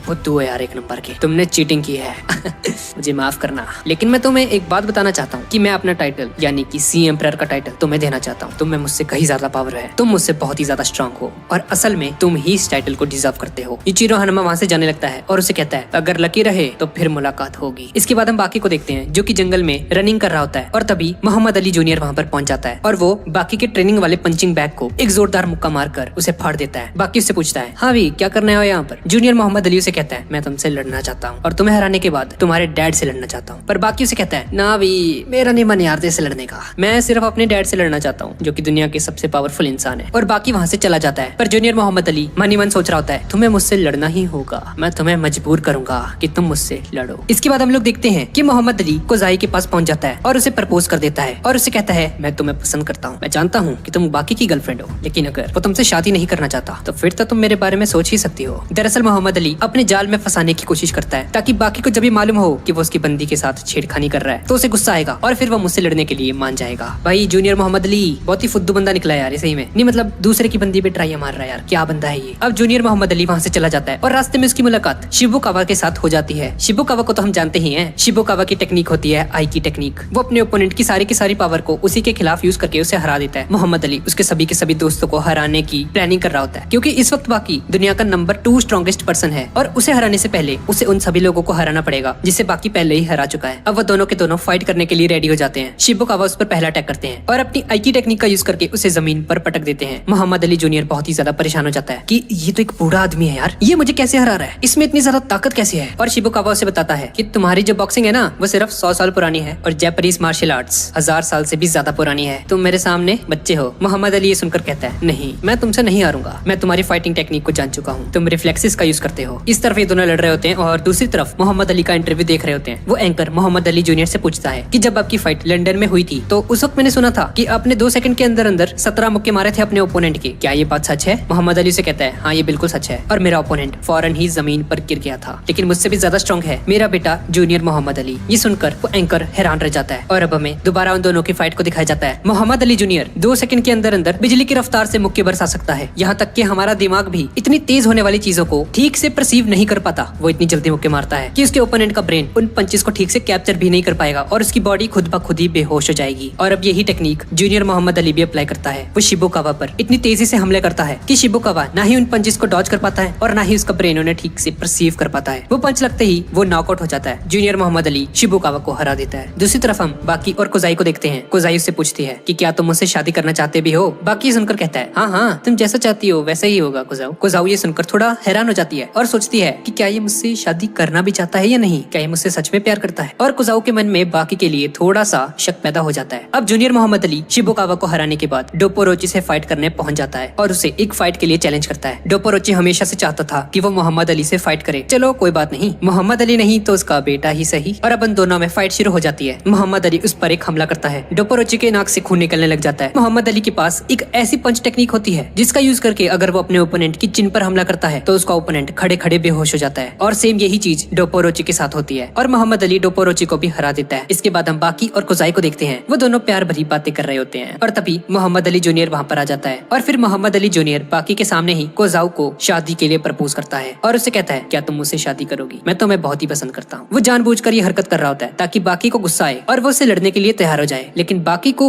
जरा भी गुस्सा नहीं आता और वो कुजाई से कहता है, अगर तुम इसे पसंद करती हो तो फिर मुझे कोई परेशानी नहीं। आखिरी फैसला बिल्कुल तुम्हारा होगा। तुम जो भी डिसाइड करोगी मुझे वो मंजूर होगा। कुजाऊ उसका ये बिहेवियर देखकर बहुत ही ज्यादा हैरान होती है। मोहम्मद अली वहाँ से जाने लगता है और जाते जाते उसे कहता है, बाकी मुझे लगता है तुम इससे शादी करना ही नहीं चाहते हो। भाई क्या बंदा है यार ये, भाई गुस्सा दिला दिया इस बंदे ने यार। अब इसके बाद मोहम्मद अली जो कि अपनी 2 फाइट्स जीत चुका है, अब वो जय खानमा के साथ फाइट करने पहुंच जाता है उसके घर। जय खानमा खाना खा रहा होता है और वो जूनियर मोहम्मद अली से कहता है, अभी मैं खाना खा रहा हूँ, थोड़ा वेट करो। मोहम्मद अली उसकी वेट करता है और उसका खाना खत्म होने के बाद वो दोनों बेसमेंट की तरफ चले जाते हैं फाइट के लिए। अब जय खानमा जिसकी हाइट और वेट मोहम्मद अली से डबल होते हैं, ये देखकर मोहम्मद अली थोड़ा सा परेशान हो जाता है और वो जय खानमा से पूछता है, क्या तुम स्टेरॉइड्स लेते हो? जय खानमा से कहता है, हाँ लगाता हूँ मैं। तुझे क्या बे, डर रहा है क्या तू मेरे से? हैं? लड़ना है कि नहीं तेरे को? और अब उन दोनों के बीच में फाइट शुरू हो जाती है। पहला अटैक जय खानमा उस पर करता है, लेकिन मोहम्मद अली अपना एक मुक्का मारता है जय खानमा के मुंह पर और उसे अपने घुटनों पर बिठा देता है। लेकिन जैसा कि हम जानते हैं कि जैक के जबड़े और गर्दन बहुत ही ज्यादा मोटी होती है ऑपरेशन की वजह से, इसलिए जैक को कुछ ज्यादा फर्क नहीं पड़ता उसके इस मुक्के से और वो से कहता है, बढ़िया मुक्का था, दम तो है बेटा तेरे में। जय खानमा एक जोरदार मुक्का मारकर मोहम्मद अली को दीवार के साथ चिपका देता है। उसके मुंह से खून निकल रहा होता है और अब मोहम्मद अली थोड़ा सा घबरा चुका है। वो सोचता है,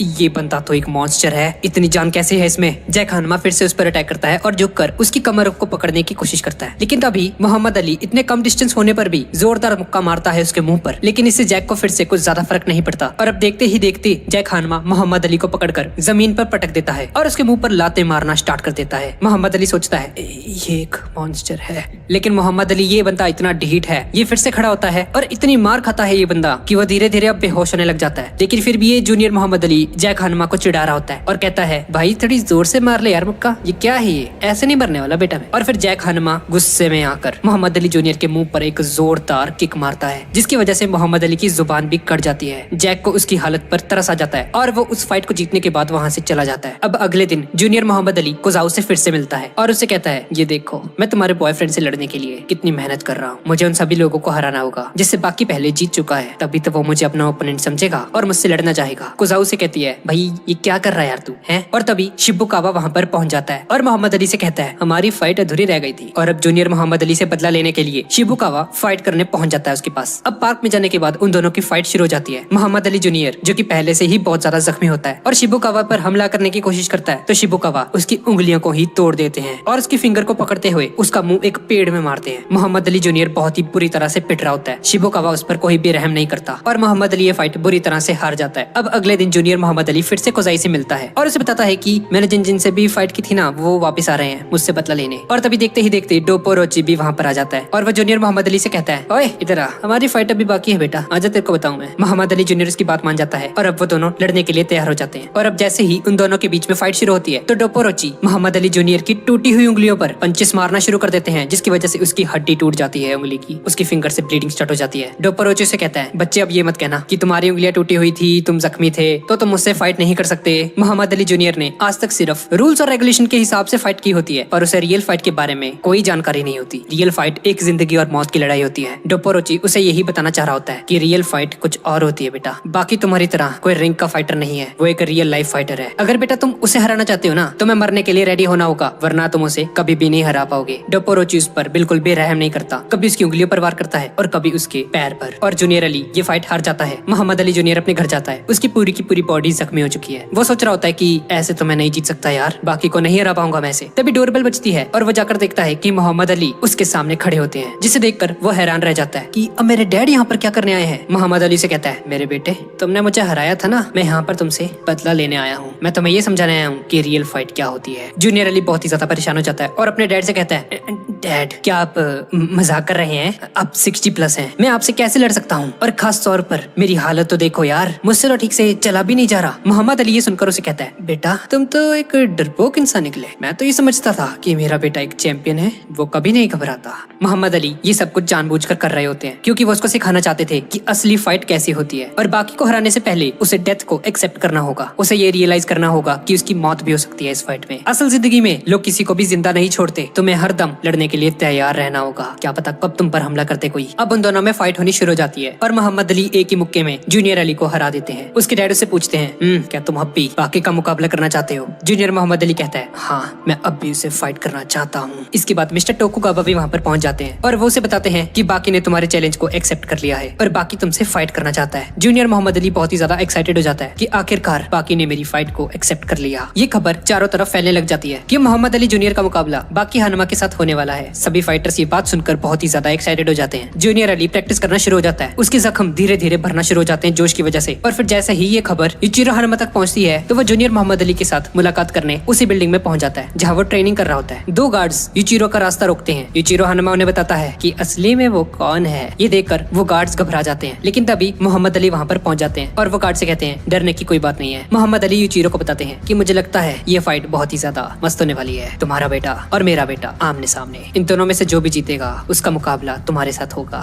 उन दोनों के डैड एक दूसरे के साथ हाथ मिलाते हैं। मोहम्मद अली कोजाऊ के साथ फिर से मिलता है। कोजाऊ से कहती है, तुम हटने नहीं वाले, तुम्हें पता भी है बाकी कितना स्ट्रॉन्ग है, तुम उसके सामने नहीं टिक पाओगे। जूनियर अली से कहता है, मुझे पता है, पर तुम्हें हासिल करने के लिए मैं उसे जरूर हराऊंगा। उसे हराने के बाद मैं तुमसे शादी करूंगा। अब उन दोनों के बीच में फाइट की अनाउंसमेंट हो जाती है ऑफिशियली। एक कार ड्राइवर मोहम्मद अली को फाइटिंग अरीना की तरफ लेकर जाता है और रास्ते में से कहता है, आपका मुकाबला दुनिया के सबसे खतरनाक फाइटर के साथ होने वाला है। आप में बहुत ही हिम्मत है, मैं दुआ करता हूँ कि आप ये फाइट जीत जाओ। मोहम्मद अली ये सुनकर कहता है, जिसे देख लो वो बाकी की तारीफ करता है, क्या वो सच में इतना ज्यादा स्ट्रॉन्ग है? अब जूनियर अली फाइटिंग अरीना में पहुंच जाता है। सभी लोग बहुत ही ज्यादा एक्साइटेड होते हैं। अब मोहम्मद अली फाइटिंग अरीना में खड़ा होता है और बाकी के आने का इंतजार कर रहा होता है, लेकिन तभी यूचिरो हनुमा वहाँ पर आ जाता है उड़ता उड़ता। सभी लोग ये देखकर हैरान रह जाते हैं कि ये यूचिरो हनुमा यहाँ पर क्या करने आया है। यूचिरो हनुमा जूनियर अली से कहता है, बच्चे तुम्हारा मुकाबला दुनिया के सेकंड सबसे स्ट्रॉन्गेस्ट आदमी के साथ होने वाला है, क्या तुम तैयार हो? अगर तुम्हें अभी भी डर लग रहा है तो तुम यहाँ से जा सकते हो, जाना है तो चले जाओ। और तभी बाकी हनुमा वहाँ पर आ जाता है। डैड प्लीज आप यहाँ से चले जाएं, ये मेरा शिकार है। यूचिरो हनुमा ये सुनकर कहता है, हाँ बेटे क्यों नहीं, अब तुम दोनों में से जो भी जीतेगा उसका मुकाबला मेरे साथ होगा। और ये कहते ही यूचिरो हनुमा बेल बजाने के बजाय उस ढोल को एक जोरदार मुक्का मारकर उस ढोल को ही फाड़ देता है और इस तरह से फाइट शुरू हो जाती है। मोहम्मद अली और यूचिरो दोनों इस फाइट को देखते हैं और फिर जैसे ही फाइट स्टार्ट होती है तो पहला अटैक जूनियर अली की तरफ से होता है, लेकिन बाकी हनुमा इतनी तेजी से उसके पंच को डॉज करता है कि वो देखते ही देखते वहाँ से गायब हो जाता है। बाकी एक जोरदार मुक्का उसके चेहरे पर मारता है और उसे नॉकआउट कर देता है। ऑडियंस ये देखकर हैरान रह जाती है,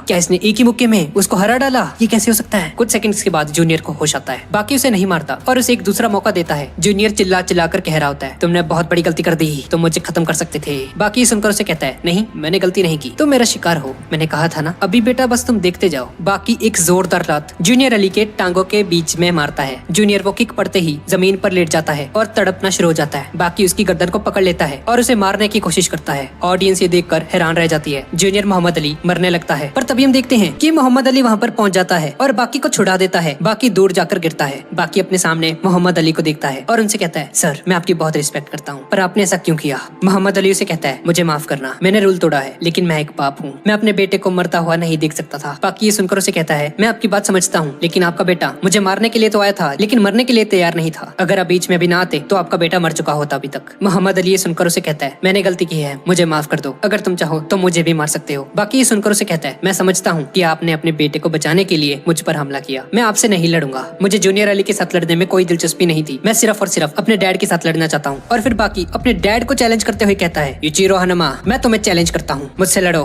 बाकी की ये बात सुनकर सभी के सभी हक्के बक्के रह जाते हैं, क्योंकि आज तक किसी ने भी यूचिरो हनुमा को इस तरह से चैलेंज नहीं किया था। यूचिरो हनुमा बाकी का ये चैलेंज एक्सेप्ट कर लेता है। बहुत ही जल्द हम दोनों की फाइट होगी, और ये बोलकर यूचिरो हनुमा वहाँ से चला जाता है। अब ये सब होने के बाद हम लोग देखते हैं कि जूनियर अली फूट फूट कर रो रहा होता है कि मैं तो बाकी को छू भी नहीं पाया, मैं उसके सामने एक मिनट भी नहीं टिक पाया, मैं इतना कमजोर हूँ। और तभी कोजाई वहाँ पर पहुँच जाती है और वो जूनियर अली को सहारा देते हुए कहती है, हार तो जिंदगी का एक हिस्सा है, ऐसा होता रहता है, तुम फिर से तैयारी करो, खुद को स्ट्रॉन्ग बनाओ। दूसरी तरफ हम लोग देखते हैं कि पूरे जापान में ये खबर फैल चुकी है कि यूचिरो हनुमा की लड़ाई उसके बेटे बाकी के साथ होने वाली है। यूचिरो हनुमा और शिबुकावा भी काफी ज्यादा हैरान होते हैं। ये बात कायुरेत्सु और कात्सुमी तक भी पहुंच जाती है। हर कोई यही कह रहा था कि बाकी पहले से बहुत ही ज्यादा स्ट्रॉन्ग हो चुका चुका है। अब इसके बाद हम लोग देखते हैं कि टोकुगावा, डोपोरोची, हानायामा सभी लोग बाकी को ट्रेन करता हुआ देखने उसी फाइटिंग एरिना में आते हैं जहाँ मोहम्मद अली वर्सेस बाकी हुआ था। सभी के सभी लोग वहाँ पर बैठे होते हैं और सोच रहे होते हैं कि ये बाकी कर क्या रहा है यार। और सभी लोग देखते हैं कि बाकी अपने विल पावर का यूज करके यूचिरो हानमा की एक प्रोजेक्शन के साथ फाइट कर रहा होता है। ये बाकी की एक कल्पना होती है, जो भी बाकी सोचता है वो उसके सामने आ जाता है। ये देखकर सभी के सभी लोग हैरान रह जाते हैं। और दूसरी तरफ हम लोग देखते हैं कि यूनाइटेड रिपब्लिक ऑफ तंजानिया में, जो कि ईस्ट अफ्रीका में है, यूचिरो हानमा एक बड़े से टाइगर के साथ या एक बीस्ट के साथ फाइटिंग प्रैक्टिस कर रहा होता है। इसके बाद हम लोग देखते हैं कि उन 5 कैदियों में से एक कैदी यानागी फिर से एस्केप कर चुका है प्रिजन में से। मिस्टर सुनाइडा ये देखकर हक्के बक्के रह जाते हैं। पूरे प्रिजन में अलार्म बज रहे होते हैं। जहाँ यानागी को रखा गया था लाशों का ढेर लगा हुआ है। उन सभी की हालत बहुत ही ज्यादा बुरी होती है। ये देखकर सुनाडा हक्का बक्का रह जाता है। यानागी के बारे में तो हम जानते ही हैं। जब लास्ट टाइम उसकी फाइट यूचिरो हानमा के साथ हुई थी तो यूचिरो हानमा ने एक ही मुक्के में यानागी को ढेर कर दिया था। मिस्टर सुनाडे एक पुलिस गार्ड के पास जाता है और उससे पूछता है, कैसे हुआ ये सब? तुम यहीं पर थे ना? मुझे सब कुछ बताओ। वो ऑफिसर उसे बताता है कि ये सब मैंने अपनी आंखों से देखा है सर।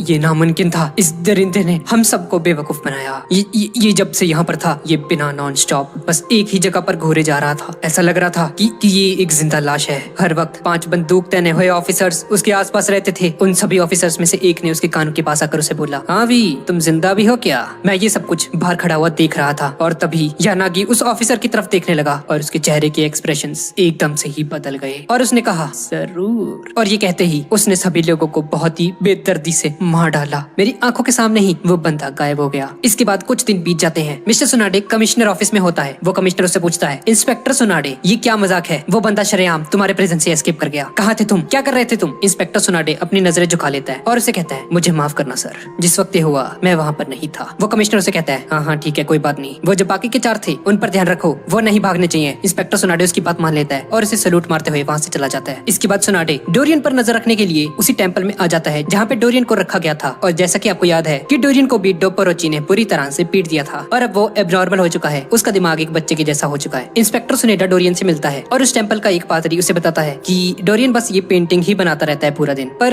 पेंटिंग बनाते वक्त इसका ये स्टांस मुझे कुछ अजीब सा ही लगता है यार, ये क्या है ये? देखते ही देखते रात हो जाती है और इंस्पेक्टर सुनेडा डॉयले से मिलने जाता है प्रिजन में। जैसा कि हम लोग देख चुके हैं कि डॉयले की बैंड कात्सुमी ने बजाई थी। उसकी आंखों की रोशनी खत्म हो चुकी थी, इसीलिए उसे इस मेडिकल प्रिजन में रखा गया था। अब आधा साल हो चुका है और डॉयले अंधा होने के बावजूद अपनी सुनने की शक्ति को बहुत ही ज्यादा स्ट्रॉन्ग बना लेता है। और हम देखते हैं कि डॉयले जहाँ पर होता है वहाँ पर बहुत ही सारे कीड़े मकोड़े वगैरह होते हैं और उन कीड़े मकोड़ों को खाने के लिए बैट्स उस प्रिजन में आते रहते हैं। और डॉयले अपने ट्रेनिंग के लिए उन बैट्स पर हमला करता है। वो अपनी सुनने की शक्ति को इस्तेमाल करता है उन्हें मारने के लिए। इंस्पेक्टर सुनाइडा को ये देखकर उस पर थोड़ा शक होता है कि ये भी यहाँ से भागने की कोशिश कर सकता है। इसके बाद इंस्पेक्टर सुनेडा सिकोर्स्की के बारे में इंफॉर्मेशन लेने एक दूसरी जेल में जाता है। और जैसा कि हम लोग जानते हैं सिकोर्स्की की बैंड मिस्टर अनचेंड ने बजाई थी और आखिर में इसने भी हार मान ली थी। वहाँ का मेन पुलिस ऑफिसर उसके सेल में लेके जाता है। इंस्पेक्टर सुनेडा उसके सेल में झांक कर देखता है कि वो एक छिपकली की तरह दीवार के साथ चिपका हुआ है। पता नहीं भाई क्या प्लान है इनका, क्या करना चाहते हैं ये लोग। और जैसा कि हम लोग जानते हैं कि इस स्पेक को भी हानायामा ने बुरी तरह से पेला होता है। इंस्पेक्टर सुनाइडा जाकर देखता है कि कमिश्नर स्पेक को देखने वहाँ पर खुद ही पहुंचा होता है। वहाँ पर मेडिकल रिसर्च फैसिलिटी का भी एक ऑफिसर होता है जो कि उन दोनों को बताता है, ध्यान से देखिए ये स्पेक की बॉडी का थर्मोग्राफ है। इसमें जो आपको रेड वाला एरिया दिख रहा है ना, ये वो मसल्स हैं जो स्पेक दिन भर यूज करता है। और इस ग्राफ में हम लोग देखते हैं कि वो जो रेड वाली लाइन है वो धीरे धीरे उसके शोल्डर से गुजरते हुए उसके हाथों तक जाती है और फिर उसके पैरों तक, जो कि तब होता है जब हम स्विमिंग करते हैं। पर ये ग्राफ उससे थोड़ा सा अलग होता है, जैसे कि वो बहुत ही डेंस वाटर में स्विमिंग कर रहा हो, जिसे देखकर कमिश्नर के भी पसीने छूटने लगते हैं। इंस्पेक्टर उस कमिश्नर को बताता है, सर ये बिल्कुल पहले की तरह है। दोस्तों जैसा कि हमने इस सीरीज के पहले पार्ट में देखा था कि ये सभी लोग सिंक्रोनोसिटी की वजह से यहाँ पर आए होते हैं टोक्यो में, वो लोग फिर से यही सेम बिहेवियर शो करने लगते हैं। सभी के सभी लोग कुछ ना कुछ ट्रेनिंग करने में लगे हुए हैं। और वो कमिश्नर उसे कहता है, इंस्पेक्टर सुनाइडे मेरा ये ऑर्डर है कि तुम इन सभी के सभी क्रिमिनल्स पर कड़ी नजर रखो। और इस सीरीज के खत्म होने से पहले हमें उन सभी लोगों के डरावने चेहरों को दिखाया जाता है। हमें एक जबरदस्त किस्म की तबाही को दिखाया जाता है। हम एक फॉरेस्ट डिपार्टमेंट पुलिस ऑफिसर का इंटरव्यू देखते हैं जो कि इस हादसे में बच गया होता है। इस बंदे का नाम समन है और वहाँ पर बैठी एक न्यूज रिपोर्टर उससे कहती है, क्या आपको पता है आपके एक्शंस की वजह से आपको बहुत ज्यादा हेट मिल रही है पूरी दुनिया से? तो समन उससे बोलता है, हाँ तुमने बिल्कुल सही कहा। एक अफ्रीकन एलिफेंट को रोकने के लिए हमने एक पूरी आर्मी को बुलाया था। तुम्हें क्या लगता है वो कोई मामूली एलिफेंट था? एक बार जाकर उसका साइज देखना। 977 जानवर मर चुके हैं इस हादसे में, और तो और 41 इंसानों की भी जान गई है। और ये तो सिर्फ इस बीस्ट का एक दिन का खाना है। हमने उसे रोकने की पूरी कोशिश की थी। हाँ, अगर किसी चीज की कमी थी तो वो थी हमारे ट्रूप्स के नंबर। हमारी वेपनरी बहुत ही ज्यादा कमजोर थी उसके सामने। हमें एक एयर स्ट्राइक कर देनी चाहिए थी उस पर, लेकिन हमने ऐसा नहीं किया। और जिस चीज ने उस एलिफेंट को डिफीट किया है वो एक इंसान था। मैंने अपनी आंखों से देखा, वो इंसान ब्लैक कपड़ों में था, उस एलिफेंट को मारकर उसका गोश्त खा रहा था। दोस्तों, दरअसल ये यूचिरो हनमा ही होता है। जैसा कि हमने पिछले पार्ट में देखा था कि अब बाकी और उसके फादर की फाइट होने वाली है बहुत ही जल्द। तो यूचिरो हनमा ईस्ट अफ्रीका आया होता है अपनी ट्रेनिंग के लिए, और वहाँ पर ही उसका सामना इस एलिफेंट से होता है। अब ये सब कुछ सुनने के बाद वो रिपोर्टर से कहती है, क्या आपको सच में लगता है कि हम आपकी बात पर यकीन कर लेंगे? क्या कोई इंसान इतने बड़े मॉन्स्टर को मार सकता है? ये कैसी बातें कर रहे हो आप? अगर मैंने अपनी आंखों से ये ना देखा होता तो मैं इस पर कभी भी यकीन नहीं करता। और तभी हमें बाकी की एक झलक दिखाई जाती है, जो कि ग्रास के अंदर एक मेंटिस को पकड़ रहा होता है। मेंटिस एक तरह से ग्रास हॉपर्स होते हैं। अब अगली सुबह बाकी के स्कूल के सामने एक बच्चा खड़ा होकर थर थर कांप रहा होता है, और पीछे खड़े कुछ बच्चे उस पर हंस रहे होते हैं। दरअसल वो तीनों बच्चे उस पहले वाले बच्चे को फोर्स कर रहे होते हैं। वो उसे कहते हैं, ओए जितना मैं ना तो स्कूल के अंदर जाके दिखा, मैंने सुना है कि स्कूल में एक मॉन्स्टर है। दरअसल ये लोग बाकी की ही बात कर रहे होते हैं। वो बच्चे इसे बाकी से लड़ने के लिए मजबूर कर रहे होते हैं, और वो बच्चा जैसे ही अंदर जाता है तो वो सबसे पहले उन्हीं 3 गुंडों को देखता है जो कि हमने पिछले पार्ट में देखे थे। वो बच्चा कांप रहा होता है, पर फिर भी वो हिम्मत करके अपनी जेब में से एक नाइफ निकालता है, और ये नाइफ देखकर वो तीनों के तीनों हंसने लग जाते हैं। और वो बच्चा डर के मारे रोने लगता है, और वो कहता है, अगर दम है तो मुझसे लड़ो। माफ करना बच्चे, लेकिन हम में से कोई भी सबसे स्ट्रॉन्गेस्ट नहीं है, लेकिन हाँ, हम तुम्हारे लिए दुनिया के सबसे स्ट्रॉन्गेस्ट बंदे को ला सकते हैं। तुम एक रिवर के किनारे इंतजार करो, और अगर तुम टाइम पर वहाँ पर नहीं पहुँचे तो हम लोग एक बहुत बड़ी मुसीबत में पड़ जाएंगे। अब वो बच्चा टाइम पर उस रिवर के पास पहुँच जाता है। उसके तीनों दोस्त भी होते हैं वहाँ पर, और देखते ही देखते वो लम्हा आ जाता है जब बाकी उस बच्चे के सामने आ जाता है, और उसे देखते ही उसके तीनों के तीनों दोस्त वहाँ से भाग लेते हैं। लेकिन वो बच्चा खड़ा रहता है जिसने बाकी को चैलेंज किया होता है फाइट के लिए। वो बच्चा बाकी से लड़ने के लिए अपना नाइफ निकाल लेता है, और तभी बाकी आगे आकर उसे कहता है, कैसे हो बच्चे, मेरा नाम बाकी है। और वो बच्चा बाकी को अपना नाम बताता है, मेरा नाम युमिना आयुकावा है, क्या तुम ही हो सबसे स्ट्रॉन्गेस्ट दुनिया में? अब बाकी उस बच्चे से लड़ने के लिए अपनी जैकेट उतार लेता है, और उसके मसल्स देखकर वो बच्चा उसे कहता है, मैंने अपनी जिंदगी में कभी इतने बड़े मसल्स नहीं देखे थे। बाकी उसे कहता है, बच्चे ये उम्मीद बिल्कुल भी मत रखना कि मैं तुम पर रहम खाऊंगा। वो तीनों के तीनों बच्चे दूर खड़े होकर ये सब देख रहे होते हैं। अब रोमिना मन ही मन सोचता है, ये क्या मैंने गलती कर दी यार, मैं नहीं लड़ सकता इससे, मैं तो बस स्ट्रॉन्ग बनने का नाटक कर रहा हूँ। युमिना और बाकी एक दूसरे के सामने खड़े होते हैं, और तभी बाकी वहाँ से गायब होकर युमिना के पीछे आ जाता है, और उसके पिछवाड़े पे एक थप्पड़ मारता है। उसके पिछवाड़े पर वो थप्पड़ छप जाता है, और वो बच्चा उड़ता उड़ता पानी में गिर जाता है। और ये देखकर उन तीनों बच्चों के मुंह खुले के खुले रह जाते हैं। रोमिना पानी से बाहर आता है, और बाकी उससे हाथ मिलाते हुए कहता है, बच्चे आज से हम दोस्त हैं। और इसी तरह से रोमिना और बाकी के बीच में दोस्ती हो जाती है। वो दोनों आपस में बात कर रहे होते हैं कि तभी कैप्टन गैरी स्टैडम वहाँ पर आ जाता है। इस बंदे को भी हम पहले के पार्ट्स में देख चुके हैं, और गैरी स्टैडम बाकी को उस एलिफेंट के बारे में बताता है जिसे यूचिरो हनमा ने बहुत ही बेरहमी से मार डाला था। और गैरी स्टैडम उसे कहता है, तो क्या तुम रेडी हो अपने पापा से लड़ने के लिए? यूचिरो हनमा ने तुम्हारे चैलेंज को एक्सेप्ट कर लिया है। पर बाकी हंसते हंसते उसे कहता है, अरे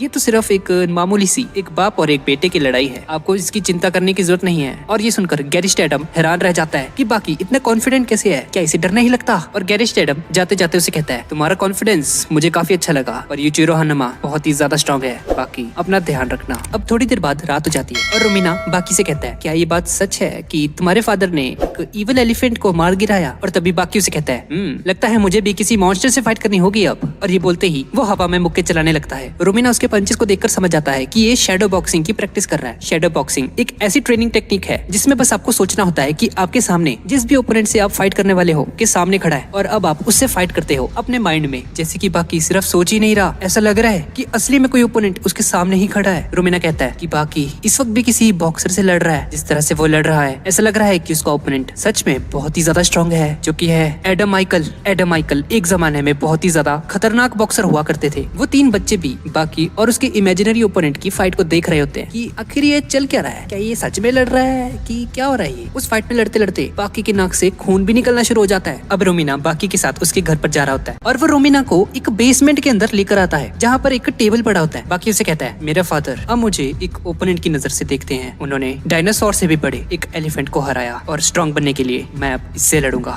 और इसके बाद अचानक से ही बाकी पर कोई चीज हमला करने लगती है, जिसे देखकर रोमिना भी काफी ज्यादा हैरान हो जाता है, क्योंकि उसे कुछ दिखाई नहीं दे रहा होता, पर बाकी पर लगातार हमले हो रहे होते हैं। और तभी बाकी उसे कहता है, रोमिना क्या तुम्हें पता है जिस ओपोनेंट ओपोनेंट के साथ अब मैं लड़ने वाला हूँ, ये उस एलिफेंट से भी ज्यादा ताकतवर है। ठीक मेरे सामने खड़ा है, वो जो सामने टेबल दिख रहा है ना तुम्हें, वहीं पर पड़ा है वो। रोमिना टेबल पर एक मेंटिस को पड़े हुए देखता है। ये इससे लड़ रहे हो तुम? बाकी उसे कहता है हाँ इससे लड़ रहा हूँ मैं। क्या तुम्हें पता है मेंटिस बहुत ही ज्यादा प्रोफेशनल बॉक्सर्स होते हैं, इनकी पावर हद से ज्यादा बढ़कर होती है। अगर किसी बीटल का साइज किसी इंसान जितना होता तो इंसान उस बीटल को कभी भी नहीं हरा पाता। इन सब के पाँव देखो, इमेजिन करो अगर ये सब बड़े होते तो ये इंसान को इतनी बुरी तरह से काटते कि उसकी हड्डी तक नहीं बचती। वार करना, झपटना, काटना, वो अपनी सारी की सारी टेक्निक्स में माहिर होते हैं। अगर इनका वजन 100 kg होता तो ये बहुत ही आसानी से किसी भी जानवर को आसानी से मार देते, पर कुदरत ने इन्हें छोटा बनाया। और बाकी उसे बताता है कि मैं ऐसा इमेजिन करूंगा कि ये मेंटिस साइज में बिल्कुल मेरे जितना है और इसका वजन 200 किलो है। मेंटिस और बाकी की लड़ाई शुरू हो जाती है। बाकी उस पर एक किक मारता है, लेकिन वो किक मारते ही बाकी पीछे को होने लगता है। ये देखकर बाकी हैरान रह जाता है। बाकी पहली बार काफी नर्वस दिख रहा होता है। बाकी अपने मन में ही उससे फाइट कर रहा होता है। बाकी घूमता घूमता सीलिंग से ऊपर दीवार से जाकर टकराता है। अब बाकी को गुस्सा आ चुका है और वो उस मेंटिस पर खतरनाक हमले करना शुरू कर देता है, पर वो मेंटिस बहुत ही ज्यादा खतरनाक होता है। अब बाकी के चेहरे से खून निकलना शुरू हो जाता है। रोमिना उसे कहता है बाकी मुझे लगता है अब तुम्हें इस फाइट को खत्म कर देना चाहिए, लेकिन बाकी तो मानो किसी और ही दुनिया में होता है। वो बस उस मेंटिस को ही घूर रहा होता है। अब उस मेंटिस के आगे बढ़ने पर ही बाकी उसकी गर्दन पर 2 वार करता है। अब बाकी रोमिना से कहता है हर एक ओपोनेंट की एक वीकनेस होती है और इससे फाइट करते करते मेरी बॉडी अपने आप मुझे बता रही है कि मुझे इससे कैसे लड़ना है, कब डिफेंस करना है, कब अटैक करना है। और अब बाकी धीरे धीरे उस मेंटिस पर हावी होने लगता है। बाकी के एक्सप्रेशंस भी चेंज होने लगते हैं और उसके वार भी बिल्कुल एक्यूरेट जगह पर जाकर लगते हैं और देखने से लगता है कि अब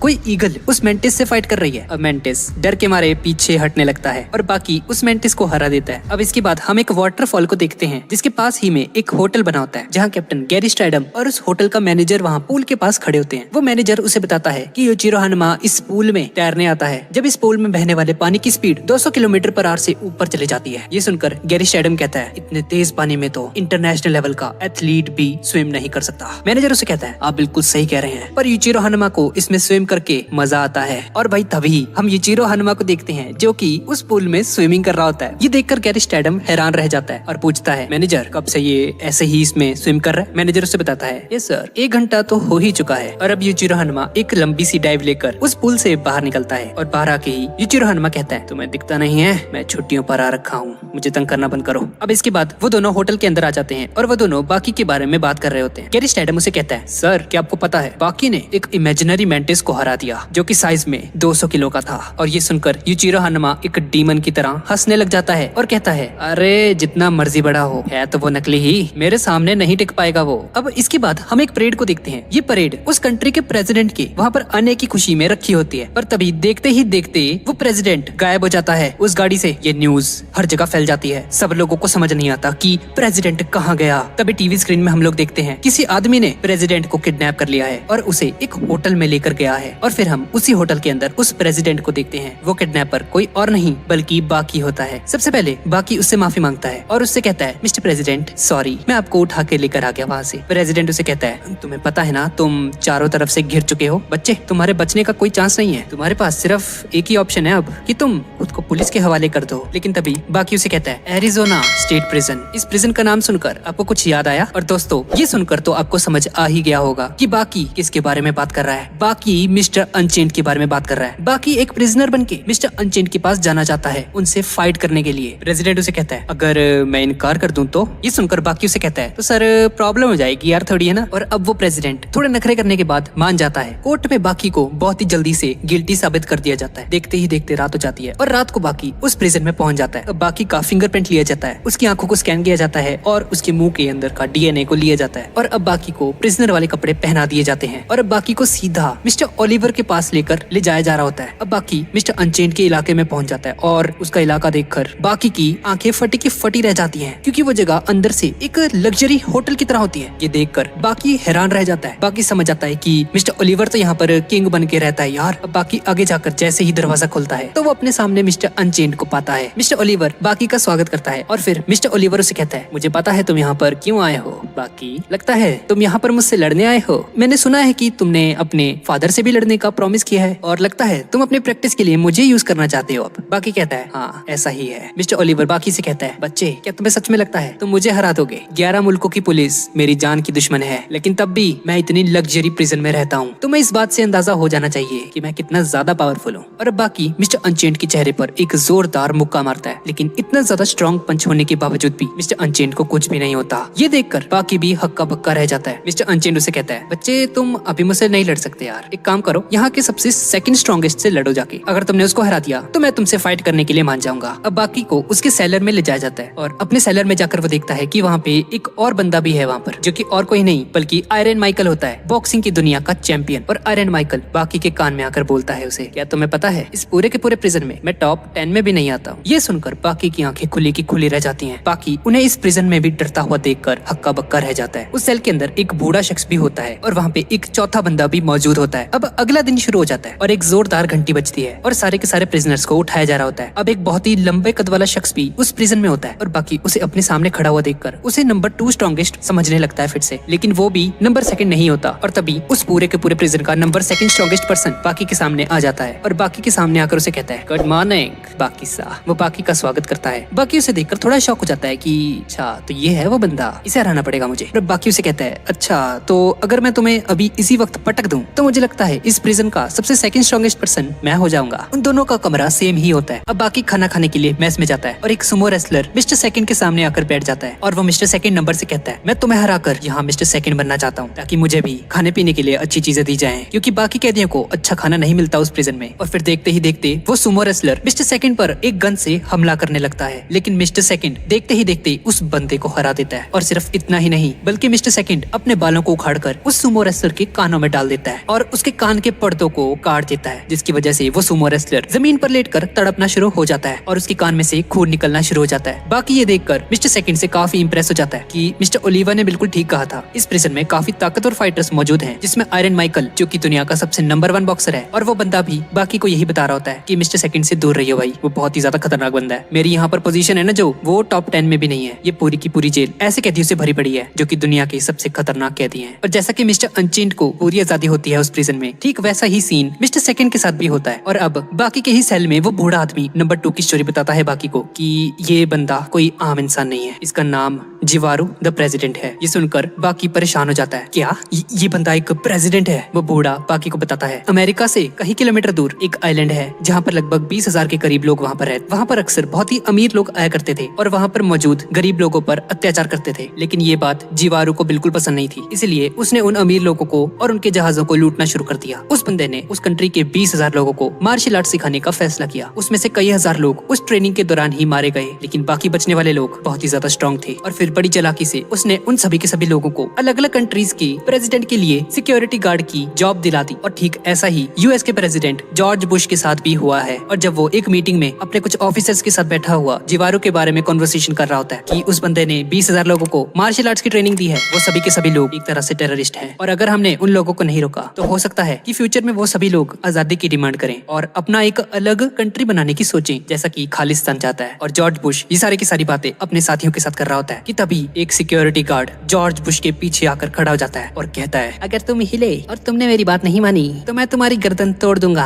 और जहाँ तक हमारे प्रेसिडेंट जिवारू की बात है तो तुमने बिल्कुल ठीक कहा, हम सब लोग मिलकर एक अलग कंट्री बनाना चाहते हैं। और वो बंदा जिवारू की बात जॉर्ज बुश के साथ कराता है। जॉर्ज बुश की फट जाती है और वो उन सभी लोगों से कहता है, मुझे लगता है हमें इनकी बात मान लेनी चाहिए, ये लोग बहुत ही ज्यादा खतरनाक हैं और हो सकता है कि ये डिफरेंट कंट्रीज के सभी प्रेसिडेंट को मार डालें। और इसी तरह से जिवारू अपने लोगों को आजादी दिलाने के बाद और एक अलग कंट्री एस्टेब्लिश करने के बाद खुद को पुलिस के हवाले कर देता है और इस प्रिजन में आ जाता है। बाकी ये सारी की सारी स्टोरी सुनकर समझ आता है कि जिवारू एक अच्छा इंसान है, पर नंबर 2 स्ट्रॉन्गेस्ट बनने के लिए उसे हराना होगा। वो दोनों आपस में बात कर रहे होते कि तभी मिस्टर अनचेंड भी उस कमरे में आ जाता है और फिर जिवारू और मिस्टर अनचेंड की मुलाकात होती है। दोनों आमने सामने होते हैं और बहुत ही जल्द उन दोनों के बीच में एक ऑफिशियल फाइट होने वाली होती है। बाकी ये बात सुनकर काफी जेलस फील करता है और उन दोनों के कॉलर पकड़कर कहता है, सबसे पहले तो बेटा मैं तेरे को हराऊंगा मिस्टर सेकंड, ठीक है, और इसके बाद मैं तुम्हें हराऊंगा मिस्टर अनचेंड। ये सुनकर उन दोनों को गुस्सा आ जाता है और वो बाकी को उठाकर उस कमरे से फेंक देते हैं बाहर। वो इतनी ताकत से बाकी को बाहर फेंकते हैं कि बाकी टकराकर बेहोश हो जाता है। इसके बाद हम लोग देखते हैं कि रात के वक्त आयरन माइकल एक्सरसाइज करने जाते हैं बाहर, लेकिन तभी 3 फाइटर्स वहाँ पर पहुंच जाते हैं जो कि दिखने में एक जैसे होते हैं। उनका यही मकसद होता है कि किसी भी तरह आयरन माइकल को उस जेल में मार दिया जाए, क्योंकि लोग कभी भी एक ऐसे बॉक्सर की इज्जत नहीं करेंगे जो कि एक जेल में बैठा हो। इसीलिए यूएस की गवर्नमेंट यही फैसला करती है कि आयरन माइकल को मार दिया जाए। और फिर देखते ही देखते वो तीनों गुंडे आयरन माइकल पर हमला कर देते हैं। वो तीनों फाइटर फाइटर्स एक ट्रायंगल बनाते हैं और उसे बीच में फंसा देते हैं और उसे बुरी तरह से पीटने लगते हैं। तो जिवारू वहाँ पर पहुंच जाता है। अब जिवारू अपने असली रूप में आ जाता है, जो कि था एक पायरेट का फॉर्म, और उनसे कहता है अगर तुम मेरी असली पावर को देखना चाहते हो तो बस हवा के चलने का इंतजार करो। फिर देखते ही देखते हवा चलनी शुरू हो जाती है और अब जिवारू को उन तीनों की टेक्निक समझ आ जाती है कि वो किस तरीके से लड़ते हैं। वो लोग एक ट्रायंगल बनाते हैं और जिवारू का प्लान ये होता है कि वो एक एक करके इन सभी को हराएगा। वो तीनों समझ जाते हैं कि इस बंदे को हमारी टेक्निक पता चल चुकी है कि हम किस तरह से लड़ते हैं, शायद ये हमें हरा भी दे। और फिर जैसे ही जिवारू के पीछे खड़ा एक फाइटर एक दीवार पर चढ़ जाता है तो जिवारू से कहता है शायद तुम कुछ ज्यादा ही ऊपर चढ़ गए हो। पीछे खड़ा वो फाइटर उस पर हमला करने की कोशिश करता है, लेकिन जिवारू उसे देख लेता है और एक जोरदार मुक्का उसके सारे के सारे दांतों को तोड़ देता है। ये देखते ही बाकी के दो फाइटर थर थर कांपना शुरू हो जाते हैं और वो फाइटर्स वहाँ से भागना शुरू हो जाते हैं। अब एंड में बस एक ही फाइटर रह जाता है जो कि उस दीवार पर चढ़ा होता है और वो बंदा फिसलता हुआ जमीन पर गिर जाता है। मिस्टर सेकंड काफी अच्छा इंसान होता है, इसीलिए वो उन सभी को जिंदा छोड़ देता है। सभी लोगों को ये खबर पहुंच जाती है कि जिवारू ने आयरन माइकल की जान बचाई है और अब देखते ही देखते मिस्टर अनचेंड भी जिवारू का वो ऑफर एक्सेप्ट कर लेते हैं उससे फाइट करने के लिए। और अब उन दोनों के बीच में खतरनाक फाइट होनी शुरू हो जाती है। वो दोनों एक रुमाल को अपने हाथों में पकड़ लेते हैं, जो कि लड़ने की ही एक टेक्निक होती है। वो दोनों फाइटर्स एक रुमाल को पकड़ेंगे अपने लेफ्ट हैंड से और अपने राइट हैंड से ओपोनेंट पर हमला करेंगे। और अब जैसे ही वो दोनों उस रुमाल को पकड़ लेते हैं तो जिवारू मिस्टर ओलिवा के चेहरे पर जबरदस्त मुक्के मारना शुरू हो जाता है। जैसे जैसे पंच उस पर लग रहे होते हैं तो मिस्टर ओलिवा के मुंह से खून निकलना शुरू हो जाता है। उन दोनों में काफी खतरनाक लड़ाई होती है और फिर मिस्टर अनचेंड उसे कहता है तो मुझे ऐसे नहीं हरा पाओगे, मैं इस रुमाल को अपनी छोटी उंगली और अंगूठे की मदद से पकड़ूंगा सिर्फ, और अब हम एक दूसरे के ऊपर मुक्के बरसाएंगे। ये तब तक होगा जब तक हम दोनों में से कोई एक बेहोश होकर नीचे जमीन पर ना गिर जाए। अब वो दोनों काफी देर तक एक दूसरे के ऊपर मुक्के मारते रहते हैं, पर उन्हें रियलाइज होता है कि ऐसे तो ये फाइट खत्म नहीं हुई यार, चलो मैं और आसान कर देता हूँ इस मामले को। मैं इस रुमाल को अपनी उंगलियों में नहीं रखूंगा, अपनी हथेली पर रखूंगा, यानी कि मैं इसे पकड़ने की कोशिश भी नहीं करूंगा। ये देखकर सभी के सभी लोग हैरान रह जाते हैं कि अब ये मिस्टर ओलिवा क्या करने वाला है। ये तो कितना ऑब्वियस है कि अगर कोई बंदा किसी कपड़े को पकड़ेगा नहीं तो उसका ओपोनेंट बड़ी आसानी से उस कपड़े को खींच सकता है और उस फाइट को जीत सकता है। दरअसल उन दोनों में से जो भी इस रुमाल को सबसे पहले खींच लेगा वो ये राउंड जीत जाएगा। पर तभी हम देखते हैं कि मिस्टर ओलिवा को अपने ऊपर इतना ज्यादा कॉन्फिडेंस होता है कि उस रुमाल को अपनी हथेलियों पर रखने के बावजूद वो एक ही मुक्के में उसे जमीन में घुसा देते हैं। दरअसल ये मिस्टर अनचेंड की एक प्लानिंग होती है कि अगर मैं उसको अपनी इन बातों में उलझा दूंगा तो मिस्टर सेकंड का सारा ध्यान उसके हाथों पर होगा और वो एक अच्छा सा मौका देखकर उस पर एक जोरदार पंच कर देगा। और ठीक वैसा ही होता है। ये फाइट मिस्टर अनचेंड की गर्लफ्रेंड भी देख रही होती है, जो कि एक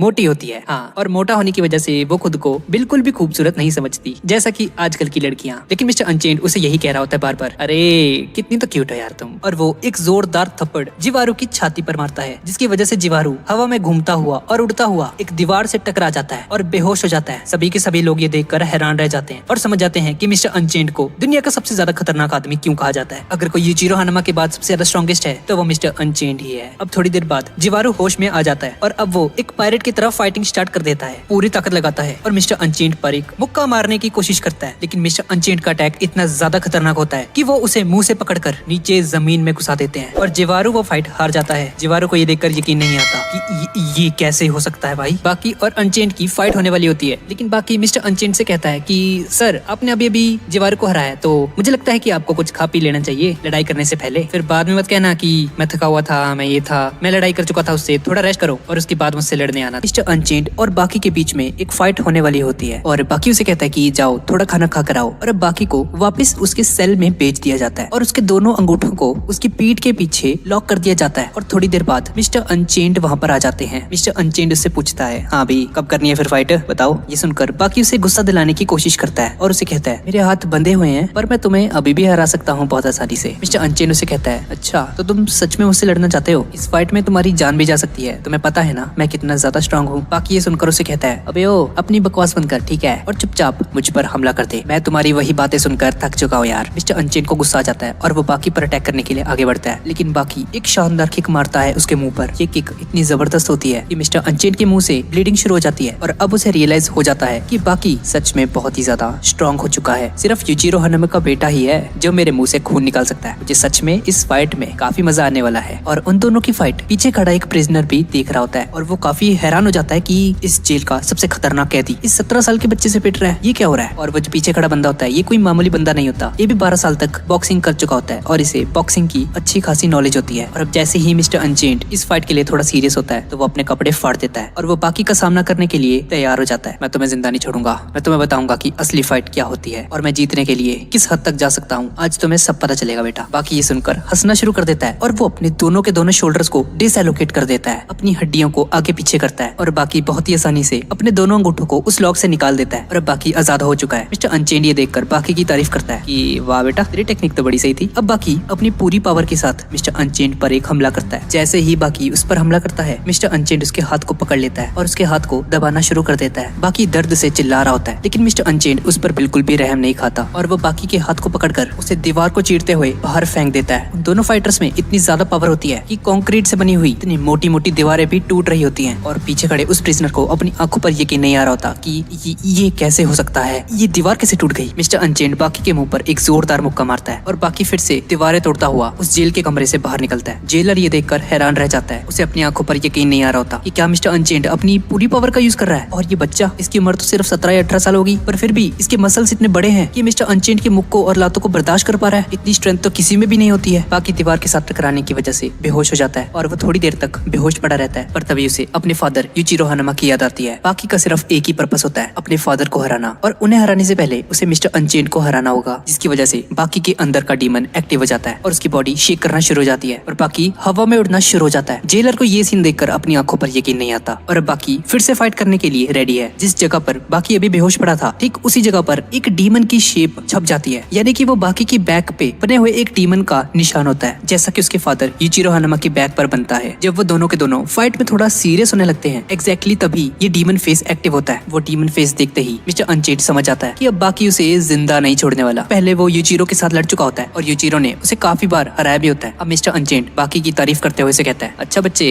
लगता है तुमने अपना डीमन फेस एक्टिव कर लिया है और मुझे लगता है तुम अगले राउंड के लिए बिल्कुल रेडी हो। अब मिस्टर अनचेंड उस पर हमला करता है, लेकिन तभी हम देखते हैं कि मिस्टर अनचेंड अचानक से ही नीचे गिरकर नॉकआउट हो जाता है। जेलर को ये देखकर अपनी आंखों पर यकीन नहीं आता कि ये क्या हुआ। अभी तो इनकी फाइट शुरू हुई थी, ये क्या हुआ, ये 1 सेकंड के अंदर अंदर ये नॉकआउट कैसे हो गया। ये सारी की सारी रिकॉर्डिंग एक कैमरा में हो रही थी और उस कैमरा की रिकॉर्डिंग में हम लोग देखते हैं कि जब उस वीडियो को पॉइंट 1 पर चलाया जाता है तो बाकी ने 1 सेकंड के 1/60th पार्ट में ही मिस्टर अनचेंड को एक जोरदार पंच मारकर नॉकआउट कर दिया था, जिसका मतलब है कि पहला राउंड मिस्टर अनचेंड जीतता है और दूसरा राउंड बाकी। थोड़ी देर बाद मिस्टर अनचेंड को होश आता है और वो उसकी तारीफ करते हुए कहता है, वाह बाकी, तुमने सच में कमाल कर दिया। आज तक मुझे तुम्हारे डैड के अलावा कोई भी नॉकआउट करने में कामयाब नहीं हुआ था। इस जेल में तकरीबन 4000 के करीब फाइटर्स थे जिन लोगों ने मेरा मुकाबला किया, लेकिन कोई भी मुझे अच्छी टक्कर नहीं दे पाया था कभी। लेकिन बाकी, अब तुम नहीं बचोगे, क्योंकि अब मैं अपनी बहुत ही खतरनाक टेक्निक को यूज करने वाला हूँ तुम पर। अब उन दोनों में राउंड 3 शुरू हो जाता है और तभी हम देखते हैं मिस्टर अनचेंड एक बॉल की तरह शेप बनाकर नीचे जमीन पर बैठ जाता है। इस टेक्निक को बैकमैन टेक्निक कहते हैं। ये डिफेंस एक आयरन बॉल की तरह होता है। कोई बंदा अपनी पूरी ताकत लगाने के बाद भी इस डिफेंस को नहीं तोड़ पाएगा। इस डिफेंस को तोड़ने का सिर्फ एक ही तरीका होता है, अगर किसी बंदे का वेट इस आयरन बॉल से ज्यादा है तो ही वो इस डिफेंस को तोड़ पाएगा। मान लो अगर इस बॉल का वजन 100 kg है तो सामने वाले ओपोनेंट का वजन 200 kg होना चाहिए, ताकि वो आयरन बॉल को तोड़ने में कामयाब हो सके। पर अपना बाकी इस बॉल से कम वजनदार होता है। मिस्टर अनचेंड साइज में बाकी का डबल होता है, तो बाकी इस डिफेंस को नहीं तोड़ पाएगा। मिस्टर अनचेंड अपने मसल्स को बिल्कुल टाइट कर लेता है, जिसकी वजह से वो बॉल और भी ज्यादा स्ट्रॉन्ग हो जाती है। बाकी उस पर जोरदार मुक्के बरसा रहा होता है और उस पर वार करते हुए ऐसी साउंड आती है जैसे कि कोई बंदा स्टील की दीवार पर मुक्के मार रहा हो। बाकी काफी देर तक ट्राई करता है, लेकिन वो नाकाम रहता है। अब बाकी जैसे ही उस पर एक और मुक्का मारने वाला होता है तो मिस्टर अनचेंड इस मौके का फायदा उठाता है और वो बाकी को अपनी बॉडी के अंदर दबाने की कोशिश करता है, जैसे कि हम किसी मच्छर को अपनी मुट्ठी में दबाते हैं। मिस्टर अनचेंड की शेप ऐसी हो जाती है जैसे वो कोई बड़ी सी मुट्ठी हो, पर वो मुट्ठी सिर्फ उसके हाथ की नहीं, उसकी पूरी की पूरी बॉडी से बनी है। और अब मिस्टर अनचेंड बाकी की बॉडी को मसलना शुरू कर देता है। वो अपने मसल्स को लेफ्ट से राइट, राइट से लेफ्ट, टॉप टू बॉटम हर जगह लेकर जाता है, ताकि बाकी की बॉडी पर प्रेशर आए। और अब जैसे ही बाकी बेहोश हो जाता है तो मिस्टर अनचेंड उसे बाहर फेंक देता है। मिस्टर अनचेंड देखता है कि बाकी बेहोश पड़ा है और वो इस मौके का फायदा उठाने की सोचता है कि बाकी तो अब बेहोश पड़ा है, तो मुझे लगता है कि मुझे अभी इसी वक्त इसे मार देना चाहिए। अगर ये दोबारा उठ गया तो बेटा मेरा कोई चांस नहीं रहेगा फिर। और मिस्टर अनचेंड जैसे ही उसे खत्म करने लगता है तो बाकी अपने चेहरे को बचाते हुए अपनी गर्दन को लेफ्ट से राइट करता है और फिर से अपने पाँव पर खड़ा हो जाता है। बाकी मिस्टर अनचेंड से कहता है, क्या आपको पता है, अगर मेरे अंदर मेरे फादर ऑर्गे का ब्लड ना होता तो शायद मैं अभी जिंदा ना बचता। और अब मिस्टर अनचेंड वापस से वही टेक्निक यूज करने लगता है उस पर इस बार बाकी मिस्टर अनचेंड के फेस पर एक जोरदार मुक्का मारता है और बाकी उसकी नाक में अपनी उंगलियों को घुसा देता है। भाई नाक में उंगलियां कौन घुसाता है यार। मिस्टर अनचेंड के चेहरे से खून निकलने लग जाता है और वो एक दूसरे के मुंह पर जोरदार मुक्कों की बारिश कर देते हैं। बाकी और मिस्टर अनचेंड के बीच में बहुत ही ज्यादा खतरनाक फाइट होती है। उन दोनों में से कोई भी हार मानने को तैयार नहीं होता। बाकी मिस्टर अनचेंड के चेहरे पर मुक्के मारता मारता उसे पीछे दीवार तक ले आता है। इतनी जोरदार टक्कर मारता है उसके चेहरे पर कि मिस्टर अनचेंड कंक्रीट की दीवारें तोड़ता हुआ दूसरी तरफ जाकर गिरता है। मिस्टर अनचेंड की नाक टूट जाती है और फिर देखते ही देखते मिस्टर अनचेंड की गर्लफ्रेंड वहाँ पर आ जाती है, वही मोटी जिसे हमने पिछले पार्ट में देखा था अभी। फिर आ गई है और वो जाकर देखती है कि मिस्टर अनचेंड बाकी से वो फाइट हार चुका है। और अब जैसे ही मिस्टर अनचेंड को होश आता है तो वो अपने सामने अपनी गर्लफ्रेंड को देखता है, जिसकी वजह से उसे काफी शर्म आती है कि उसकी गर्लफ्रेंड ने उसे देख लिया कि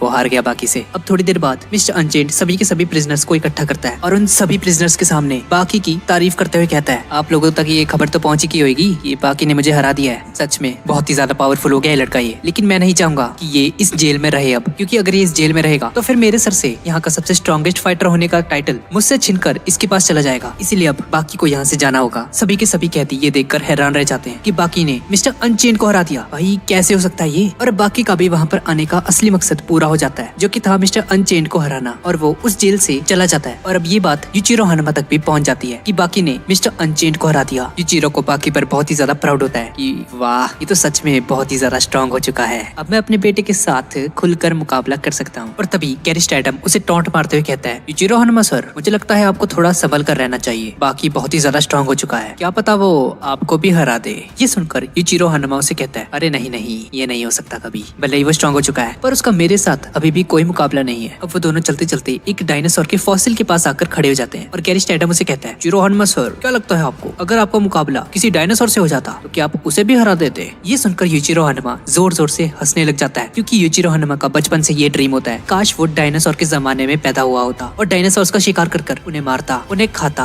अब दूसरी तरफ हम लोग देखते हैं कि कुछ माइनर्स को, खुदाई करने वाले इंजीनियर्स को एक एंशिएंट क्रीचर मिलता है, जो कि और कोई नहीं पिकल है। और गाइस, पिकल बहुत ही ज्यादा स्ट्रॉन्ग है, इसका अंदाजा आपको अभी थोड़ी देर में हो जाएगा। अब इसके बाद हम लोग देखते हैं कि जब बाकी एक्सरसाइज कर रहा होता है तो गैरी स्टैडम बाकी से मिलने के लिए उसके पास जाते हैं। ये जगह बाकी का बेसमेंट ही होता है, जहाँ उसने पहले मेंटिस के साथ फाइट की थी। और कैप्टन गैरी स्टैडम बाकी से कहता है, बच्चे, मैं तुमसे एक सवाल पूछने के लिए आया हूँ यहाँ पर। अब वो दोनों ऊपर जाते हैं और रूम में बैठकर चाय पीते हैं और कैप्टन गैरी स्टैडम चाय पीते हुए बाकी से पूछते हैं, तुम्हारे पॉइंट ऑफ व्यू से हिस्ट्री का सबसे पावरफुल क्रीचर कौन है? बाकी से जवाब देते हुए कहता है, अच्छा तो मेरे फादर के अलावा साइबेरियन टाइगर और शेर है। पर गैरी उसे बताता है, आहा नहीं बच्चे, हिस्ट्री का सबसे पावरफुल जानवर टीरेक्स डायनासोर था। अब कैप्टन गैरी स्टैडम उसे एक अखबार देता है और वो बाकी को बताता है, ये देखो, कुछ माइनर्स को टीरेक्स डायनासोर के जमाने का एक क्रीचर एक केव में मिला। बाकी ये खबर देखते ही हैरान रह जाता है कि टीरेक्स डायनासोर के जमाने का एक इंसान एक केव में क्या कर रहा था भाई। अब इस तरफ उन खोज करने वालों के हाथ एक बहुत बड़ा रॉक सॉल्ट का टुकड़ा उनके हाथ लग जाता है, जिसके अंदर 20 मिलियन साल पुराना टीरेक्स डायनासोर होता है और उसके अंदर एक क्रिएचर भी होता है जिसका नाम पिकल है। और अब एल्बर्ट पेन नाम का एक साइंटिस्ट जो कि पिकल पर रिसर्च कर रहा होता है, वो अपनी टीम से कहता है, देखने में ये इंसान 60 या 70 साल का लग रहा होगा, पर थोड़ी रिसर्च करने पर मुझे पता चला कि ये 60 मिलियन साल पुराना है। ये डायनासोर के जमाने का क्रीचर है, हमें इस खबर को दुनिया से छुपाना होगा वरना हंगामा हो जाएगा। अब एक दूसरा साइंटिस्ट एल्बर्ट पेन से पूछता है, सर आपको क्या लगता है हम क्या इसे कभी जिंदा करने में कामयाब हो पाएंगे? क्या ये मुमकिन है? और ये सुनकर एल्बर्ट पेन उसे बताता है, मैक्सिको के एक प्रोफेसर को एक बार ऐसी ही सिचुएशन का सामना करना पड़ा था, जब उसे एक रॉक सॉल्ट के अंदर समुद्र की कुछ जमी हुई बूंदें मिली थी और थोड़ी रिसर्च करने पर उन्हें पता चला कि उस समुद्र की बूंदों में कुछ माइक्रो ऑर्गेनिजम्स मौजूद थे। और उस प्रोफेसर ने उन माइक्रो ऑर्गेनिजम्स को एक पर्टिकुलर टेम्परेचर पर रखने के बाद रिजल्ट्स में ये पाया कि वो माइक्रो ऑर्गेनिजम्स दोबारा से जिंदा हो गए। ये सुनकर वो प्रोफेसर बहुत ही ज्यादा एक्साइटेड हो जाता है और कहता है, तो इसका मतलब ये है कि अगर हम पिकल को एक खास तरह का टेम्परेचर दें तो ये भी जिंदा हो सकता है। पिकल की बॉडी पर बहुत सारी वायर्स लगी होती हैं, जो कि उसकी बॉडी को एक पर्टिकुलर टेम्परेचर पर रख रही होती हैं। और जैसे ही पिकल होश में आए तो उन्हें मीटर की रीडिंग में कोई हरकत दिखाई दे। पिकल पर नजर रखते हुए काफी दिन बीत चुके होते हैं और पिकल होश में नहीं आ रहा होता। और अब एलन भी बोर हो रहा होता है और अपने डेस्क पर जाकर बैठ जाता है। वो बंदा स्नीकर्स खा रहा होता है, हंग्री ग्रैब अ स्नीकर। और भाई पता नहीं इस बंदे को क्या होता है अचानक से, और उसे आइडिया आता है कि उन्हें आज डायनासोर का मीट खाया जाए। मतलब हद है यार, इस बंदे को ये आइडिया आया भी कैसे यार। और अब वो टीरेक्स डायनासोर के मीट को पकाने लग जाता है। प्रोफेसर एल्बर्ट पेन ये देखकर हैरान रह जाते हैं, पिकल के स्टमक के अंदर टीरेक्स डायनासोर के मीट के सैंपल्स मिले हैं, जिसका सीधा सीधा मतलब ये है कि लास्ट टाइम बेहोश होने से पहले पिकल ने टीरेक्स डायनासोर का मीट खाया था। ये देखकर उस साइंटिस्ट को रियलाइज हो जाता है कि पिकल उस जमाने में टीरेक्स डायनासोर जैसे खतरनाक जानवरों का शिकार किया करता था और उन्हें मारकर खाया करता था। दरअसल प्रोफेसर एल्बर्ट पेन आज तक ये समझते थे कि आज से 20 मिलियन साल पहले टीरेक्स डायनासोर इंसानों को खाते थे, पर उनकी ये थ्योरी बिल्कुल गलत प्रूफ हो चुकी है। ऐसा बिल्कुल भी नहीं था, बल्कि पिकल जैसे खतरनाक क्रीचर्स टीरेक्स डायनासोर्स को ही मारकर खाते थे। और उन्हें समझ आ जाता है कि पिकल बहुत ही ज्यादा स्ट्रॉन्ग है। और इस तरफ हम लोग देखते हैं कि एलन उस गोश्त को पका लेता है और जैसे ही उस मीट की खुशबू पिकल के पास पहुंचती है तो वो जिंदा हो जाता है फिर से। एलन मस्त टीरेक्स डायनासोर का मीट खा रहा होता है और तभी पिकल चलता चलता उसके सामने आ जाता है। पिकल को बस वो मीट चाहिए होता है, लेकिन एलन उसको अपने सामने खड़ा हुआ देखकर ही इतना ज्यादा डर चुका होता है कि उसके मुंह से कोई वर्ड्स भी नहीं निकलते। उसको समझ नहीं आता कि अब उसे क्या करना चाहिए। और अब एलन एक गन निकाल लेता है पिकल को डराने के लिए और उसे कहता है, अगर तुम मेरे घर सॉरी भाई, तो मैं तुम्हें मार डालूंगा। पिकल को इंसानों की भाषा समझ नहीं आती, तो उसे पता नहीं चलता कि ये क्या बोल रहा है, और उसे बस वो टी-रेक्स डायनासोर का मीट खाना होता है। अब पिकल चलकर एलन के सामने आने लगता है। एलन को लगता है कि वो उसे मारने आ रहा है, पर असल में पिकल सिर्फ वो मीट खाना चाहता है। और अब एलन उसके ऊपर गोलियों से हमला करता है, पर पिकल की बॉडी पर उसकी फायरिंग का कोई भी असर नहीं होता। पिकल एलन के बिल्कुल पीछे आ जाता है और उसकी सारी की सारी बुलेट्स को अपने हाथों में पकड़कर एलन पर मारने की कोशिश करता है। उनमें से कुछ गोलियां दीवार पर जाकर लगती हैं और एक गोली एलन के कंधे पे जाकर लगती है। पिकल गुस्से में आ जाता है और वो एलन को पकड़ लेता है, पर तभी एलन नोटिस करता है कि पिकल उसे मार नहीं रहा और उसे ऐसा लगता है कि वो उससे कुछ मांग रहा है। यार, अगर इसने मुझे मारना होता अभी तक तो वो मार चुका होता। पर एलन बहुत ही ज्यादा डर चुका होता है और वो अपनी जान बचाते हुए एक एलिवेटर के पास पहुंच जाता है। वो उस एलिवेटर का कोड डायल करता है और इस वक्त तक उसे समझ आ जाता है कि उसे टी-रेक्स डायनासोर का मीट खाना है। पिकल उसका पीछा करते करते एलन के पास आ जाता है और तभी हम देखते हैं कि एलन उसे उसी रूम में छोड़ देता है जहाँ पर उस टी-रेक्स डायनासोर को रखा गया होता है। पिकल उसे देखकर खुशी से पागल हो जाता है। एलन अपनी जान बचाने में कामयाब हो जाता है। पुलिस की पूरी फोर्स उस लैब के बाहर खड़ी होती है और तभी पिकल दीवार तोड़कर उन पुलिस वालों के सामने आ जाता है। पिकल के लिए सारी की सारी दुनिया बहुत ही ज्यादा अनजान होती है। उसे समझ नहीं आता कि उसे क्या करना चाहिए और वो पुलिस की गाड़ियां उठाकर उन सभी लोगों पर मारने लग जाता है। पुलिस को समझ आ जाता है कि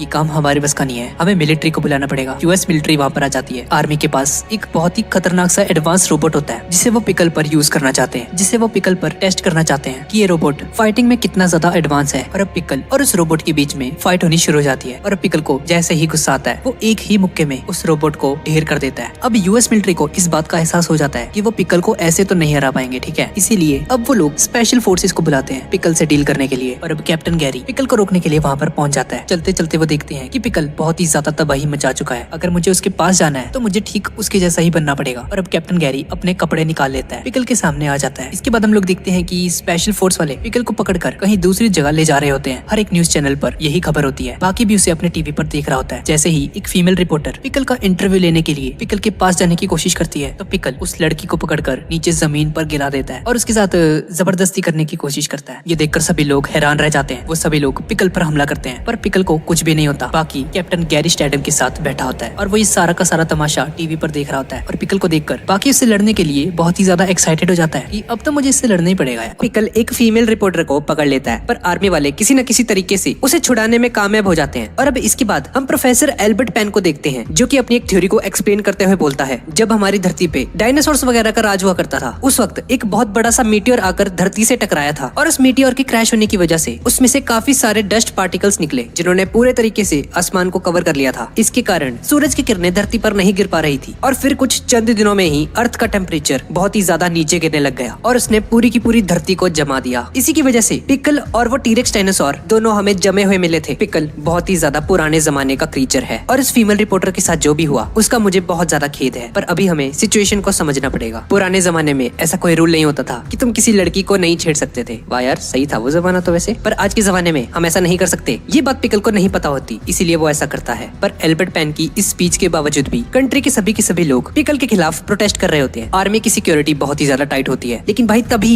यूचिरो हनुमा वहाँ पर आ जाता है और यूचिरो हनुमा फ्रंट गेट से जाता है पिकल से मिलने। यूचिरो हनुमा उस गार्ड से कहता है, मुझे पता है तुमने पिकल को यहीं पर रखा है, चुपचाप मेरा रास्ता छोड़ दो। और तभी हम कायोरेत्सु को भी देखते हैं जो कि पिकल को देखने चोरी छिपे बेसमेंट पे जाने की कोशिश कर रहा होता है। सीन पिकल की तरफ शिफ्ट हो जाता है जहाँ उसे बेसमेंट में कैद करके रखा होता है और पिकल को खुश करने के लिए उन्होंने एक प्लास्टिक का ड्रैगन भी वहाँ पर रखा होता है। अब कायोरेत्सु उस बेस के अंदर बैठा होता है चोरी छिपे और कायोरेत्सु अपने मन में सोचता है, मैं सी किंग तो जरूर हूँ पर मुझे एक बार तो पिकल से फाइट करनी होगी। मैंने जब से उसे देखा है मैं उसी के बारे में सोच रहा हूँ, मुझे उससे फाइट करनी है। और तभी हम देखते हैं कि कायोरेत्सु एक सोल्जर के साथ ब्लेंड हो जाता है। उसके कदम उस सोल्जर के साथ एकदम सिंक हो जाते हैं जिसकी वजह से उस सोल्जर को पता भी नहीं चलता कि कायोरेत्सु ठीक उसके पीछे है। वो अपनी सांस का पैटर्न तक उसके साथ सिंक कर लेता है। अब इस तरफ हम यूचिरो हनुमा को देखते हैं और उन सोल्जर्स को समझ आ जाता है कि ये कोई मामूली बंदा नहीं है और वो सोल्जर्स अपनी जान बचाने के लिए आपस में ही लड़ना शुरू कर देते हैं। दरअसल ये लोग ऐसा इसलिए कर रहे थे क्योंकि ये यूचिरो हनुमा के खौफ से इतने ज्यादा डर चुके होते हैं कि इन्हें लगता है कि अगर यूचिरो हनुमा इन्हें मारेगा तो इनकी हालत बहुत ही ज्यादा खराब हो जाएगी। इससे अच्छा हम खुद ही पीट लेते हैं एक दूसरे को। यूचिरो हनुमा फ्रंट गेट से अंदर जाने लगता है, तुम लोग काफी समझदार हो, चलो मैं तुम्हारी जाने बख्श देता हूँ। अब इस तरफ हम कायोरेत्सु को देखते हैं। कायोरेत्सु जैसे ही उस बेस के अंदर पहुंचता है तो उस बेस के अंदर भी उन्होंने एक और छोटी सी बेस बनाई होती है। कायोरेत्सु एक वेंट का सहारा लेकर चुपके से अंदर घुसने की कोशिश करता है पर वो देखता है कि वो वेंट ऑलरेडी ओपन्ड है, जिसका मतलब है कि कोई बंदा ऑलरेडी उस बेस के अंदर घुस चुका है। और अब कायोरेत्सु जैसे ही उस बेस के अंदर पहुंचता है तो वो अपने सामने शिनोगी को पाता है। जैसा कि हमने पिछले पार्ट्स में देखा था, ये वही बंदा है जिसने डॉयले के साथ फाइट की थी। और अब कायोरेत्सु और शिनोगी एक दूसरे के सामने आ जाते हैं। शिनोगी कायोरेत्सु से कहता है, अच्छा तो तुम भी पिकल के लिए यहाँ पर आए हो। उसकी ताकत का नमूना हम सबके दिमागों में घुस चुका है। पर कायोरेत्सु, मैं यहाँ पर पहले आया हूँ तुमसे, तो भाई मुझे लगता है तुम्हें यहाँ से जाना पड़ेगा यार। वो दोनों आपस में बात कर रहे होते हैं कि तभी हम लोग देखते हैं कि उस प्लास्टिक के ड्रैगन के अंदर तोड़कर निकलता है डोपोरोची। डोपोरोची शिनोगी से कहता है, और शिनोगी तेरे से पहले मैं आ रखा हूँ यहाँ पर। और भाई इसके बाद हम लोग देखते हैं कि डोपोरोची से पहले जैक हानमा भी वहाँ पर पहुंचा होता है, जो कि एक फिश टैंक के अंदर छुप कर बैठा होता है। देखते ही देखते गोकी शिबुकावा, जेत्सु और जाकू भी वहाँ पर आ जाता है और वो सभी लोग आपस में पूछते हैं कि भाई हम लोग आ तो गए यहाँ पे, पर उसे लड़ेगा कौन यार सबसे पहले। और भाई हम लोग देखते हैं कि पिक्कल एकदम मस्त घोड़े बेचकर सो रहा होता है। उसे पता होता है कि कुछ लोग उससे लड़ने आए हैं और ये कोई ऐसे वैसे लोग नहीं है, दुनिया के सबसे स्ट्रॉन्गेस्ट फाइटर्स हैं। पर भाई पिक्कल को इस बात से जरा सा भी फर्क नहीं पड़ता, वो अपना मस्त सो रहा होता है वहाँ पे। ये देखकर भाई सभी के सभी लोग हैरान रह जाते हैं। और भाई ये जैक हानमा तो बौखला जाता है और उसके बेस पर ही एक किक मारता है जोरदार, जिसकी वजह से पिक्कल उड़ जाता है और अब पिक्कल बाहर आ जाता है। और भाई हम लोग देखते हैं कि पिक्कल इन सभी का डबल ट्रिपल है भाई साइज में, यहाँ तक कि वो जैक हानमा से भी काफी ज्यादा बड़ा है। और भाई उन सभी के सभी फाइटर्स में से पिक्कल यूचिरो हानमा को सबसे पहले नोटिस करता है। यूचिरो हानमा पीछे वहाँ पर खड़ा होता है और अब यूचिरो हानमा और पिक्कल एक दूसरे के सामने आ चुके हैं। और अब यूचिरो हानमा उन सभी लोगों से कहता है, हाँ भाई निकल लो यहाँ से, मैं फाइट करने वाला हूँ इससे, तुम तो बच्चे हो इसके सामने, पता है ना तुम्हें, चलो निकलो अब। और अब यूचिरो हानमा पिक्कल से लड़ने के लिए गिलास तोड़कर उसके बेस के अंदर जाने लगता है। यूचिरो हानमा उसे कहता है, मुझे पता है तुम मेरी भाषा तो नहीं समझ पाओगे, पर मुझे लगता है तुम्हें इतना तो पता चल ही गया होगा कि मैं यहाँ पे तुमसे लड़ने आया हूँ। हम सभी के सभी तुमसे लड़ने के लिए यहाँ पर इकट्ठा हुए हैं। अब वो दोनों के दोनों एक दूसरे के साथ मुट्ठी मिलाते हैं और मुट्ठी मिलाने पर ही पिक्कल को ऐसा लगता है कि वो किसी टीरेक्स डायनासोर के साथ ही फाइट करने वाला है और उसके चेहरे पर एक बहुत बड़ी सी शैतानी हंसी आ जाती है। और जहाँ तक की फिजिकल पावर की बात है तो हम देखते हैं कि यूचिरो हानमा पिक्कल के साथ फाइट करने में काफी स्ट्रगल कर रहा होता है। और एक वक्त तो ऐसा आता है कि पिक्कल यूचिरो हानमा को पीछे धकेल रहा होता है और यूचिरो हानमा को मजबूरन अपनी टेक्निक का इस्तेमाल करके पिक्कल को पटकने की कोशिश करता है, पर उसकी टेक्निक काम नहीं करती। वो दोनों आपस में लड़ रहे होते हैं कि तभी आर्मी वहाँ पर आ जाती है और वो लोग यूचिरो हानमा को वार्निंग देते हुए कहते हैं, यूचिरो हानमा आप जल्दी से वहाँ से बाहर आइए, ये आपके लड़ने का कोई खिलौना नहीं है। वो आर्मी ऑफिसर्स यूचिरो हानमा से कहते हैं, प्लीज आप उसे कोई नुकसान मत पहुंचाइए, वो एक एंशिएंट क्रीचर है, उसकी थोड़ी सी रिस्पेक्ट कीजिए। और तभी हम देखते हैं कि सभी के सभी फाइटर्स वहाँ से जा चुके होते हैं, लेकिन ये कैमोफ्लेज वाला फाइटर वहीं पर होता है। इस बंदे को हम पहले के पार्ट्स में देख चुके हैं, अगर आपको याद हो इसकी फाइट सिकॉर्सी के साथ हुई थी। अब इसके बाद हम बाकी को उसी बच्चे के साथ देखते हैं जिसे हमने पहले के पार्ट्स में देखा था। वो बच्चा बाकी से कहता है कि मैंने एक बंदी के बारे में सुना है जिसका नाम पिक्कल है, क्या तुम उससे लड़ना चाहते हो? बाकी उसे कहता है, नहीं मुझे उससे लड़ने में कोई भी इंटरेस्ट नहीं आ रहा। तो वो बच्चा उसे कहता है, अच्छा मुझे तो लगा था तुम दुनिया के सबसे पावरफुल इंसान बनना चाहते हो। बाकी उसे कहता है, नहीं मुझे बस एक बार अपने डैड यूचिरो हानमा को हराना है। इसके बाद हम उसी जगह को देखते हैं जहाँ पर पिक्कल को रखा गया होता है और पिक्कल वही सीन सोच रहा होता है कि कैसे यूचिरो हानमा के साथ लड़ते वक्त यूचिरो हानमा ने उसे थोड़ा सा परेशान जरूर कर दिया था। वो बंदा टीरेक्स डायनासोर जैसे खतरनाक क्रीचर्स के मुकाबले की स्ट्रेंथ रखता है। इसके बाद हम कायोरेत्सु और बाकी को देखते हैं और बाकी कायोरेत्सु से कहता है, मुझे पता है आप 4 साल पुराने कुंफू में मास्टर हो, प्लीज क्या आप मुझे कुंफू सिखा सकते हैं कायोरेत्सु सर? कायोरेत्सु से कहता है, नहीं मैं तुम्हें कुंफू नहीं सिखा सकता। अगर मैं तुम्हें सच बताऊं तो पिक्कल को देखने के बाद मेरा किसी भी चीज में इंटरेस्ट नहीं बन रहा। मुझे किसी भी तरीके से पिक्कल के साथ लड़ना है, उसे छूना है, उसे पटकना है। जब तक मैं पिक्कल के साथ नहीं लड़ लेता तब तक मेरा मन एक जगह पर नहीं लगेगा। बस इसी वजह से मैं तुम्हें कुंफू नहीं सिखा सकता अभी। अब बाकी वहाँ से चला जाता है और वह सोच रहा होता है कि ये क्या हो गया भाई सबको, जो देखो ये पिक्कल की तारीफ करता जा रहा है, ऐसा क्या है ये इस पिक्कल में। इसके बाद हम प्रोफेसर एल्बर्ट पेन को देखते हैं जिसने वहाँ कैप्टन गैरी स्टैडम और टोकुगावा को बुलाया होता है और वो और एल्बर्ट पेन उन दोनों को बताता है कि आपको पता है पिक्कल ने पिछले 1 महीने से कुछ भी नहीं खाया। हमने उसके सामने कई सारे जानवरों को रखा पर वो सभी के सभी जानवर पिक्कल को देखकर ही वहाँ से भाग गए। इसी वजह से हमने अब एक डिसीजन लिया है। अब हम यहाँ पर एक ऐसे जानवर को लेकर आए हैं जो कि एक्सटिंक्ट होने वाले हैं, जिसकी वजह से हम पर केस भी हो सकते हैं बहुत सारे, लेकिन पिक्कल को जिंदा रखने के लिए हमें ये करना ही होगा। इसने 1 महीने से कुछ नहीं खाया और अगर ऐसा ही चलता रहा तो ये भूख के कारण मर जाएगा। और तभी हम देखते हैं कि पिक्कल के सामने एक बहुत बड़े से शेर को लाया जाता है और वो शेर बहुत ही ज्यादा भूखा होता है। इसकी वजह से वो पिक्कल पर अटैक करने के लिए बिल्कुल रेडी होता है और उसे देखकर पिक्कल भी लड़ने के लिए तैयार हो जाता है और पिक्कल उस शेर पर अटैक करके उसे दबोच लेता है और उसकी पीठ की हड्डी को तोड़ देता है और वो शेर वहीं पर मर जाता है। और अब पिक्कल उस शेर को खाने लगता है। ये पूरा का पूरा सीन न्यूज़पेपर में वायरल हो जाता है, जिसके बाद प्रोफेसर एल्बर्ट को एक न्यूज चैनल पर बुलाया जाता है इंटरव्यू के लिए और उससे पूछते हैं, प्रोफेसर एल्बर्ट आपने एक एक्सटिंक्ट होने वाली स्पीशीज को क्यों यूज किया? एल्बर्ट उन्हें बताता है, ये हमारी मजबूरी थी। पिक्कल इस दुनिया में बहुत ही बड़ी खोज है। पिक्कल ने पिछले 1 महीने से कुछ नहीं खाया था। हम जो भी जानवर रखते उसके सामने वो उसे ही देखकर भाग जाते थे, इसलिए हमें उस शेर को पिक्कल के सामने रखना पड़ा। मुझे इस चीज का पता था कि मैं एक एक्सटिंक्ट स्पीशीज को यूज करने वाला हूँ, पर ये करना जरूरी था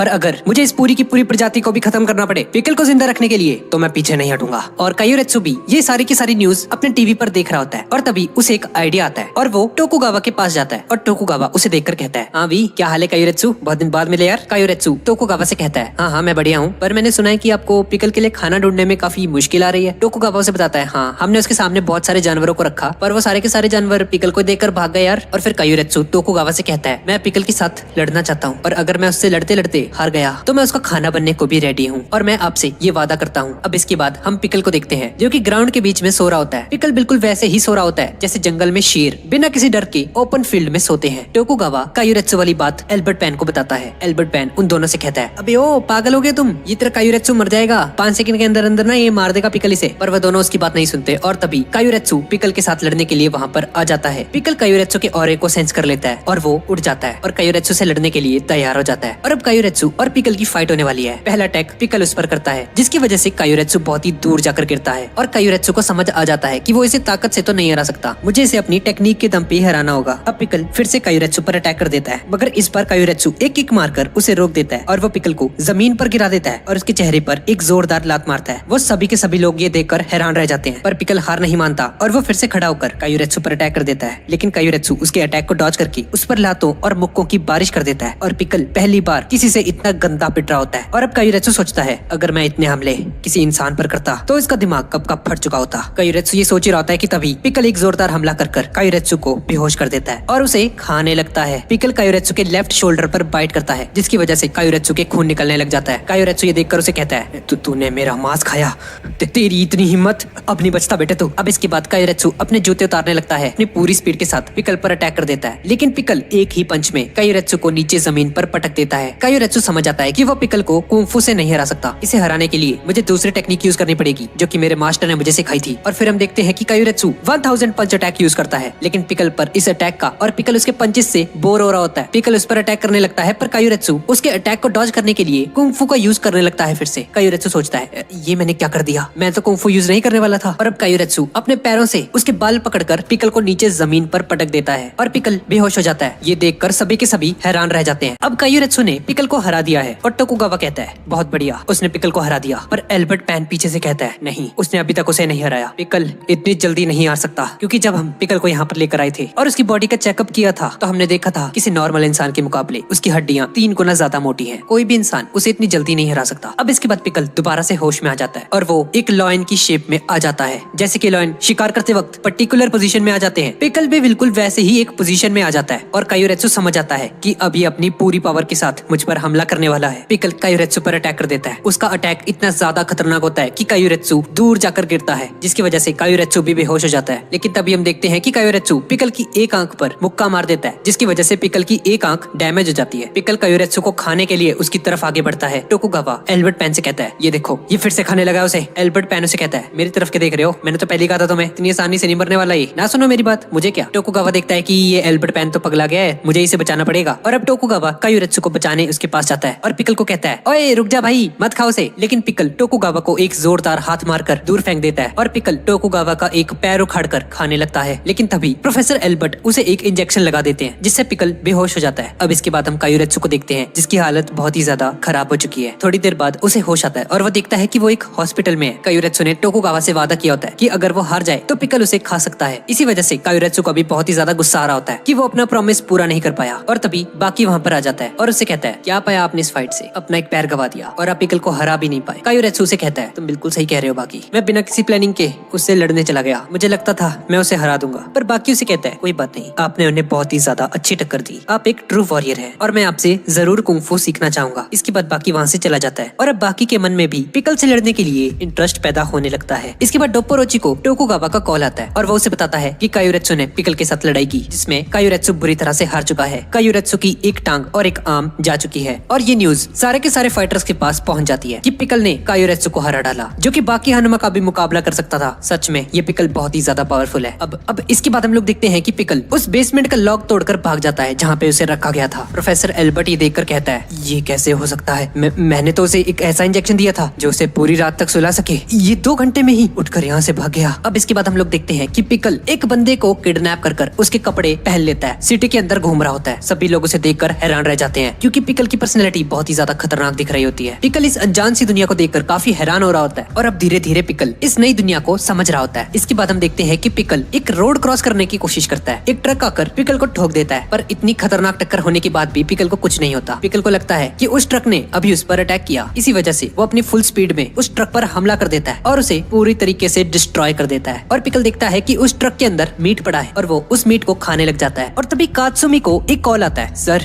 हमने अभी अभी पिकल को अपने सामने देखा, उसने एक ट्रक को बुरी तरह से डिस्ट्रॉय कर दिया है और वो अब यहाँ से भाग चुका है। अब बताइए सर क्या करना है आगे। कात्सुमी से कहता है, अच्छा तो वो अपने बिल से बाहर आ चुका है। और फिर कात्सुमी एक मीटिंग बुलाता है जिसमें वो शिनशिनकाई एकेडमी के सभी स्टूडेंट्स को बुलाता है और वो उन सबसे कहता है, जैसा कि आप सब लोग जानते हो इस पिकल ने हमारे मास्टर कायोरेत्सु की एक टांग और एक बाजू तोड़ डाली है और अब हमें किसी भी हालत में पिकल से अपने मास्टर का बदला लेना ही पड़ेगा। इस वक्त पिकल खुलेआम सिटी के अंदर घूम रहा है और हमें जल्दी से जल्दी इसे ढूंढकर इस पर हमला करना है। इसके बाद हम पिकल को देखते हैं और एक बंदा उसे बहला फुसला कर अपने क्लब के अंदर लेकर जा रहा होता है और तभी एक दूसरा बंदा आकर उसे रोक देता है और उसे कहता है, अबे ओ कहाँ लेके जा रहा है भाई मेरे दोस्त को, मैं इसे अपने साथ लेकर जा रहा हूँ। इसके बाद हम फिर से कात्सुमी को देखते हैं और उसके फादर डोपोरोची उसके पास आकर उसे बोलते हैं, बच्चे क्या तुम सच में उस पिकल के साथ फाइट करने वाले हो? तुम्हारा ओपोनेंट बहुत ही ज्यादा पावरफुल है, मुझे नहीं लगता तुम्हें उससे लड़ना चाहिए। लेकिन भाई ये कात्सुमी को तो जैसे जुनून सवार हो जाता है इसके सर पर कि उसे पिकल से लड़ना है और वो डोपोरोची की कोई भी बात नहीं सुनता। डोपोरोची मान जाता है और कहता है, ठीक है तुम उससे लड़ सकते हो। और दूसरी तरफ कात्सुमी के बंदे पिकल को अपने साथ लेकर जाने की कोशिश करते हैं और तभी हानायामा वहाँ पर आ जाता है और वो पिकल को देखकर कहता है, ओ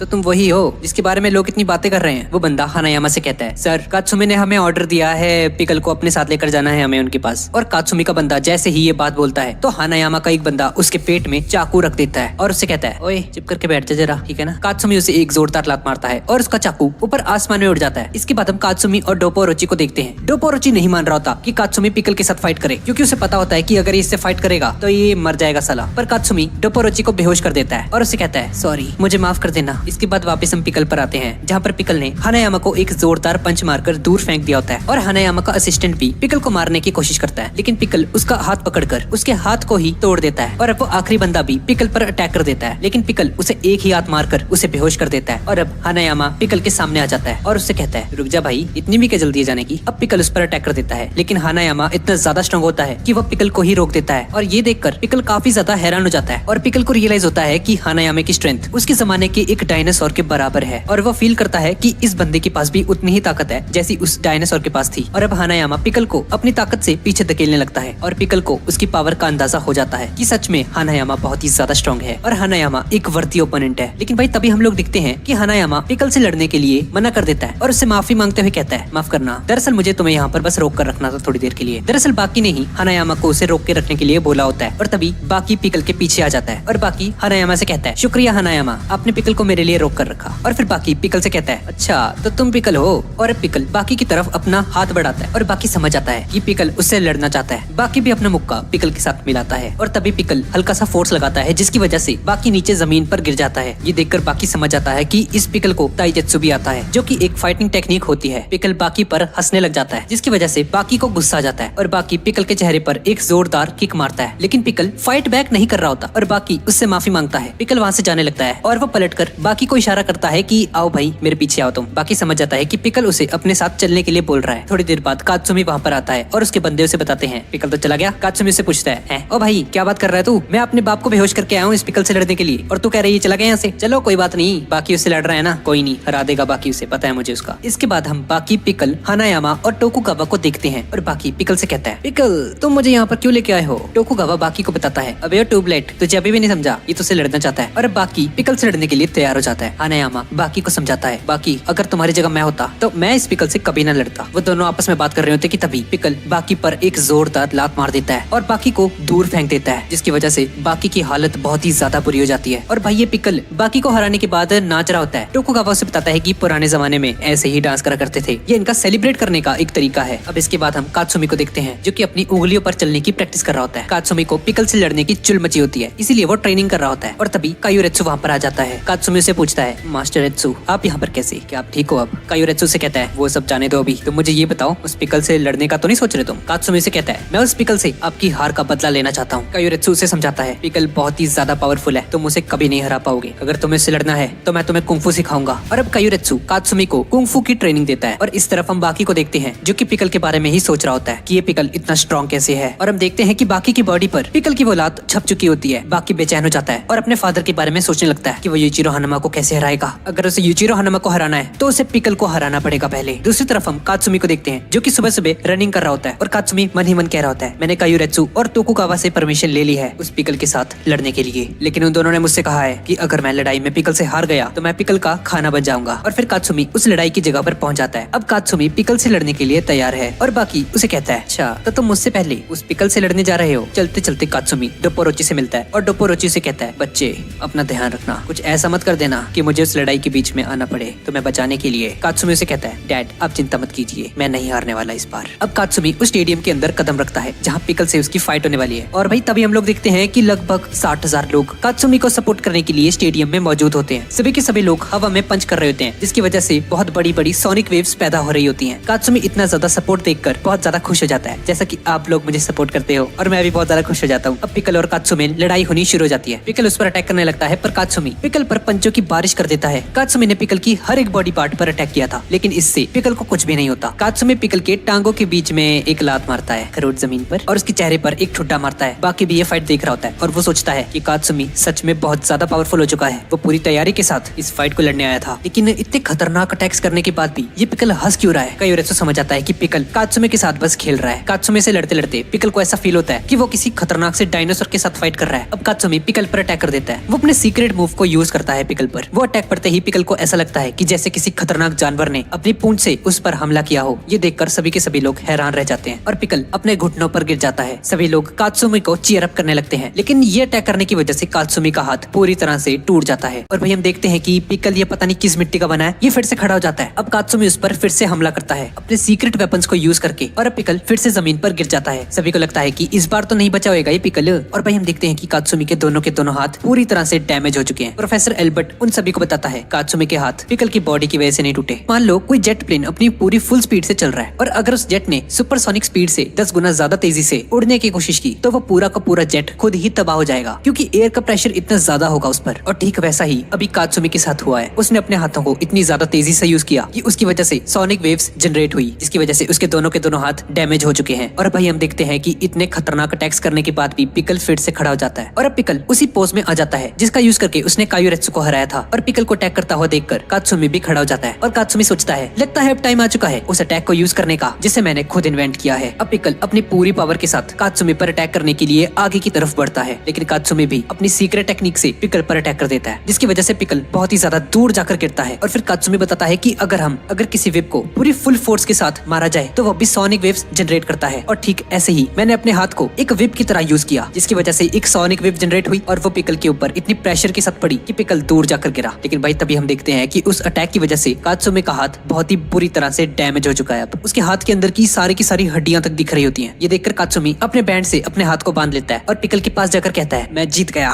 ये सुनकर वो सभी के सभी लोग बहुत ही ज्यादा खुश हो जाते हैं और कात्सुमी के जिंदाबाद वाले नारे लगाते हैं। कात्सुमी सभी को शुक्रिया अदा कहता है कि अगर आप सब मुझे सपोर्ट न करते तो मैं इसे कभी भी नहीं हरा पाता। लेकिन भाई तभी कात्सुमी को एक आवाज आती है और वो जैसे ही पीछे मुड़कर देखता है तो वो देखता है कि पिकल खराटे मारते हुए सो रहा है। अब पिकल वापस से उठ चुका है, जिसे देखकर सब लोग हैरान रह जाते हैं और कात्सुमी से कहता है पिकल मुझे तुमसे लड़कर बहुत ही अच्छा लगा और अगर अब तुम चाहो तो मुझे खा सकते हो। और हम देखते हैं कि पिकल कात्सुमी पर हमला करके उसके हाथ को उखाड़ देता है। कात्सुमी ये देखकर कहता है तो पिकल तुम्हें मेरा स्वाद कैसा लगा? मैंने अपना प्रॉमिस पूरा किया, अब मुझे खा सकते हो तुम जीत गए, आओ मुझे खा जाओ। ये कहते ही कात्सुमी नीचे जमीन पर गिर जाता है और पिकल कात्सुमी की तरफ बढ़ने लगता है। टोकुगावा मन ही मन कहता है मुझे माफ कर देना पिकल, ये कोई डायनासोर का युग नहीं है जो मैं तुम्हें कात्सुमी को खाने दूंगा। इसके बाद वो अपना हाथ उठाता है और कई सारे शूटर्स वहाँ पर खड़े हो जाते हैं और पिकल पर गन तान देते हैं। और तभी डोपोरोची वहाँ पर आता है और वो टोकुगावा से कहता है टोकुगावा अपने लोगों को बंदूक को नीचे करने को बोलो, तुम इन 60,000 लोगों के सामने मेरे बेटे की बेइज्जती कर रहे हो। उसने वादा किया था कि अगर वो ये मैच हार गया तो वो पिकल का खाना बनेगा। उसने अपना वादा पूरा किया तो अब उसे अपना प्रॉमिस पूरा करने दो। लेकिन भाई तभी हम लोग देखते हैं कि पिकल कात्सुमी के सामने हाथ जोड़कर बैठा होता है। ये देखकर सभी के सभी लोग हैरान रह जाते हैं। ऐसा इसलिए था क्योंकि पिकल जॉन से मर्जी युग से आया हो, लेकिन उसके अंदर इंसानियत तो थी ना। अभी भी पिकल कात्सुमी के साथ लड़कर समझ चुका था कि कात्सुमी ने उसके साथ लड़ने के लिए अपनी पूरी जान लगाई थी। पिकल ने पहले बहुत बड़े बड़े डायनासोर के साथ फाइट की हुई थी, लेकिन कोई इतने स्मॉल साइज का एक इंसान उसे इतनी कड़ी टक्कर नहीं दे पाया था, जिसकी वजह से पिकल कात्सुमी की बहुत ही ज्यादा रिस्पेक्ट करता है। कात्सुमी का हर एक वार किसी डायनासोर के वार जितना स्ट्रॉन्ग था और पिकल कात्सुमी को बिना खाए वहाँ से जाने लगता है। भाई इस लड़के ने अपना इस फाइट में सब कुछ लगा दिया था और ये पिकल भी भाई बहुत ही अच्छा इंसान लगा यार मुझे तो। अब कुछ नर्स आकर कात्सुमी को वहाँ से ले जाने लगते हैं और भाई स्टेडियम में सभी लोग अपने घुटनों पर बैठकर कात्सुमी को रिस्पेक्ट दे रहे होते हैं क्योंकि उसने काफी अच्छी फाइट की होती है। बाकी कात्सुमी को देखता है और उसे अपनी गलती का पछतावा होता है, क्योंकि कात्सुमी जब पिकल से फाइट करने जा रहा होता है तो बाकी ने उसे बोला होता है कि तुम इस फाइट को नहीं जीत पाओगे। और डोपोरोची कात्सुमी को देखकर काफी प्राउड फील करता है। अब कात्सुमी को एक हॉस्पिटल में ले जाया जाता है और भाई हम देखते हैं कि कात्सुमी का एक हाथ टूट चुका होता है उस लड़ाई में कायुरेत्सु से बोलता है, कात्सुमी सच बताऊं तो मुझे तुमसे काफी जलन हो रही है इस वक्त, क्योंकि तुमने उस पिकल को काफी बढ़िया टक्कर दी। कात्सुमी उसे कहता है, सर ये टेक्निक मुझे आपने ही सिखाई थी, मैंने जो भी फाइट की उसका सारा क्रेडिट आपको जाता है, आप ही ने मुझे ट्रेनिंग दी थी। और तभी बाकी वहाँ पर आ जाता है और कात्सुमी बाकी से कहता है, बाकी क्या तुम मुझसे एक प्रॉमिस करोगे कि तुम पिकल को जरूर हराओगे? बाकी कात्सुमी के फेस को पकड़कर उसे कहता है, हाँ मैं उसे जरूर हराऊंगा, तुम चिंता मत करो। दूसरी तरफ हम यूचिरो हनुमा को देखते हैं जो कि रोड पर चल रहा होता है और उसे देखकर सभी के सभी लोग डर रहे होते हैं बहुत ज्यादा, जैसे कोई हिरण जंगल में चल रहा है और उसी वक्त उसके सामने एक चीता आ जाए तो हिरण के पास भागने का एक भी मौका नहीं होता, क्योंकि अगर वो भागा तो चीता उस पर अटैक कर देगा, जिसकी वजह से वो वहीं पर खड़ा होकर कांप रहा होता है। और ठीक वैसे ही हालत उन लोगों की होती है इस वक्त जिनके सामने से यूचिरो हनुमा जा रहा होता है। और तभी डोपोरोची वहाँ पर आ जाता है। यूचिरो हनुमा उससे कहता है, तुम्हें देखकर लगता है तुम यहाँ पर लड़ने तो नहीं आए हो, क्या चाहिए तुम्हें? डोपोरोची से कहता है, मैं तुमसे लड़ने नहीं आया, मुझे बस 2 मिनट तुमसे बात करनी है। और इसके बाद वो दोनों एक वाइन शॉप पर जाते हैं ड्रिंक करने के लिए। डोपोरोची यूचिरो से कहता है, दरअसल मैं तुम्हारा शुक्रिया अदा करना चाहता हूँ, उस दिन तुमने कात्सुमी की काफी ज्यादा इंसल्ट की थी, उसी का नतीजा है कि वो इतना पावरफुल हो चुका है। तुम बिल्कुल सही कह रहे हो डोपोरोची, तुम्हारे बेटे में काफी सारे चेंजेस आए हैं, पहले से काफी ज्यादा ताकतवर हो चुका है। इसके बाद हम बाकी को देखते हैं जो अपने सामने पिकल को इमेजिन करके फाइट करने की कोशिश करता है, लेकिन वो पिकल की स्ट्रेंथ को इमेजिन भी नहीं कर पाता। और फिर वो सोचता है कि मैंने तो पिकल को इतनी करीब से देखा है, मैं उसके लड़ने की हर एक टेक्निक को जानता हूँ, लेकिन तब भी मैं उसे अपने सामने इमेजिन क्यों नहीं कर पा रहा हूँ। और तभी कायुरेत्सु वहाँ पर आ जाता है और वो बाकी से कहता है, अच्छा तो तुम प्रैक्टिस कर रहे हो यहाँ पे, ये वही बेसमेंट है ना जहाँ तुम प्रैक्टिस करते हो? बाकी उसे बताता है, हाँ यार पर मैं पिकल को इमेजिन नहीं कर पा रहा बिल्कुल भी, मुझे उस पिकल से लड़ना है, उसे खत्म करना है। कायुरेत्सु समझ आता है कि इस बाकी को पिकल से लड़ने की चुल मच चुकी है अब। और वो बाकी से कहता है, चलो ठीक है कल हम टोकुगावा से जाके बात करते हैं कि तुम्हारी और पिकल की फाइट कराए वो। पर बाकी उसे कहता है, नहीं उस बुड्ढे से बात नहीं करनी मैंने, कल सुबह होते ही मैं उस पिकल से लड़ने को जाऊंगा। इसके बाद हम उसी लोकेशन को देखते हैं जहाँ पिकल को रखा होता है, लेकिन हम देखते हैं कि कोई बंदा सारे के सारे दरवाजे तोड़कर पिकल की तरफ बढ़ रहा होता है और वो बंदा होता है जैक हनुमा, जिसे देखकर पिकल लड़ने के लिए तैयार हो जाता है। अब जैक पिकल से कहता है, तुम मुझे देखकर समझ ही गए होगे कि मैं यहाँ तुमसे लड़ने आया हूँ। और पिकल भी जैक को देखकर थोड़ा सा घबरा जाता है, लेकिन उसके चेहरे पे एक अजीब सा एक्सप्रेशन होता है, जैसे कि वो जैक हनुमा को देखकर बहुत ही ज्यादा खुश हो रहा है। पिकल समझ जाता है कि वो जब तक यहाँ पर रहेगा तो उसे लड़ने के लिए अलग अलग ओपोनेंट्स मिलते रहेंगे, और ये जो बंदा है जैक हनुमा, ये उन सभी के सभी लोगों से थोड़ा सा डिफरेंट है। अब उन दोनों के बीच में फाइट होने वाली है। जैक हनुमा उस पर पहला अटैक करता है, लेकिन पिकल को कुछ नहीं होता। जैक हनुमा उसे कहता है, अच्छा मैं नोटिस कर पा रहा हूँ कि तुम्हारी हड्डियाँ काफी मजबूत हैं, तुम्हारे दांत तो देखो जरा, इतने खतरनाक है, ऐसा लगता है कि तुम कोई इंसान नहीं कोई जानवर हो, लेकिन ये मेरे दांतों के सामने कुछ भी नहीं है, मेरे दांत किसी नारियल तक को उखाड़ सकते हैं आसानी से। तो चलो देखते हैं हम दोनों में से किसके दांत ज्यादा स्ट्रॉन्ग है। अब वो दोनों एक दूसरे के जबड़े को पकड़ लेते हैं अपने दांतों की मदद से। इसके बाद हम बाकी को देखते हैं जो कि टोकुगावा से बात कर रहा होता है। टोकुगावा कहता है, बाकी तू भी उससे लड़ने चाहता कल? और भाई माफ करो मुझे, कोई फाइट नहीं होने वाली तुम्हारी उससे, तुम्हें अंदाजा भी है अभी मेरे सामने मैं क्या देख रहा हूँ? ये पिकल और जैक हनुमा दोनों चुम्मा चाटी करने में लगे हुए हैं। ये सुनकर बाकी बहुत ज्यादा हैरान हो जाता है और हम देखते हैं कि पिकल जैक को उसके चेहरे के साथ ही उठा लेता है और उसे गोल गोल घुमाकर दूर फेंक देता है और गुस्से में जैक के चेहरे को उखाड़ देता है। इस तरह बाकी को बहुत ही गुस्सा आ रहा होता है, क्योंकि फिर से उससे पहले कोई उसे लड़ने चला गया। पिकल जैक के चेहरे के मांस को खा रहा होता है। जैक का चेहरा बहुत ही बुरा दिख रहा होता है। पिकल जैक की तरफ बढ़ने लगता है उसे पूरा का पूरा खाने के लिए, लेकिन हम देखते हैं कि जैक हनुमा हंस रहा होता है। टोकुगावा देखकर कहता है, ये जैक हंस क्यों रहा है भाई, क्या हो गया? इतना खून बह गया, पूरा चेहरा फट चुका है इसका, लेकिन तब भी ये हंस रहा है। अब पिकल जैसे ही जैक पर हमला करने वाला होता है, जैक उसके चेहरे पर एक जोरदार पंच मारता है, लेकिन पिकल को कुछ नहीं होता। जैक हनुमा ये देखकर हक्का बक्का रह जाता है, क्योंकि उसने सेम इसी पंच से न जाने कितने लोगों को धूल चटाई थी, लेकिन ये पिकल इतना खतरनाक पंच खाने के बाद भी अपने पैरों पर खड़ा है, ये कैसे हो सकता है? अब हम देखते हैं कि पिकल फिर से अपने उसी पोजीशन में आ जाता है। जैक के 2 पंच ने ही पिकल को अपनी पोजीशन में आने के लिए मजबूर कर दिया, उसमें बहुत ही ज्यादा ताकत है। और तभी बाकी और कायुरेत्सु भी उस अरीना में आने लगते हैं। जैसे ही वो वहाँ पर पहुंचते हैं तो वो देखते हैं कि पिकल जैक पर अटैक कर देता है और जैक उसके अटैक को रोक रहा होता है और जैक पिकल को उठाकर पीछे फेंक देता है। ये देखकर सभी के सभी लोगों के मुंह खुले के खुले रह जाते हैं। अब जैक पिकल की बहुत ज्यादा धुलाई कर रहा होता है और उसे कहता है, मुझे बॉस बोलो बेटे। अब जैक हनुमा उस पर एक किक मारते हुए कहता है, तुम्हें पता है इतनी ज्यादा पावर हासिल करने के लिए मैंने कितने ज्यादा सैक्रिफाइसेस किए हैं? मैंने दारू, लड़कियां, पैसा, इज्जत, इन सभी का त्याग किया है। जानते हो ये सब मैंने क्यों किया? मुझे सिर्फ ताकत चाहिए थी। पता नहीं कितने इंजेक्शन लगाए मैंने खुद पे, कितनी दवाइयां खाई, कितने ऑपरेशन करवाए, इतनी ज्यादा मेहनत की है कि तुम कभी सोच भी नहीं सकते हो। और अब जैक पिकल के एक कान को उखाड़ देता है। ये देखकर सभी के सभी लोग हैरान रह जाते हैं। पिकल ने कभी भी खुद को नहीं देखा होता, लेकिन अपने कान को देखकर वो समझ आता है कि ये उसी के बॉडी पार्ट का एक हिस्सा था। अब पिकल को गुस्सा आ चुका है। अब जैक हनुमा पिकल पर अटैक करने लगता है, पर तभी पिकल वहाँ से गायब हो जाता है और ठीक उसके सामने आ जाता है। प्रोफेसर एल्बर्ट ये देखकर कहता है, मुझे लगता है पिकल एक ऐसा मूव यूज कर रहा है जिसे हम नहीं देख सकते। अब जैक नोटिस करता है कि पिकल के पीछे की लकड़ियां टूटी पड़ी हैं और ये देखकर वो समझ जाता है कि जब जब वो पिकल पर अटैक करने के लिए उसके पास जाता है तो पिकल अपनी फुर्ती से उस जगह से हट जाता है और वो उस लकड़ी पर जाकर वापस से जंप कर करके एक जगह पर आ रहा था, जिसकी वजह से वो उसके हर एक अटैक को डॉज कर पा रहा था। ये देखकर जैक को एक बात याद आती है कि अगर हम किसी पिंजरे में एक इंसान और एक बिल्ली को रखते हैं तो जीतने के चांसेस बिल्ली के ज्यादा होते हैं। हैं, चाहे उसका कद छोटा ही क्यों ना हो, क्योंकि बिल्ली के पास नुकीले पंजे, तेज आंखें, रफ्तार, ये सब कुछ होता है, जिसकी वजह से वो एक इंसान को बहुत ही ज्यादा घायल कर सकती है। और ठीक वैसा ही पिकल के साथ है। चाहे पिकल का कद जितना भी छोटा हो, वो अपने से बड़े डायनासोर को यही टेक्निक यूज करके हरा देता है। अब पिकल जैक पर अटैक कर देता है, जिसकी वजह से उसका मुंह पूरा का पूरा हिल जाता है। पिकल जैक पर लगातार अटैक करने लगता है और जैक दूर जाकर गिरता है, बेहोश हो जाता है। पिकल समझ जाता है कि वो इस मैच को जीत चुका है और पिकल नाचने लग जाता है। भाई इसका डांस मस्त है। वैसे टोकुगावा ये देखकर बौखला जाता है और कहता है, ओ भाई ये क्या हो रहा है यार, पहले कायुरेत्सु फिर कात्सुमी और अब ये जैक हानुमा भी हार गया। ये पिकल तो सबको हराते जा रहा है एक एक करके। अब पिकल जैक की तरफ बढ़ता है उसे खाने के लिए, लेकिन तभी पिकल को एक आवाज सुनाई देती है, जिसे सुनकर वो काफी डर जाता है और वो जैक के पीछे एक कीड़े को देखता है, जिसकी वजह से पिकल वापस से पलटकर जैक को बिना खाए वहाँ से जाने लगता है। ये देखकर सब लोग हैरान हो जाते हैं कि पिकल ने उसे खाया क्यों नहीं यार। और तभी हमें पिकल के पास्ट को दिखाया जाता है, जहाँ वो एक बच्चा होता है। पिकल एक हनी बी को काट कर खा लेता है और जैसे ही उसने उस मधुमक्खी को खाया, उसे ऐसा लगा जैसे कोई ज्वालामुखी उसके मुंह में फट गया हो। ये दर्द बहुत ही ज्यादा था और थोड़ी देर बाद ही उसकी पूरी की पूरी बॉडी पैरालाइज हो गई। और उस दिन के बाद से पिकल समझ चुका था कि कौन सी चीज खाने वाली है और कौन सी नहीं। और उसे जैक को भी देखकर ऐसा ही लग रहा था कि जैक खाने वाली चीज नहीं है, क्योंकि भाई उसकी बॉडी काफी ज्यादा ड्रग्स ऑपरेशंस की वजह से काफी ज्यादा पॉइजनस हो चुकी होती है। अब टोकुगावा जैक के पास जाता है और उसे छूने लगता है और तभी जैक हानुमा टोकुगावा पर हमला कर देता है और उसके सर को आधा छील देता है। ये देखकर बाकी कहता है, अगर पिकल इस हालत में जैक पर हमला करता तो भाई वो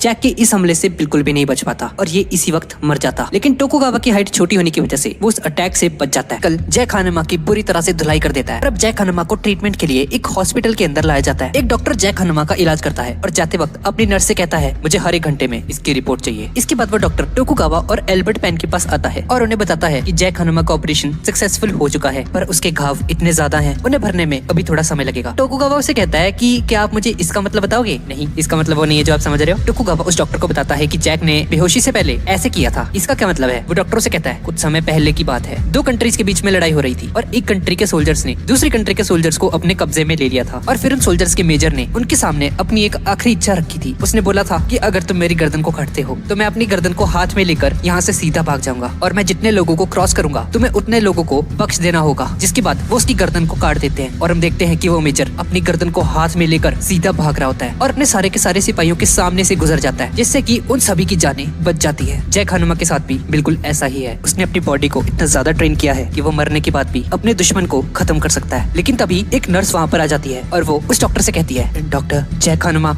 यहाँ से भाग चुका है। ये सुनकर वो डॉक्टर कहता है, अच्छा मुझे पता ही था। और इस तरफ हम जैक हानुमा को देखते हैं जो कि पिकल के सामने उससे लड़ने आ चुका है और वो अपना सर झुकाते हुए पिकल से कहता है, मुझे माफ कर दो, मैं लड़ाई के बीच में यहाँ से चला गया था, चलो अब फिर से लड़ो मेरे साथ। और ये कहते ही जैक पिकल के मुंह पर लातों और घूसों की बारिश कर देता है और उसे लात मार मार कर बाहर फेंक देता है। पर इससे पिकल को फिर से कुछ भी नहीं होता। पिकल अपने जमाने में अपने से 100 गुना ज्यादा ताकतवर डायनासोर से लड़ चुका है। लेकिन पिकल जैक से इसलिए डर रहा था क्योंकि उसने पहली बार किसी को मरने के बाद जिंदा होते हुए देखा है। जैक ने अपनी बॉडी को इस तरह से ट्रेन किया है, इतनी ज्यादा दवाइयां खाई हैं, इतनी ज्यादा ऑपरेशंस करवाए हैं, जैक हानुमा की बॉडी फौलाद की बन चुकी है। पिकल जैक से डरता हुआ बाहर की तरफ भागता है और अब वो जैक से लड़ने के लिए तैयार हो जाता है। पिकल जैक को इतना जोरदार मुक्का मारता है कि जैक की बॉडी एक चक्री की तरह घूमने लग जाती है। ये देखकर सभी के सभी लोग हैरान रह जाते हैं और जैक के मुंह से वो पट्टियां खुल जाती हैं और वो फिर से बेहोश हो जाता है। इसके बाद जैक को फिर से हॉस्पिटल में ले जाया जाता है और टोकुगावा और एल्बर्ट पेन भी उसके साथ बैठे होते हैं। जैक को होश आता है और वो उठकर बैठ जाता है। प्रोफेसर एल्बर्ट उसे कहते हैं, भाई पहले ठीक तो हो जा, एन लड़ने चला गया तो उससे, तुम समझते क्यों नहीं हो? वो पिकल हमारे लिए बहुत ही ज्यादा कीमती है, हमें बहुत सारे एक्सपेरिमेंट्स करने हैं उस पर अभी। लेकिन जैक एल्बर्ट पेन की बात नहीं सुनता और वहाँ से जाने लगता है और जैसे ही वो बाहर पहुंचता है तो उसे अपने सामने बाकी दिखाई देता है। जैक को देखकर बाकी उसे कहता है, अरे भैया आप फिर से पिकल से लड़ने जा रहे हो, आई मीन पिटने जा रहे हो, वहाँ मत जाओ, थोड़ा हील हो जाओ, उसके बाद उससे फाइट करना। लेकिन जैक बाकी की बात नहीं मानता और वहाँ से जाने लगता है। बाकी उसे चिल्लाते हुए कहता है, तुम्हें पता भी है तुम्हारे बेहोश होने के बाद वहाँ पे क्या हुआ था? और बाकी उसे बताता है कि जब वो बेहोश हो गया था अभी थोड़ी देर पहले, जब उसने फाइट की थी पिकल के साथ, तो पिकल उसे आराम से उठाकर अब उसे एक बिल्डिंग के ऊपर लेकर आया था और उसे वहाँ पर बांध दिया था ताकि वो आगे जाकर जैक को खा सके। बाकी उसे कहता है, सच बोले तो अगर पिकल चाहे तो वो तुम्हें खा सकता था।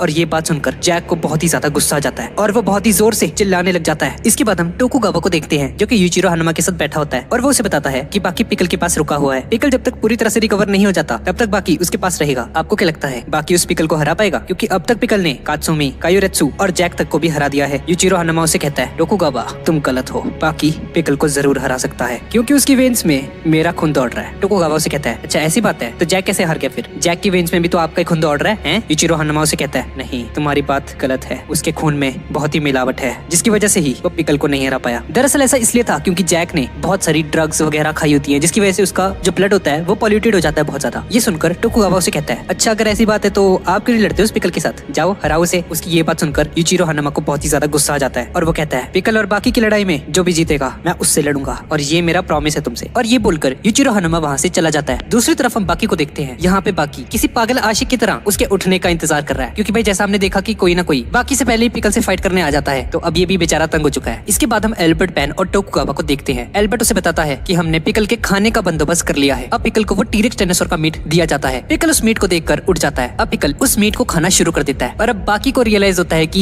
ये साले अगर इसे ऐसे ही मीट देते रहेंगे तो भाई इसे तो भूख लगेगी ही नहीं और ये किसी का शिकार करने किसी से फाइट ही नहीं करेगा यार, तो मैं क्यों बैठा हूं यहाँ पे। दूसरी तरफ एल्बर्ट पेन बताता है कि अब उस पिकल को फाइट करने की जरूरत ही नहीं है। हमारी टीम उस टीरेक्स डायनासोर के मीट को हमारी बायोटेक वाली टेक्नोलॉजी से दोबारा से रिक्रिएट करने की कोशिश कर रहे हैं ताकि वो मीट कभी खत्म ना हो और पिकल को लड़ने की जरूरत महसूस ना हो दोबारा से खाना ढूंढने के लिए। इस पूरे के पूरे प्रोसेस में हमें लगभग 2 साल तो लग जाएंगे। हम पिकल को बस इतना ही मीट देंगे कि उसका पेट भर जाए। इस तरफ बाकी और पिकल एक दूसरे को घूर रहे होते हैं। बाकी को पिकल के साथ लड़ने की चुल मची होती है। वो दोनों आराम से बैठे होते हैं कि तभी बाकी उठकर पिकल के पास जाता है। वो उसके चेहरे पर अपना हाथ रख देता है, जिसकी वजह से पिकल को बहुत ही ज्यादा गुस्सा आ जाता है और वो बाकी पर हमला कर देता है। हालांकि अभी जब बाकी ने उस पर हाथ रखा था चेहरे पे, वो जरा भी वॉयलेंट नहीं था। पिकल बाकी पर हमला कर देता है और वो बाकी को घसीटता घसीटता एक कोने से दूसरे कोने तक ले आता है। बाकी उसे डबल किक आउट कर अपने से दूर कर देता है। और ये बाकी वर्सेस पिकल का मैच देखने के लिए कायुरेत्सु, हानायामा, हमायाना जो भी है यार ये और टोकुगावा भी वहाँ पर आए होते हैं। अब बाकी अपनी पट्टियां उतार देता है और पिकल के मुंह पर एक जोरदार लात मारता है, जिसकी वजह से पिकल की एक आंख फूट जाती है। लेकिन बाकी इस बार उसे रिकवर करने का टाइम नहीं देता और उस पर एक और हमला करने की कोशिश करता है। बाकी पिकल को बहुत ही बुरी तरह से मारने लग जाता है। पिकल उसके और बाकी के बीच में थोड़ी सी स्पेस क्रिएट करने की कोशिश करता है, लेकिन बाकी उसे पीछे से पकड़ लेता है। पिकल को बहुत ही ज्यादा गुस्सा आता है और वो बहुत ही ज्यादा तेजी से उस एरिना की ऊंचाइयों में चला जाता है और वो पूरी कोशिश करता है बाकी को उसकी पीठ से उतारने के लिए। अब पिकल काफी हाइट पे जाता है और वहाँ से जंप लगाता है। बाकी नीचे की तरफ होता है ताकि जैसे ही वो जमीन पर गिरे तो उसका असर बाकी पर हो। ये देखकर वो सभी के सभी लोग हैरान रह जाते हैं और सोचते हैं कि ये बाकी हट क्यों नहीं रहा, ये उसकी पीठ से आसानी से हट सकता है पर ऐसा ही कर क्यों नहीं रहा, भाई क्या हो गया इसे। और अब वो दोनों के दोनों नीचे जमीन पर जाकर बचते हैं, जिसकी वजह से बाकी को ज्यादा डैमेज पहुंचता है। लेकिन उस इम्पैक्ट के बाद भी दोनों अपने कदमों पर खड़े हो जाते हैं। लेकिन बाकी की आंखों से हमें पता चल जाता है कि उसे काफी ज्यादा डैमेज हुआ है। बाकी की आंखें तो खुली होती हैं पर उसे होश नहीं होती और ये देखकर पिकल उसके सामने जाता है और उसे एक हल्का सा टैप करके उसे वापस होश में लेकर आता है। होश में आने के बाद बाकी अपने इंटरनल ऑर्गन्स को महसूस कर पाता है कि उसने एक बहुत ही खतरनाक किस्म का डैमेज लिया है अभी, जिसकी वजह से ही बाकी की आंखों के सामने अंधेरा सा छा रहा होता है। उसे सांस लेने में दिक्कत होने लगती है और बाकी के मुंह से खून निकलने लग जाता है। ये जो भी खून निकला था ये एक खतरनाक ऑर्गन डैमेज का निशान होता है। पिकल बाकी को देखकर समझ गया होता है कि उसके सामने अभी जो एक खिलौना है वो अंदर से पूरी तरह से टूट चुका है। बाकी पिकल से कहता है तुम किस चीज का इंतजार कर रहे हो, मुझ पर हमला करो, मारो मुझे, तुम मारते क्यों नहीं हो। लेकिन तभी पिकल सोचता है कि ये तो पहले से डैमेज्ड है, इसे क्या मारूं यार मैं। इसी वजह से वो अपने घुटनों पर बैठ जाता है और अपने दोनों हाथ जोड़कर कहने वाला होता है कि प्लीज गॉड इस नादान बालक को ठीक कर दीजिए। पिकल उस पर दया दिखा रहा होता है। ये देखकर बाकी को गुस्सा आ जाता है और बाकी पिकल पर हमला कर देता है। अब पिकल भी गुस्से में आ जाता है और वो बाकी को एक जोरदार पंच मारता है। लेकिन तभी हम देखते हैं कि वो अपने पंच को रोक देता है और हल्के हल्के हाथों से बाकी को पंच मारने लगता है। ये देखकर टोकुगावा कहता है अबे ये सब क्या हो रहा है भाई, ये क्या ड्रामा हो रहा है। पर वो बाकी के दोनों फाइटर्स ये देखकर समझ गए होते हैं कि ये पिकल बाकी के साथ बस खेल रहा था इतनी देर से। बाकी भी समझ आता है कि वो बस एक खिलौना है पिकल के लिए, ये कभी सीरियस था ही नहीं उसे लड़ने के लिए। ये देखकर बाकी को बहुत ही ज्यादा गुस्सा आ जाता है और वो कहता है ये तुम क्या कर रहे हो। अब बाकी 30 मीटर की एक रेलिंग के ऊपर जाकर कूद जाता है। मुझे माफ कर दो, तुम मुझ पर तरस खा रहे थे ना, कोई बात नहीं, मैं खुद को ही डिस्ट्रॉय कर लूंगा, अब तुम मुझ पर दया मत दिखाना। और फिर बाकी बहुत ही जोर से जमीन पर गिर जाता है। लेकिन हम देखते हैं कि बाकी अपने पैरों पर बैठा होता है और वो पिकल से कहता है मुझे फर्क नहीं पड़ता, तुम कब से इस दुनिया में हो, अब मैं तुम्हें खत्म करने वाला हूँ। बाकी के पैर कांप रहे होते हैं, उसका पूरा का पूरा शरीर हिल रहा होता है। पिकल को ये देखकर समझ नहीं आता क्योंकि उसने अपने जमाने में ऐसे जानवर देखे होते हैं जो कि बहुत ज्यादा घायल होने के बाद मरने का नाटक करते हैं, लेकिन यहाँ तो कुछ और ही सीन है। पिकल समझ जाता है कि बाकी को बहुत ज्यादा चोट लगी हुई है, लेकिन वो ठीक होने का नाटक कर रहा है अभी। पिकल बहुत ही ज्यादा हैरान हो जाता है। बाकी पिकल के पास आकर उसे एक पंच मारता है, लेकिन उसके दोनों के दोनों पंच मिस हो जाते हैं। बाकी पिकल को एक किक मारता है, लेकिन उससे भी पिकल को कुछ नहीं होता और तभी पिकल धड़ाम से नीचे गिर जाता है। लेकिन वो फिर से उठकर बाकी के पास जाने लगता है। टोकुगावा कहता है ये क्या, बाकी ने तो उसे कुछ भी नहीं करा, तो ये बार बार क्यों गिर रहा है भाई। कायुरेत्सु कहता है मैं पूरी श्योरिटी के साथ तो ये नहीं कह सकता, लेकिन जैसा कि हमें पता है कि पिकल की हड्डियां बहुत ही ज्यादा मजबूत हैं, तो नॉर्मल पंचेस उस पर असर नहीं करते। लेकिन मुझे लगता है कि बाकी ने एक अलग किस्म के पंच को यूज किया है। बाकी ने पंच करते वक्त अपनी एक हड्डी का यूज किया। अक्सर बॉक्सिंग रिंग में ये टेक्निक देखी जाती है। देखने वाले को लगता है कि वो उसके अटैक से बच चुका है, लेकिन वो उसके पंच का शिकार हो जाता है क्योंकि इस हमले से उस बॉक्सर का पूरा दिमाग हिलने लगता है, जिसकी वजह से उसका nervous system out of control हो जाता है। उसको कुछ समझ नहीं आता कि उसे क्या करना चाहिए। और इस बार बाकी ने लगातार 3 बार इस अटैक को यूज किया है पिकल पर, जिसकी वजह से पिकल का सर पूरी तरह से घूम रहा है इस वक्त। लेकिन यार मुझे अपनी आंखों पर यकीन नहीं आ रहा कि जो हम लोग नहीं कर पाए ये बाकी ने कर दिखाया। और अब ये देखना है कि ये पिकल इसके जवाब में क्या करेगा। पिकल पहली बार किसी के सामने इतना कमजोर पड़ रहा था। अब हम देखते हैं कि बाकी एक नई टेक्निक को यूज करता है और धीरे धीरे पिकल की तरफ बढ़ रहा होता है और उसे कहता है मुझे माफ कर देना पिकल, लेकिन तुम्हें इससे बहुत ही ज्यादा दर्द होने वाला है। फिर हम देखते हैं कि बाकी पिकल के पास पहुंच जाता है और अपनी पूरी पावर लगाकर उसकी पीठ पर एक जोरदार थप्पड़ मारता है, जिससे पिकल को बहुत ही ज्यादा दर्द महसूस होता है। वो दर्द में कांप रहा होता है और बाकी का हाथ पिकल की पीठ पर छप जाता है पूरा। ये देखकर कायोरेत्सु कहता है बाकी तुम तो जीनियस निकले, मुझे नहीं लगा था तुम इस अटैक को यूज कर पाओगे। इस टेक्निक का नाम है हिप स्ट्राइक। ये जापान के कल्चर में बहुत ही ज्यादा पुरानी टेक्निक है। अगर इस मूव से हम किसी को मारें तो सामने वाले ओपोनेंट को बहुत ही ज्यादा दर्द होता है, चाहे वो यूचिरो हनुमा ही हो। इस टेक्निक से वो भी तड़प उठेगा। इस टेक्निक में हमें अपनी बॉडी को काफी ढीला छोड़ना होता है, जिससे कि तुम्हारे मसल्स काफी ज्यादा स्ट्रांग हो जाएं। और अगर अब तुम किसी को मारोगे अपनी ढीली बॉडी से तो इससे काफी ज्यादा डैमेज होता है। न जाने कितने ज्यादा क्रीचर्स इस दुनिया में आए, लेकिन कोई भी किसी एक चाबुक की तरह नहीं मार पाया था, सिवाय एक को छोड़ के, और वो है लड़कियां। ये सुनकर टोकुगावा उसे कहता है अरे हाँ तुम तो सही कह रहे हो, औरतें तो बहुत जोर से चांटा मारती हैं। इसके बाद हम वापस लड़ाई में आते हैं और हम देखते हैं कि पिकल पहली बार अपनी फाइट के अंदर डिफेंस कर रहा होता है। ये देखकर हानायामा कहता है ये पिकल डिफेंस क्यों कर रहा है। कायोरेत्सु बताता है कि पिकल इसलिए डिफेंस कर रहा है क्योंकि उसे बाकी की टेक्निक अच्छे से समझ में नहीं आ रही है इस वक्त। लेकिन इतनी मार खाने के बाद पिकल को गुस्सा आ जाता है और वो लड़ने के लिए उसी पोज में आ जाता है जिसका यूज करके उसने कायोरेत्सु को हराया था। लेकिन बाकी को देखकर लगता है कि वो इस मूव के लिए पूरी तरह से तैयार होकर आया है और पिकल के रिस्पॉन्स में बाकी अपने शरीर को एक टाइगर के अकॉर्डिंग एडजस्ट कर लेता है। कायोरेत्सु ये देखकर कहता है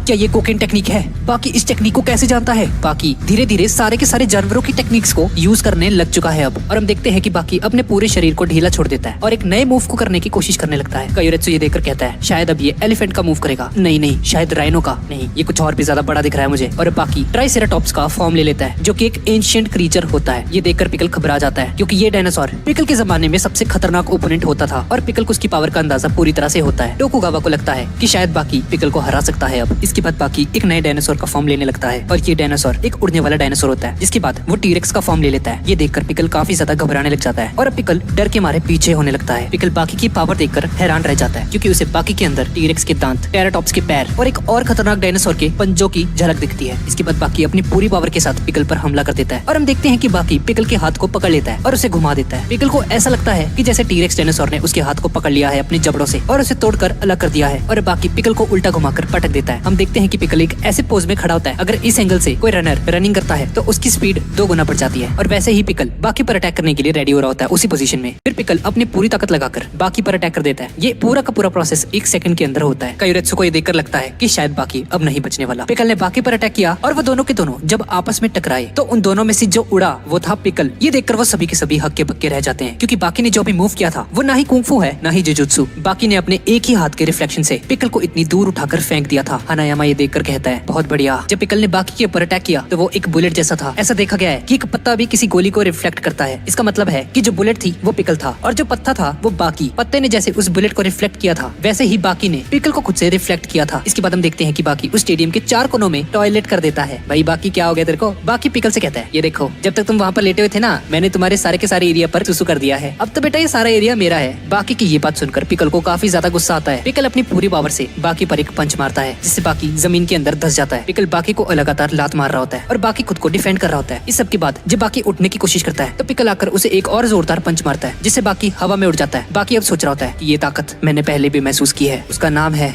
मिस्टर अनचेन्ड। अगर ये दोनों आपस में लड़ेंगे तो इन दोनों की लड़ाई इतिहास के पन्नों में अमर हो जाएगी। अब पिकल की इतनी मार खाने के बाद भी बाकी अपने पैरों पर खड़ा होता है। बाकी पिकल से कहता है मैं तुमसे नहीं हार सकता क्योंकि मुझे तुमसे भी ज्यादा ताकतवर इंसान को हराना है। मुझे मेरे डैड से बदला लेना है। उसने मेरी ही आंखों के सामने मेरी मदर को मार दिया था, इसीलिए मैं तुम्हें हराना चाहता हूँ और इसके बाद उस यूचिरो हनुमा से लड़ना चाहता हूँ। अब बाकी पिकल के टांगों के बीच में हमला करता है जिसकी वजह से उसे काफी ज्यादा दर्द होता है और अब पिकल को गुस्सा आ चुका है और वो अपनी फाइनल फॉर्म में आ जाता है। वो अपनी पूरी की पूरी बॉडी को बहुत ही खतरनाक तरीके से ट्रांसफॉर्म करने लगता है। पिकल ने अपनी बॉडी के हर एक पार्ट को बहुत ही ज्यादा मजबूत कर लिया होता है जिसकी वजह से उसका शरीर काफी बड़ा दिख रहा था। बाकी को अपने सामने पिकल का पूरा इतिहास दिखाई दिया। पिकल के साथ कई सारे डायनासोर्स खड़े हुए थे और उन डायनासोर्स के साथ साथ जैक हनुमा, कायोरेत्सु और कात्सुमी भी उसे पिकल के साथ खड़े हुए दिखाई देते हैं उसकी मदद के लिए। अब पिकल बाकी पर हमला कर देता है लेकिन बाकी पिकल के चेहरे पर एक जोरदार पंच मार देता है और बाकी पिकल को बहुत ही बुरी तरह से पेल देता है। पिकल काफी ज्यादा जख्मी हो जाता है। बाकी पिकल के पास जाता है और उसके पास जाकर बैठ जाता है। बाकी अपनी दोनों मुट्ठियों को पिकल के सामने रखता है और पिकल समझ जाता है कि बाकी उसके साथ अपनी ताकत को आजमाना चाहता है। वो दोनों के दोनों अपनी फिस्ट्स को एक दूसरे के साथ टकराकर एक दूसरे के साथ लड़ने लगते हैं और ये लड़ाई काफी ज्यादा खतरनाक होती है क्योंकि दोनों बिजली की रफ्तार से एक दूसरे को मार रहे होते हैं। और तभी हम देखते हैं कि पिकल बाकी पर काफी ज्यादा भारी पड़ रहा होता है और एंड में पिकल बाकी पर इतना खतरनाक अटैक मारता है कि बाकी नीचे जमीन पर गिर जाता है और बाकी वहीं पर ढेर हो जाता है। जाता है। पिकल इस लड़ाई को जीत जाता है और कुछ लोग बाकी को उठाने के लिए वहाँ पर आते हैं। टोकुगावा ये देखकर हैरान रह जाता है,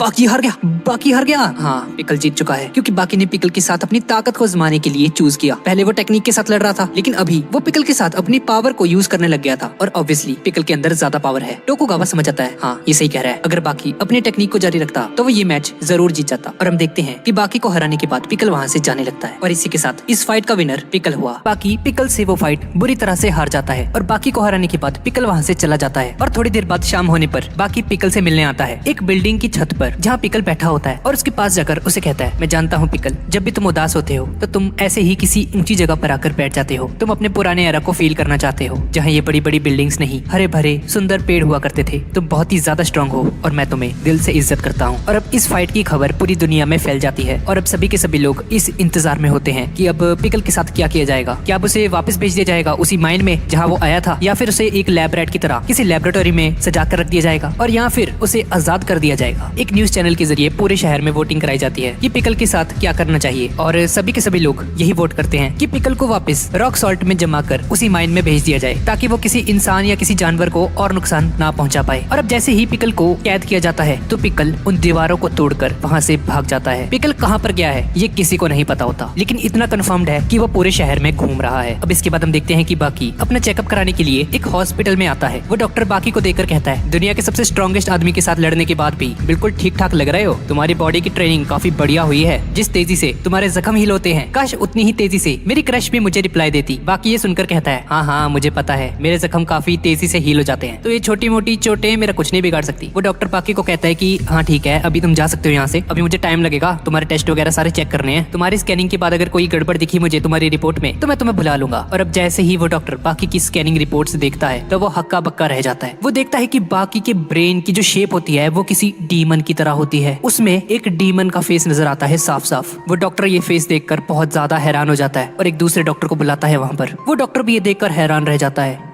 ये क्या है भाई, ऐसा स्ट्रक्चर, ये किसी डीमन की तरह नहीं लग रहा तुम्हें? ये तो नॉर्मल पीपल से बिल्कुल ही डिफरेंट है। ओ भाई इस बाकी से दूर रहकर तू, मुझे तो लग रहा है ये भी डीमन ही है कोई, इतना शैतानी दिमाग है इसका लिटरली। इसके बाद हमें टोक्यो के एक पार्क में एक खतरनाक इंसिडेंट के बारे में बताया जाता है जहाँ पर हजारों की तादाद में चूहे पार्क से निकलकर शहर की तरफ भागना शुरू हो गए। और ऐसा इसलिए था क्योंकि बाकी उस गली से गुजर रहा था। उन सभी चूहों को बाकी से इतना ज्यादा डर लगता है कि वो सभी के सभी शहर की तरफ भागने लगते हैं। इसके बाद हम बाकी की गर्लफ्रेंड कोजाई को देखते हैं। और भाई तुम लोग कमेंट में पूछ रहे थे ना वैसे कि ये कोजाई कहाँ पे है, ये लो भाई देख लो इसे। जूनियर मोहम्मद अली बाकी से वो फाइट हारने के बाद बच्चों की तरह फूट फूट कर रो रहा होता है और फिर कोजाई उसे सहारा देती है, जैसा कि हमने पहले के पार्ट्स में देखा था। इसके बारे में और बात नहीं करूंगा, धोखेबाज है लड़की एक नंबर की। अब अगली सुबह कोजाई बाकी से मिलती है और वो बाकी से पूछती है, क्या तुम्हें मेरी याद नहीं आती बाकी?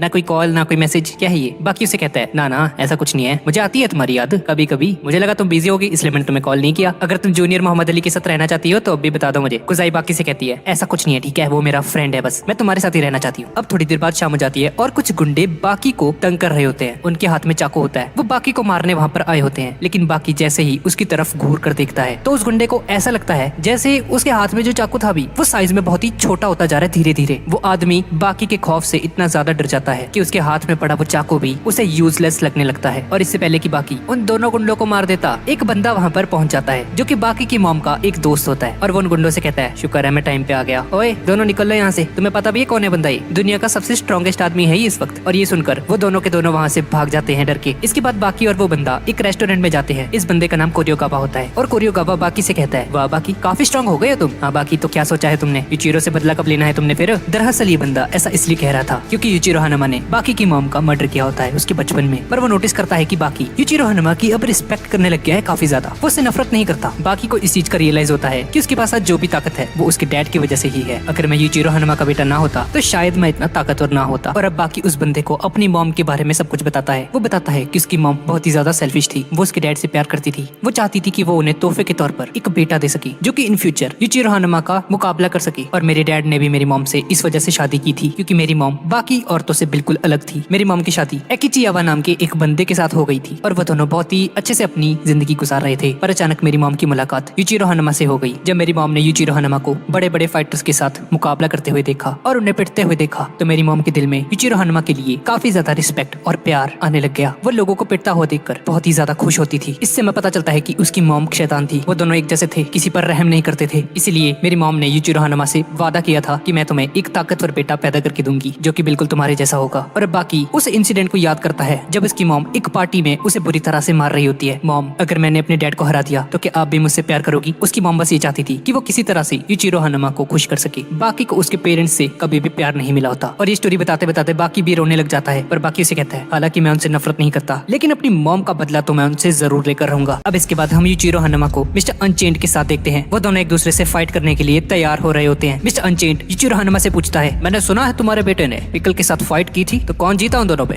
यूचिरो हानामा कहता है, मुझे लगता है ये फाइट मेरा बेटा जीत गया, क्योंकि मेरा बेटा सिर्फ 18 साल का है और 18 साल की उम्र में ही उसने 4000 साल पुराने एक इंसान का मुकाबला करके उसे कड़ी टक्कर दी। अब तुम्हें बताओ कौन जीता दोनों में? अब इसके बाद उन दोनों में फाइट होनी शुरू हो जाती है। यूचिरो हानामा उस पर पहला बार करता है और मिस्टर अनचेंड के मुंह पर एक जोरदार पंच मारता है और मिस्टर अनचेंड उड़ता उड़ता लाइब्रेरी की दीवार से जाकर टकरा जाता है। अब मिस्टर अनचेंड दोबारा उठ जाता है और वो अपने पहने हुए ग्लव्स को उतार कर फेंक देता है और अब वो दोनों फिस्ट फाइट करने लगते हैं, जिसमें वो दोनों अपने अपने पंजों का इस्तेमाल करेंगे। और अब उन दोनों के बीच में फिस्ट फाइट होनी शुरू हो जाती है। देखते ही देखते यूचिरो हानामा मिस्टर अनचेंड को नीचे जमीन पर झुकने के लिए मजबूर करने लगता है और थोड़ी देर तक लड़ने के बाद यूचिरो हानामा मिस्टर अनचेंड को हरा देता है। इसके बाद हम टोकुगावा को देखते हैं। टोकुगावा के घर में प्राइम मिनिस्टर आता है उससे मिलने और वो दोनों एक डील के बारे में बात कर रहे होते हैं। टोकुगावा ने 300 मिलियन येन जापान के प्राइम मिनिस्टर को दिए थे और ये डील थी कि वो प्राइम मिनिस्टर असेंबली में जाकर इस बात को प्रूव करे कि बाकी यूचिरो हानामा से लड़ने के लिए एकदम तैयार है। और अब उन दोनों में एक फाइट होनी चाहिए और कोई भी पुलिस मिलिट्री फोर्स उन दोनों की लड़ाई के बीच में नहीं आएगी। ये लड़ाई बहुत ही ज्यादा खास होने वाली है, इसलिए हमें सभी लोगों से इसकी परमिशन लेनी होगी। प्राइम मिनिस्टर उसकी ये बात मान जाता है और 300 मिलियन येन लेकर वहाँ से चला जाता है। वो प्राइम मिनिस्टर अपने कुछ ऑफिसर से बात करता है और वो भी उसे कहते हैं, हाँ हाँ ठीक है भाई, करा लो फाइट। सोचो कितनी कमाई होगी हमारी, हर एक टीवी चैनल पर उनकी फाइट को दिखाया जाएगा। और वैसे भी सबके सब लोग उन दोनों के बीच में फाइट का पता नहीं कब से इंतजार कर रहे हैं। और वो डिफेंस मिनिस्टर प्राइम मिनिस्टर को बताता है, सर आपको पता है आपसे पहले एक प्राइम मिनिस्टर था जिसने यूचिरो हानामा को कुछ उल्टा सीधा बोल दिया था और इस यूचिरो हानामा ने उसे कॉल पर धमकी दी थी कि मैं तुझे तेरे ही घर से उठा लूंगा एक दिन, देख तू। इसके बाद 100 से भी ज्यादा पुलिस वालों को तैनात किया गया प्राइम मिनिस्टर के घर के बाहर उन्हें प्रोटेक्शन देने के लिए। और यूचिरो हानामा उन सभी के सभी ऑफिसर्स को हराकर प्राइम मिनिस्टर के घर के रूम के अंदर पहुंच गया और मजबूरन प्राइम मिनिस्टर को माफी मांगनी पड़ी उनसे। मिलिट्री वाले हो, पुलिस वाले हो, चाहे प्राइम मिनिस्टर ही क्यों ना हो, ये यूचिरो हानामा किसी को नहीं बख्शता सर, हमें उसके सामने घुटने टेकने होंगे। इसी वजह से यूएस के प्राइम मिनिस्टर ने भी, जो कि बराक ओबामा है, उन्होंने भी यूचिरो हानामा के साथ दोस्ती कर ली होती है। अब मैं तो बोलता हूँ कि इन बाप और बेटे को आमने सामने करवाओ और इस यूचिरो हानामा को हरवाओ यार, फायदा ही फायदा इसमें। इसके बाद हम यूचिरो हानामा और कैप्टन गैरी स्टैडम को देखते हैं जो कि एक पार्क में आए होते हैं और एक दूसरे से लड़ने के लिए तैयार होते हैं। और यूचिरो हानामा गैरी स्टैडम की इंसल्ट करते हुए उसे कहता है, अरे गैरी स्टैडम, क्या तुम फिर से मुझे मारने आए हो यहाँ पर? मैं तो डर रहा हूँ। कैप्टन गैरी स्टैडम उसकी ये हरकतें देखकर गुस्से में आ जाता है और कहता है, बेटा इस बार नहीं बचेगा तू, पूरी तैयारी के साथ आया हूँ मैं, ये देख हेलमेट वगैरह सब पहना हुआ है मैंने। अब यूचिरो हानामा कैप्टन गैरी स्टैडम के मुंह पर एक किक मारता है और वो किक लगते ही कैप्टन गैरी स्टैडम का जो हेलमेट होता है वो ऊपर हवा में उड़ जाता है। ये देखकर उसे यकीन नहीं आता कि कैसे यूचिरो हानामा ने एक ही किक में उसके हेलमेट को उड़ा दिया हवा में। ये देखकर गैरी हक्का बक्का रह जाता है। इसके बाद हम बाकी को देखते हैं जो कि वही अपने बेसमेंट में ट्रेनिंग कर रहा होता है फिर से, और इस बार उसका ओपोनेंट उसके डैड यूचिरो हानामा ही होते हैं। और अब जैसे ही उन दोनों में फाइट शुरू होती है तो यूचिरो हानामा एक जोरदार पंच मारकर बाकी को दीवार के अंदर घुसा देता है और बाकी एक ही पंच में ढेर हो जाता है। इसके बाद यूचिरो हानामा टोकुगावा से बात करने आता है। यूचिरो हानामा को उड़ती उड़ती ये खबर मिलती है कि टोकुगावा धीरे धीरे बीमार होने लग गया है अपनी ओल्ड एज की वजह से, इसलिए वो वहाँ पर उससे उसका हालचाल पूछने आया होता है। वो दोनों आपस में बात कर रहे होते हैं कि तभी टोकुगावा के मुंह से खून निकलने लग जाता है और उसकी तबीयत खराब होने लगती है। यूचिरो हानामा उसकी मेड से कहता है, जल्दी से डॉक्टर को कॉल कर दो वरना ये बुढ़ा मर जाएगा अभी। दरअसल यूचिरो हानामा के पास ये ताकत होती है कि वो किसी की बॉडी के अंदर भी देख सकता है किसी इंसान का कौन सा बॉडी ऑर्गन डैमेज्ड है, कौन सा बिल्कुल परफेक्टली काम कर रहा है। इस चीज को सेंस करने की पावर यूचिरो हानामा के पास होती है। इसके बाद हम कायोरेत्सु को देखते हैं जो कि एक बॉक्सिंग क्लब के ट्रेनर के पास आता है बॉक्सिंग सीखने। सभी लोग कायोरेत्सु को देखकर उसका मजाक उड़ाते हैं, ये करेगा बॉक्सिंग है, इसकी एक टांग तो है नहीं। और फिर वो ट्रेनर उसे कहता है, हाँ हाँ भाई कर ले, मुझे तो बस पैसे से मतलब है, जाओ फीस भर दो, सिखा दूंगा मैं तुम्हें बॉक्सिंग। पर ज्वाइन करने से पहले तुम्हें एक टेस्ट देना होगा, तुम इस पंचिंग बैग को एक जोरदार मुक्का मारना होगा, दिखाओ मुझे तुम में कितनी ताकत है। कायोरेत्सु ये सुनकर कहता है, अगर मैंने एक ही मुक्के में इस बैग को फोड़ कर रख दिया तो क्या आप मुझे स्पेशल ट्रेनिंग देंगे? ट्रेनर ये सुनकर कहता है, ये इम्पॉसिबल है भाई। और फिर कायोरेत्सु एक जोरदार मुक्का मारता है उस पंचिंग बैग पे और देखते ही देखते वो पंचिंग बैग सभी लोगों के सामने फट जाता है। ये देखकर सभी लोगों को यकीन नहीं आता और कायोरेत्सु उस बॉक्सिंग क्लब का एक मेंबर बन जाता है। इस तरफ हम टोकुगावा को देखते हैं जो कि हॉस्पिटल में होता है और टोकुगावा को रियलाइज होता है कि यूचिरो हानामा बिल्कुल सही था, पर उसे कैसे पता चला कि मैं बीमार था और मुझे अभी इसी वक्त डॉक्टर के पास जाना चाहिए। इसके बाद हम ओकुमानी नाम के एक बॉक्सर को देखते हैं और कुछ रिपोर्टर उससे इंटरव्यू ले रहे होते हैं और उससे पूछते हैं, हमने सुना है कि आपने आज तक एक भी फाइट नहीं हारी है। इस बंदे ने अपनी हर एक फाइट के पहले ही राउंड में सभी लोगों को नॉकआउट किया होता है। ओकुमानी उन्हें कहता है, मेरा फोकस कोई रिकॉर्ड बनाने के लिए नहीं होता, मेरा फोकस बस सामने वाले को हराने के लिए होता है। अगर आप अपने ओपोनेंट का एक्शन देख सकते हो कि वो किस तरह से फाइट करता है, की नजर उसी पंचिंग बैग पर पड़ती है जिसे कायोरेत्सु ने एक ही मुक्के में फाड़ दिया था। वो पंचिंग बैग को देखते हुए अपने ट्रेनर से कंफर्म करता है, इसे किसने फाड़ा भाई? वो ट्रेनर कायोरेत्सु की तरफ इशारा करते हुए कहता है, इसने फोड़ा है इसे। ये वही शख्स है जिसने इस पंचिंग बैग को बहुत ही आसानी से फोड़ डाला। अक्युमानी ये देखकर हक्का बक्का रह जाता है कि कैसे कोई इंसान इतने मोटे पंचिंग बैग को फाड़ सकता है एक ही मुक्के में, ये कैसे पॉसिबल है? अक्युमानी उस ट्रेनर से कहता है, मैं इससे फाइट करना चाहता हूँ, प्लीज हम दोनों की एक फाइट ऑर्गेनाइज कीजिए। वो ट्रेनर कायोरेत्सु से बोलता है कि ऐसी सी बात है, ये बंदा तेरे से फाइट करना चाहता है। पर कायोरेत्सु उससे लड़ने के लिए मना कर देता है और कहता है, नहीं, मैं इससे फाइट नहीं करने वाला। अभी इसमें इतनी भी ताकत नहीं है कि मेरे एक पंच को सहन कर पाए। ये बात सुनकर आसपास के सभी लोग हक्के बक्के रह जाते हैं। कायोरेत्सु बोलता है, मुझे एक ऐसा ओपोनेंट चाहिए जिसके खिलाफ मैं अपनी पूरी ताकत को यूज कर पाऊं, और अगर मैं इससे लड़ा तो मुझे अपना 10% भी यूज करने की जरूरत नहीं पड़ेगी। क्या फायदा इसे लड़ने का? ये सुनते ही अक्युमानी गुस्से में आ जाता है और वो अपने ग्लव्स पहन लेता है और कहता है, तेरे में बहुत एटीट्यूड है भाई, आजा मैं देखता हूँ तेरी चटनी बनाता हूँ, आजा तू। और इस डिसेबल्ड बंदे को भी कोई ग्लव्स पहनाओ भाई, अब मैं तेरे को बताऊंगा कि बॉक्सिंग मार्शल आर्ट से कितनी ज्यादा एडवांस हो चुकी है। कायोरेत्सु से कहता है, तू मेरे से मुकाबला करने के लायक भी नहीं है, इसलिए मैं तुझ पे अपना कुंफू यूज नहीं करने वाला। जो ये तुम्हारी बॉक्सिंग है ना, वो मार्शल आर्ट से निकली है। बस फर्क इतना है कि मार्शल आर्ट्स में हम अपनी पूरी बॉडी को यूज करते हैं और बॉक्सिंग में सिर्फ अपने हाथों को। कुंफू 4000 साल पुराना है और ये जो बॉक्सिंग है ये तो भी रिसेंटली ही आई है, 100-200 साल पहले ही। अब कायोरेत्सु उससे लड़ने के लिए अपने फाइटिंग स्टांस में आ जाता है, लेकिन उसका फाइटिंग स्टांस देखते ही अक्युमानी को समझ आ जाता है कि वो कायोरेत्सु को नहीं हरा पाएगा, क्योंकि उसका स्टांस उसे समझ ही नहीं आता कि ये किस तरह से फाइट करने वाला है। अब उन दोनों में फाइट शुरू हो जाती है और अक्युमानी कायोरेत्सु पर हमला करने के लिए आगे बढ़ता है, लेकिन कायोरेत्सु एक जोरदार मुक्का मारता है अक्युमानी के चेहरे पर, जिसकी वजह से वो नॉकआउट हो जाता है। सभी लोग ये देखकर हैरान रह जाते हैं कि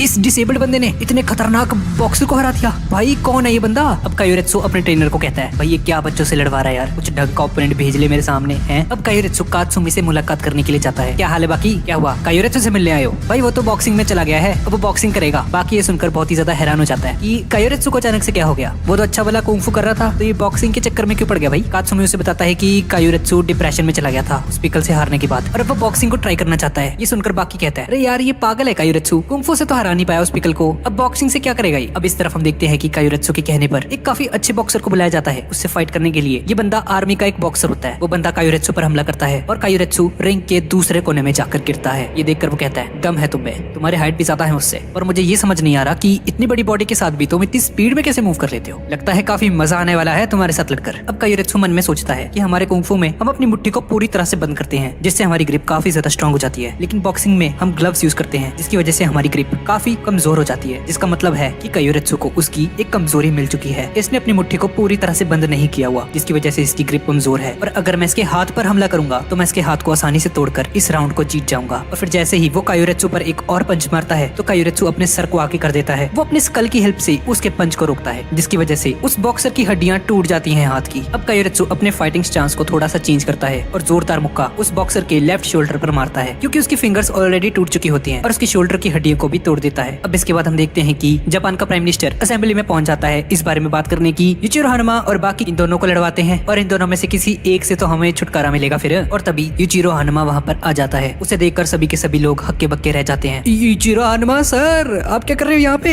वो लोग आपस में बात कर रहे होते हैं कि इन दोनों को लड़वा देते हैं, इनमें से कोई एक मर जाएगा तो बढ़िया हो जाएगा, है ना। तो यूचिरो हनुमा ये सारी बातें सेंस कर लेता है कि ये लोग इसके बारे में ये सब बातें कर रहे थे, जिससे उसे काफी गुस्सा आ जाता है। और वो यूएस के प्राइम मिनिस्टर बराक ओबामा के पास जाकर कहता है, ओए ओबामा, तो तू इनको ये कहना चाहता है कि मैं सबको डरा के रखता हूँ, हैं? मैं एक मॉन्स्टर हूँ? बराक ओबामा हकलाते हुए उसे कहता है, अरे यूचिरो यार तुम गलत समझ रहे हो, ऐसा कुछ नहीं है। मैं तो इन्हें ये बताने की कोशिश कर रहा था कि कितने महान हो तुम, कितने ताकतवर हो, ये बाइसेप्स तो देखा तुम्हारे कितने बड़े हैं। पर यूचिरो हनुमा पर उसकी इस बातों का कोई असर नहीं होता। अच्छा, अब तुम मस्के लगाने लग गया है, मेरे को काफी पर्सनल हो रहा है। ये एक बाप और बेटे की लड़ाई है। ये सुनकर सब लोग थर थर कांप रहे होते हैं कि यूचिरो हनुमा शायद इसी वक्त उन सबको मार डालेगा। लेकिन यूचिरो हनुमा उन्हें कहता है, बेटे अगर तुम लोग चाहते हो कि मैं तुम्हें ना मारूं, मेरी जिंदगी में दखल अंदाजी मत करना। बराक ओबामा ये सुनकर कहता है, हाँ ठीक है ठीक है ठीक है, हम नहीं करेंगे यार, आपको कोई तंग नहीं करेगा। अब इसके बाद हम जापान के एक बहुत ही फेमस प्रमोटर को देखते हैं, जो कि उसी ट्रेनिंग क्लब में आ जाता है जहाँ पे कायोरेत्सु बॉक्सिंग करता है। उसने ये बात सुनी होती है कि एक ऐसा बंदा है जिसने यहाँ के सबसे बेस्ट बॉक्सर को हरा दिया है। वो कायोरेत्सु से मिलने यहाँ पर आया होता है। अब उस बंदे की नजर कायोरेत्सु पर पड़ती है, जो कि अपनी ट्रेनिंग में लगा होता है। वो बंदा कायोरेत्सु की बॉडी को देखकर हैरान रह जाता है और कहता है, भाई बॉडी तो देखो तेरी,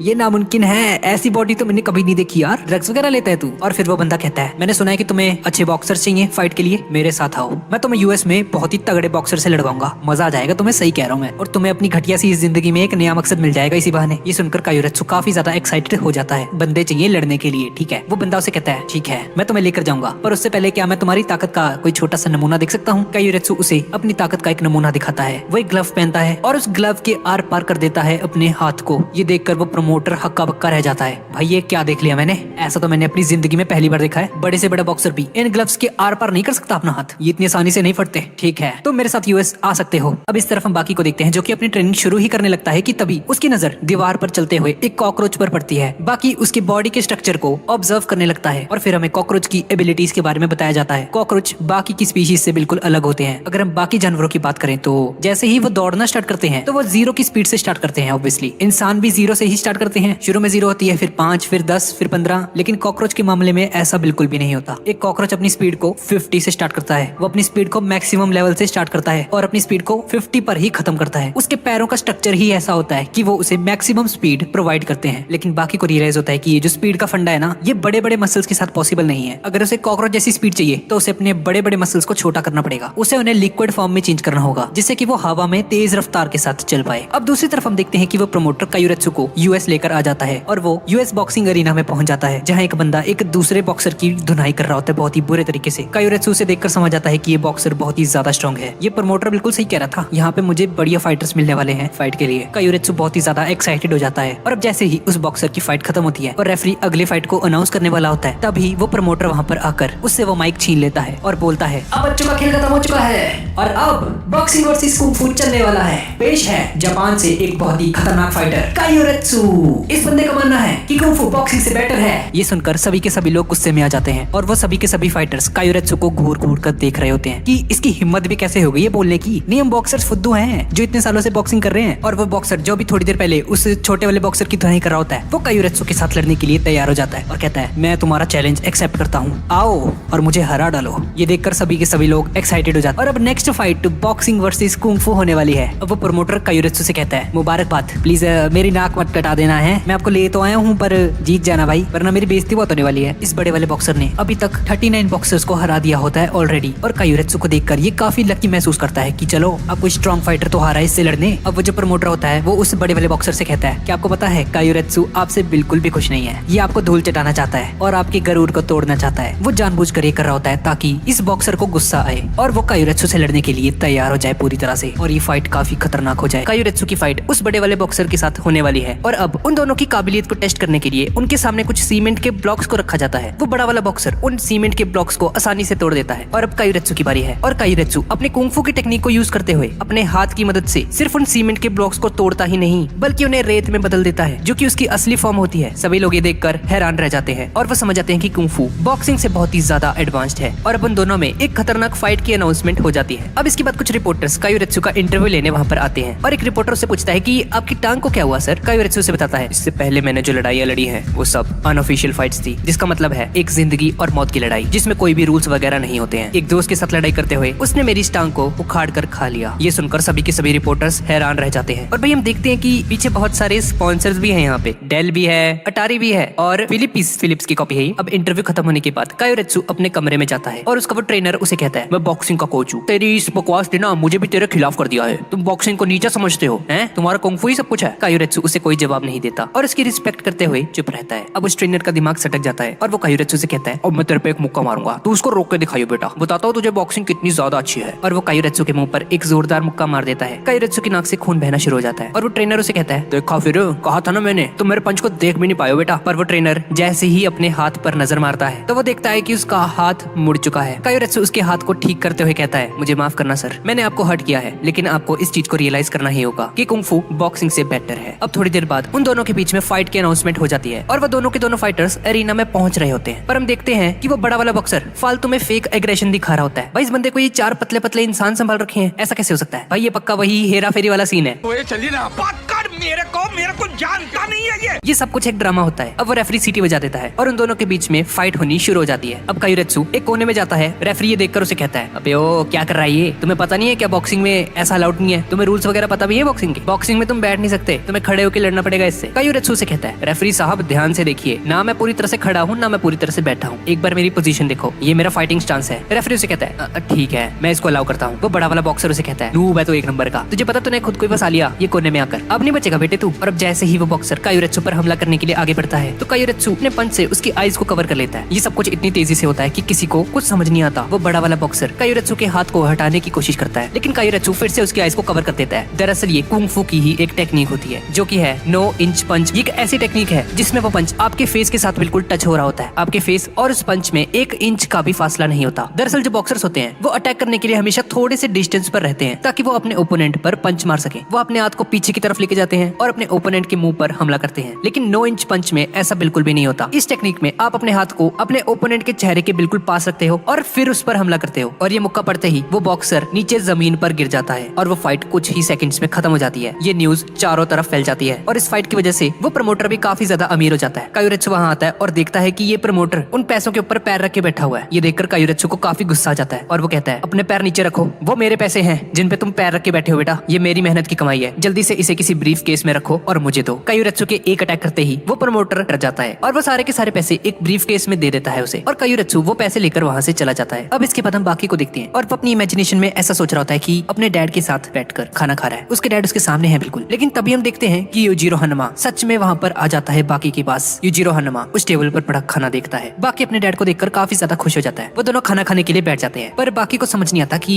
वो उनसे क्या बात करे। बाकी के दिमाग में बहुत सारे थॉट्स आ रहे होते हैं। मैं अपने फादर से लड़ना चाहता हूँ, पर कैसे लड़ूं इनसे, कैसे बोलूं इन्हें। यूजिरो हनुमा से कहता है, क्या सोच रहे हो, घबराने की जरूरत नहीं है, तुम जो कुछ भी सोच रहे हो मुझे बताओ। ये सुनकर बाकी उसे कहता है, डैड क्या आप मेरे लिए खाना और बर्तन धो सकते हो। ये सुनकर यूजिरो हनुमा को गुस्सा आ जाता है काफी ज्यादा, पर वो अपने गुस्से को शांत करते हुए कहता है, ठीक है, लेकिन एक शर्त पर, तुम्हें मुझे रॉक पेपर सीजर में हराना होगा। अगर तुम मुझे हरा दोगे तो मैं बर्तन धो दूंगा। बाकी उसकी बात मान जाता है और वो गेम जैसे ही शुरू होती है तो बाकी का आता है रॉक और यूजिरो हनुमा का आता है सीजर। बाकी इस गेम को जीत जाता है, पर देखते ही देखते यूजिरो हनुमा अपनी कैंची को बाकी के पत्थर के साथ टकराता है और वो अपनी 2 उंगलियों से ही बाकी के हाथ को दबाना शुरू हो जाता है, जिससे बाकी तड़पने लग जाता है। बाकी उसे कहता है, डैड ये तो चीटिंग है। यूजिरो हनुमा उसे कहता है, आहा बेटे, क्या तुम्हें पता है दुनिया में कुछ ऐसी कैंचियां भी होती हैं जो बड़े बड़े पत्थरों को भी काट सकती है, और ये है यूजिरो हनुमा की कैंची जो कि किसी पत्थर को भी काट सकती है। अब वो गेम जीतने के बाद यूजिरो हनुमा बाकी को एक शानदार होटल में इनवाइट करता है डिनर के लिए। बाकी उस होटल में पहुंच जाता है और एक टेबल पर बैठ जाते हैं खाना खाने के लिए। बाकी अपने डैड से पूछता है, डैड आपने मेरी मॉम को क्यों मारा, आप तो उनसे प्यार करते थे ना। यूजिरो हनुमा से कहता है, बाकी मुझे इस बारे में बात नहीं करनी, तुम्हारे बिहेवियर से ही पता चलता है कि तुम्हारी परवरिश बिल्कुल भी अच्छी नहीं है, तुम्हें नहीं पता अपने डैड से कैसे बात करनी होती है। बाकी ये सुनकर उससे कहता है, मुझे क्या पता कैसे बात करनी होती है, आपने मेरी मॉम को मार दिया बचपन में, मुझसे कभी प्यार नहीं किया और मेरे साथ रहते भी नहीं हो, और आप एक्सपेक्ट करते हो कि मैं आपको रिस्पेक्ट करूंगा। ये सुनकर यूजिरो हनुमा को गुस्सा आ जाता है और बाकी यूजिरो हनुमा को उसके कॉलर से पकड़ते हुए कहता है उसे,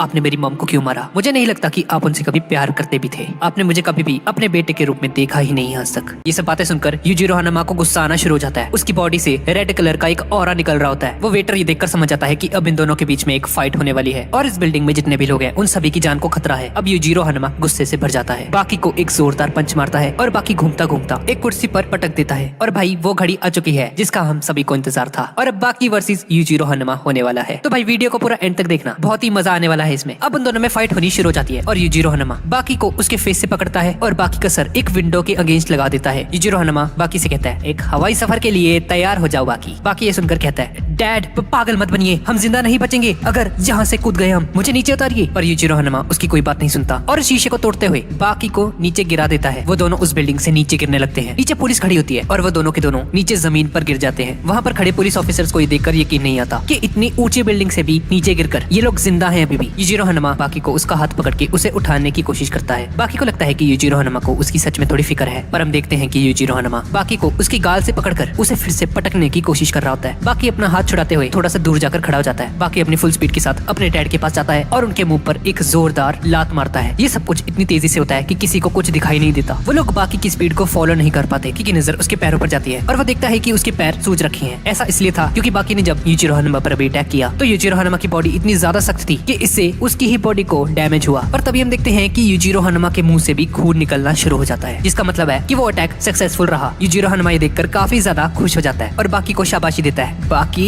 तुमने कमाल कर दिया, मुझे तो याद भी नहीं आखिरी बार किस फाइटर ने मेरे मुंह से खून निकाला था। अब इसके बाद बाकी उसी कॉकरोच के स्टांस को अप्लाई करता है और यूजिरो हनुमा पर एक जोरदार हमला करता है। यूजिरो हनुमा से पूछता है, तुमने ये अटैक कब सीखा बाकी? वो अपनी बॉडी को मैक्सिमम स्पीड से शुरू करता है और यूजिरो हनुमा को पकड़ते हुए उसे दीवार में जाकर दे मारता है। अब जैसे ही बाकी दूसरी बार उस पर अटैक करना शुरू करता है तो यूजिरो हनुमा उसे पकड़ लेता है और उसके मुंह पर थप्पड़ मारना शुरू हो जाता है। अपनी दोनों की दोनों उंगलियां बाकी के आंखों में घुसा देता है, जिसकी वजह से बाकी की आंखों से पानी बहना शुरू हो जाता है। उसके मुंह से खून निकल रहा होता है है। बाकी दर्द से तड़प रहा होता है। बाकी जैसी फाइट अपने डैड से चाहता था, उसके डैड एग्जैक्टली वैसे ही उससे फाइट कर रहे थे। बाकी को कुछ भी नजर नहीं आ रहा होता, पर बाकी खुद को संभाल लेता है। बाकी अपनी नाक को बंद करता है और उसकी नाक से बहते हुए खून को नीचे जमीन पर फेंकना शुरू हो जाता है। और देखते ही देखते बाकी की ब्लीडिंग रुक जाती है। डोपोरोची भी वहाँ पर होता है, जो कि इस फाइट को देख रहा होता है। और वो दिल में सोचता है, यूजिरो हनुमा, खुश तो बहुत हो गए आज तुम्हारी ख्वाहिश पूरी हो गई है अपने बेटे से लड़ने की। वो दोनों आपस में लड़ रहे होते हैं कि तभी बाकी की नजर ऊपर बिल्डिंग की छत की तरफ जाती है और वो देखता है कि पिकल वहाँ पर खड़ा है, उनकी फाइट देख रहा है वो। और अब पिकल को देखकर बाकी को टी-रेक्स डायनासोर वाले अटैक को यूज करने का आइडिया आता है और बाकी टी-रेक्स डायनासोर का स्टांस अपना लेता है। यूजिरो हनुमा ये देखकर हक्का बक्का रह जाता है, क्योंकि यूजिरो हनुमा हमेशा से चाहता था कि उसकी फाइट एक टी-रेक्स डायनासोर से हो। और देखते ही देखते बाकी अपनी पूरी पावर के साथ यूजिरो हनुमा पर अटैक कर देता है। यूजिरो हनुमा को ऐसा लगता है कि जैसे कोई बड़ा सा टी-रेक्स डायनासोर उस पर हमला करने के लिए आ रहा हो। बाकी उस पर हमला करता है, लेकिन यूजिरो हनुमा किसी तरह से उसके अटैक को रोक लेता है। बाकी उसे धकेलते धकेलते एक गाड़ी से टकरा जाता है और वो गाड़ी पूरी तरह से डिस्ट्रॉय हो जाती है। यूजिरो हनुमा उसे कहता है, बहुत खूब बाकी, तुमने टी-रेक्स डायनासोर के स्टांस को अपनाया, अब मैं तुम्हें मेरा स्टांस दिखाता हूँ। और अब यूजिरो हनुमा अपनी शर्ट को फाड़ देता है और उसकी बॉडी से एक अजीब सी एनर्जी निकल रही होती है और वहाँ आसपास खड़े हुए लोग भी इस एनर्जी को फील कर पाते हैं। बाकी अपने डैड की तारीफ करते हुए कहता है, डैड सच में बहुत ज्यादा स्ट्रॉन्ग है, मुझे तो इस फाइट में बहुत ही मजा आ रहा है। और भाई तभी हम देखते हैं कि यूजिरो हनुमा बाकी से कहता है, बाकी मेरे पास आओ, मैं तुम्हें शाबाशी देना चाहता हूँ। ये सुनकर बाकी इमोशनल हो जाता है और उसे यकीन नहीं आता कि अचानक से इसको क्या हो गया। भाई इसने आज तक तो मुझसे कभी प्यार से बात नहीं की, इनका एटीट्यूड अचानक से क्यों चेंज हो गया है। दो चीजें हो सकती है, या तो ये सच में मुझे शाबाशी देना चाहते हैं या फिर मुझे अपने पास बुलाकर मुझ पे हमला करना चाहते हैं। बाकी की आंखों में आंसू होते हैं और वो अपने डैड से कहता है, तुम मुझसे दूर रहो,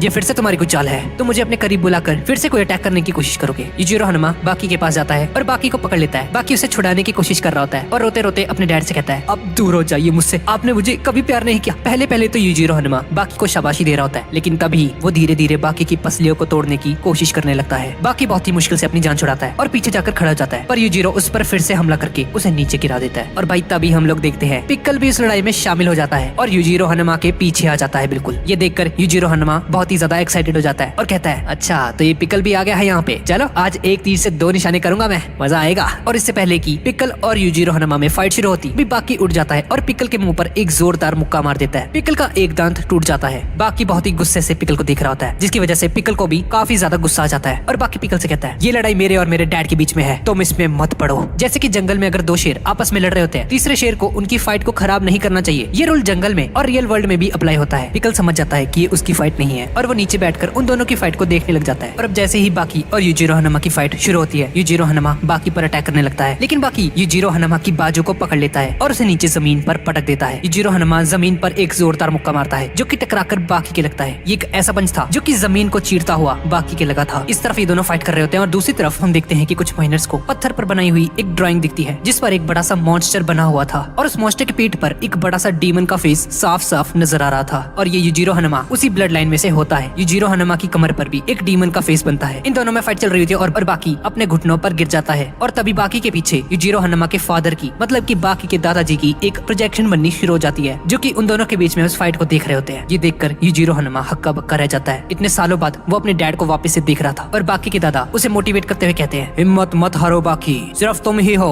जो मेरे बेटे को हरा सकते हो और उसके घमंड को चकनाचूर कर सकते हो, लड़ो और हराओ मेरे बेटे को। टोकुगावा भी वहाँ पर होता है और वो यूजिरो हनुमा के फादर को देखकर हक्का बक्का रह जाता है और कहता है, ये क्या, मैंने तो सिर्फ इनकी कहानियां सुनी थी, आज ये मेरे सामने खड़े हैं। टोकुगावा उन सभी लोगों को बता 1945 में टोक्यो के सोल्जर्स पर किसी ने हमला किया था और उस छोटे से आइलैंड पर रहने वाले लगभग सभी लोगों को मार दिया था। और उन्हें खबर मिली कि उस जगह से 12 किलोमीटर दूर एक छोटे से आइलैंड पर दुनिया का सबसे ज्यादा ताकतवर इंसान रहता है, जिसने ये काम किया था। और वह सभी के सभी सोल्जर्स अपना बदला लेने और उस बंदे को मारने के लिए 100 टन से भी ज्यादा एक्सप्लोसिव लेकर आए थे, जो कि जहाजों के जरिए उस आइलैंड पर गिराया जाएगा। उस आइलैंड पर बहुत ज्यादा एक्सप्लोसिव्स यूज किए गए, बहुत सारे धमाके हुए। थोड़ी ही देर बाद वो लोग देखते हैं कि उस बंदे ने उन सभी के सभी सोल्जर्स को मार दिया है। वो सारे के सारे एक्सप्लोसिव्स भी उस बंदे को नहीं मार पाए और ना चाहते हुए भी उन लोगों को हार माननी पड़ी। जो भी इस बंदे से फाइट करता था वो मर जाता। उसे ओमनी मैन का टाइटल दिया गया और ये कोई और नहीं बल्कि यूजिरो हनुमा का डैड और बाकी का ग्रैंडफादर यूइचिरो हनुमा है। अब यूजिरो हनुमा बाकी को पकड़ लेता है और उसे कहता है, तो अब जब मेरे डैड मुझे देख ही रहे हैं तो मैं तुम्हें उन्हीं की टेक्निक से हराऊंगा बाकी। और अब यूजिरो हनुमा बाकी की एक टांग और एक हाथ पकड़कर उसे एक नानचाकू की तरह घुमाना शुरू हो जाता है और बाकी को उठा उठा कर अलग अलग जगह पर पटकना शुरू हो जाता है और बाकी के बॉडी के हर एक पार्ट से खून निकलना शुरू हो जाता है। सभी लोग देखकर सोचते हैं कि अगर ये बंदा नहीं रुका तो बाकी पक्का मर जाएगा। युजिरो हनुमा काफी देर तक बाकी की धुनाई करता है और इतनी मार खाने के बाद भी हम लोग देखते हैं कि बाकी कुछ चंद सेकंड्स में ही हील हो जाता है और अब बाकी अपने फादर के टेस्टिकल्स पर हमला करता है, जिसकी वजह से युजिरो हनुमा तड़पने लग जाता है और नीचे जमीन पर गिर जाता है और बाकी 2 और हमले करता है युजिरो हनुमा पर। बाकी अपने डैड पर भारी पड़ना शुरू हो जाता है। 17 साल का लड़का कैसे अपने फादर को हरा रहा है भाई, ये इतना ज्यादा स्ट्रॉन्ग है क्या। युजिरो हनुमा बाकी की मार खा रहा होता है, लेकिन तब भी वो हंस रहा होता है क्योंकि वो काफी सालों बाद किसी से इतनी अच्छी फाइट कर रहा होता है। युजिरो हनुमा ने दुनिया के सबसे बेस्ट फाइटर से फाइट की होती है, लेकिन कोई भी उसकी टक्कर का नहीं था और अब बाकी से फाइट करने के बाद उसे काफी ज्यादा सुकून मिलता है। वो दोनों आपस में लड़ रहे होते कि तभी बाकी की गर्लफ्रेंड वहाँ पर आ जाती है। यार ये फिर आ गई। बाकी उसे कहता है, ओए कोजाऊ तू क्या कर रही है यहाँ पे, कोजाऊ चली जा यहाँ से। न जाने कितने साल मैंने वेट किया है इस मोमेंट का, मेरी जिंदगी का सिर्फ एक ही पर्पस था, अपने डैड को हराना। कोजाऊ चली जाओ यहाँ से। ये सुनकर कोजाऊ की गर्लफ्रेंड रोना शुरू कर देती है। युजिरो हनुमा भी उसे कहता है, कोजाऊ मेरी बेटी, जब तक तुम यहाँ पर रहोगी ये खुलकर फाइट नहीं कर पाएगा। और फिर से उन दोनों के बीच में फाइट होनी शुरू हो जाती है और कोजाऊ वहाँ से चली जाती है। अब उन दोनों में फाइट हो रही होती है कि तभी युजिरो हनुमा बाकी को अपने कंधों पर बिठा देता है। बाकी कभी भी अपने डैड के कंधों पर नहीं बैठा होता। युजिरो हनुमा बाकी से पूछता है, कैसा लग रहा है तुम्हें। बाकी से कहता है, थैंक्स डैड, मुझे बहुत ही अच्छा लग रहा है। युजिरो हनुमा बाकी पर हमला करता है, लेकिन तभी बाकी युजिरो हनुमा को ही नीचे पटक देता है। युजिरो हनुमा बाकी के कानों पर 2 थप्पड़ मारता है, जिसकी वजह से बाकी के सुनने की शक्ति खत्म हो जाती है। बाकी को कुछ भी सुनाई नहीं दे रहा होता और फिर युजिरो हनुमा बाकी का हाथ पकड़ लेता है। बाकी, क्या तुम्हें याद है मैंने तुम्हें बचपन में एक टेक्निक सिखाई थी, मैंने ही तुम्हें मुक्का बनाना सिखाया था, तो चलो एक मुक्का बनाओ और मुझ पर हमला करो। ये देखकर बाकी समझ जाता है और वो युजिरो हनुमा पर एक जोरदार मुक्का मार देता है। वो दोनों एक दूसरे के मुंह पर मुक्का मारते हैं और फिर देखते ही देखते युजिरो हनुमा बाकी को उसकी कमर से पकड़कर उठा लेता है और उसकी हड्डियों को तोड़ना शुरू कर देता है। ये बिल्कुल ऐसा ही था जैसा कि युजिरो हनुमा ने बाकी की मॉम को मारा था। उसने भी बिल्कुल ऐसे ही उसे जोर से पकड़कर मारा था। बिल्कुल ऐसा ही अब बाकी के साथ भी हो रहा होता है। युजिरो हनुमा बाकी को भी उसी तरीके से तो नहीं मारने वाला और देखते ही देखते बाकी बेहोश हो जाता है और नीचे जमीन पर गिर जाता है। बाकी की ज्यादातर हड्डियां टूट चुकी होती हैं और बाकी लड़ने की हालत में नहीं होता। ये देखकर युजिरो हनुमा बाकी को छोड़ देता है और वहाँ से जाने लगता है। युजिरो हनुमा जाते जाते बाकी से कहता है, बाकी मुझे बहुत अच्छा लगा, ये आज तक की सबसे बेस्ट फाइट थी मेरे लिए, तुम्हारा बहुत बहुत शुक्रिया। युजिरो हनुमा वहाँ से जाने लगता है कि तभी उसे ऐसा लगता है कि बाकी फिर से अपने कदमों पर खड़ा हो चुका है और उछल उछल कर उस पर लाते मुक्के मारने की कोशिश कर रहा है उस पर। युजिरो हनुमा जैसे ही पलट कर देखता है तो वो देखता है कि बाकी की परछाई उस पर अटैक कर रही होती है। बाकी की बॉडी तो हार मान चुकी होती है, लेकिन बाकी की विल पावर अभी भी कमजोर नहीं पड़ी थी और बाकी की स्पिरिट युजिरो हनुमा से लड़ रही होती है। और अब हम देखते हैं कि युजिरो हनुमा कोई सूप बनाने की एक्टिंग कर रहा होता है, जैसा कि हमने पहले देखा था कि युजिरो हनुमा ने बाकी से कहा था कि अगर तुम मुझे हराने में कामयाब हो गए तो मैं तुम्हारे लिए खाना बनाऊंगा और बर्तन भी धोऊंगा। डैड, क्या आप मेरे लिए खाना और बर्तन धो सकते हो? जिससे हमें पता चलता है कि युजिरो हनुमा ने बाकी से हार मान ली है और वो बाकी को दुनिया का सबसे पावरफुल इंसान मान लेता है। सभी लोग तालियां मारने लगते हैं। वो सभी लोग बहुत ही ज्यादा हैरान होते हैं। बाकी उठकर खड़ा होता है और अपने डैड से कहता है, डैड मुझे माफ कर दीजिएगा, मैं आपको हरा नहीं पाया। युजिरो हनुमा से कहता है, नहीं बाकी, तुमने मुझे हरा दिया, तुम्हारी बॉडी जवाब दे चुकी थी, लेकिन तुम्हारी स्पिरिट अभी भी जिंदा थी, तुम एक ट्रू वॉरियर हो। बाकी की सुनने की शक्ति तो खत्म हो चुकी होती है, पर वो युजिरो हनुमा की फीलिंग्स को समझ पा रहा होता है। सभी के सभी लोग ये देखकर हैरान रह जाते हैं कि क्या सच में युजिरो हनुमा ने बाकी को दुनिया का सबसे पावरफुल फाइटर मान लिया है। ये बंदा तो कभी हार नहीं मानता था और इसी के साथ बाकी ने अपने डैड युजिरो हनुमा को हरा दिया और इस तरह से उन दोनों के बीच में ये चलता हुआ महायुद्ध खत्म हो जाता है और इन दोनों बाप और बेटे के बीच में ये जो रिश्ता था वो सुधर जाता है और ये सीरीज यहीं पर खत्म हो जाती है। तो गाइस यही थी आज की वीडियो और गाइस एग्जाम्स की वजह से मुझे वीडियो बनाने का बिल्कुल भी टाइम नहीं मिल पा रहा है, तो यार बस थोड़े दिन की ही बात है, 20 तारीख को मेरे एग्जाम्स ओवर हो जाएंगे और उसके बाद रेगुलरली वीडियोस आएंगी। तो गाइस अगर आपको ये वीडियो अच्छी लगी तो प्लीज इसे लाइक जरूर कर दीजिएगा और चैनल को अभी तक सब्सक्राइब नहीं किया है तो वो भी कर देना। और गाइस अगली वीडियो कब आएगी ये जानने के लिए आप मुझे इंस्टाग्राम पे मैसेज कर दिया करो, मेरे इंस्टाग्राम का लिंक आपको डिस्क्रिप्शन में मिल जाएगा। तो ठीक है गाइस, और मिलते हैं अगली वीडियो में।